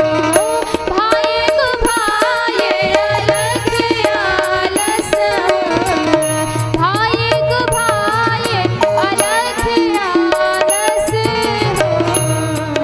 बोली भक्तवत्सल भगवान जय हो। तो सबसे पहले हम श्रीमद् भागवत के अंतिम श्लोक का गायन करेंगे, तत्पश्चात भगवान के दिव्य नाम नौका में अपने आप को समाहित करेंगे और भव से पार उतारते जाएंगे। तो आइए एक बार हम कहते हैं, आप उसको दोहराइए। नाम संकीर्तनम यस्य, नाम संकीर्तनं यस्य सर्व पाप प्रणाशनम, सर्व पाप प्रणाशनम, प्रणामो दुख शमनम, प्रणामो दुख शमन तं नमामि हरिं परम तं नमामि हरिं परम् ॐ हरये नमः। ॐ हरये नमः। तो जिन प्रभु का नाम स्मरण करने मात्र से जीव के जन्म जन्मांतर के पाप भस्मीभूत हो जाते हैं, आइए उन्हीं भक्त वत्सल भगवान के चरणार बिंदों में अपने मन को समर्पित करते हैं, अपने मन को भगवान नाम की नौका में चढ़ाते हैं और अपने आप को भव से पार उतारते हैं। बोल भक्त वत्सल भगवान की जय हो। श्रीमद् भागवत महापुराण की जय हो। व्यासदेव भगवान की जय हो। सुखदेव भगवान की जय हो। राघवेंद्र सरकार की जय हो। सद्गुरुदेव भगवान की जय हो।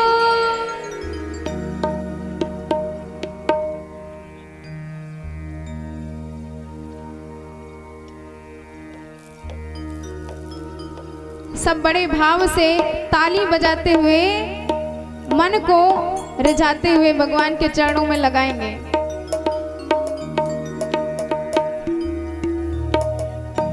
हमारे मुख्य परीक्षित के रूप में आदरणीय बाबूजी और माताजी, आप लोग सर्वप्रथम आकर व्यास जी का पूजन करेंगे और इनके जितने भी परिवार के हैं, भैया जी, बहन जी, भाभी जी, सभी लोग आकर व्यास पूजन करेंगे बारी बारी से। और जो भी भक्तजन व्यास पीठ के पास आकर व्यास जी का पूजन करना चाहते हैं, आप सभी लोग क्रमशः आते रहें और भजन का आनंद लेते रहें।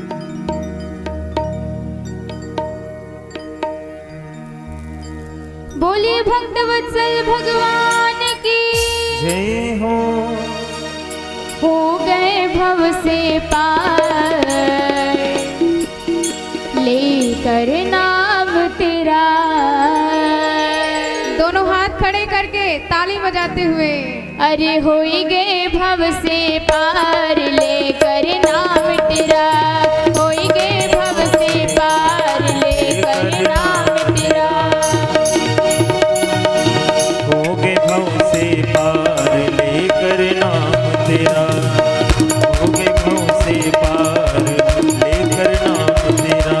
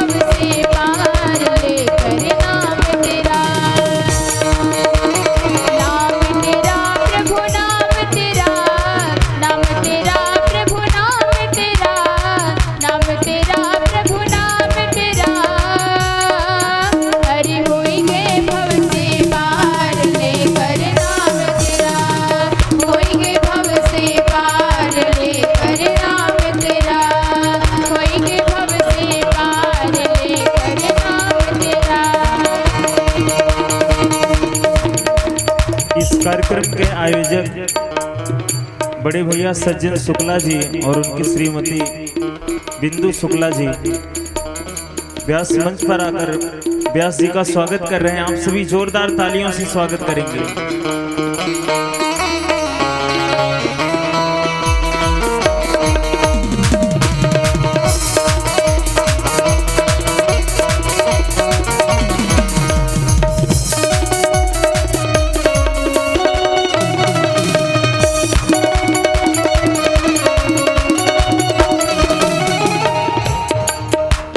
हे नल नील जाति के वानर, हे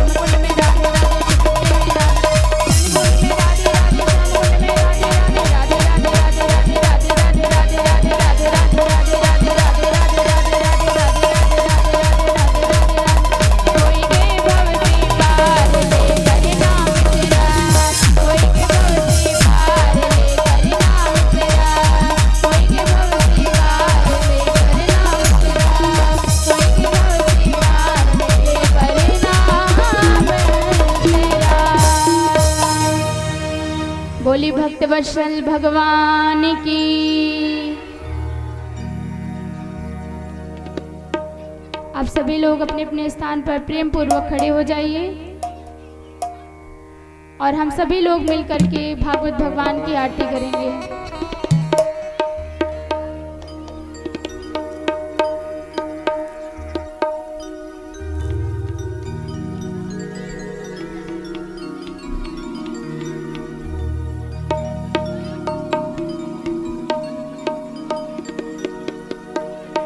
ओमिदुगुम हविः प्रजननं वेस्तुदशवीर्गुं सर्वगणगुं सुस्थये आत्मशनि प्रजा शनि पशु शनि लोक शन्नभय शनि अग्निः प्रजां बहुलां मे करोत्पन्नं पयोरितु अस्मासु दत्त।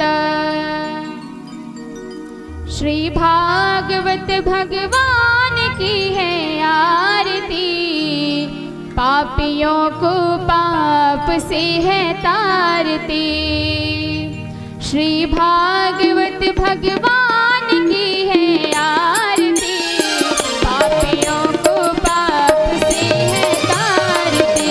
श्री भागवत भगवान की है आरती, पापियों को पाप से है तारती।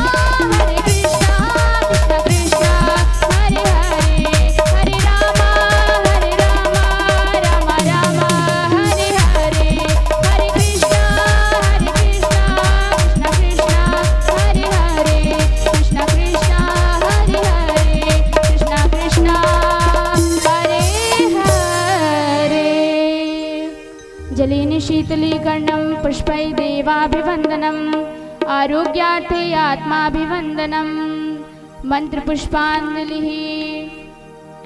ॐ यज्ञेन यज्ञमयजन्ते देवास्तानि धर्माणि प्रथमान्यासन्न तेहनाकं महिमानः सचन्त्र्यत्र पूर्वे साध्याः सन्ति देवा। ॐ राजाधिराजाय प्रसय्यसाहिने नमो वयं वै श्रवणाय कुर्महे समे कामान् कामकामाय मह्यं कामेश्वरो वै श्रवणो ददातु कुबेराय वै श्रवणाय महाराजाय नमः। ॐ स्वस्थसाम्राज्यं भोज्यं स्वराज्यं वैराज्यं पारमेष्ठ्यं राज्यं महाराजमाधिपत्यमयं समन्तपर्याये स्यात् सार्वभौमः सार्वायुखयान्तादापरार्धात् पृथिव्यै समुद्रपर्यन्ताया एकराडिति तद्वश्लोको अभिगीतो मरुतः परिवेष्टारो मरुतस्यावसनगृहे आवीक्षितस्य कामप्रीर् विश्वै देवा सभासदैति। ॐ विश्वतक्षुरुतो विश्वतो मुखो विश्वतो बाहुरुत विश्वतस्पाति सम्बाहुभ्यां दमति सम्पतिर्द्यावा भूमि जनयन् देवैकः कायेन वाचा मनसेन्द्रियैर्वा बुद्ध्यात्मना वानुसृता स्वभावात् करोमि यद्यत् सकलं परस्मै नारायणायेति समर्पये तत् आवाहनं न जानामि तवार्चनं पूजां चैव न जानामि क्षम्यतां परमेश्वर मन्त्रहीनं क्रियाहीनं भक्तिहीनं सुरेश्वर यद्पूजितं मया देव परिपूर्णं तदस्तु मे यदक्षरपदभ्रष्टं मात्राहीनं च यद्भवेत् तत्सर्वं क्षम्यतां देव प्रसीद परमेश्वर प्रसीद जगदीश्वर।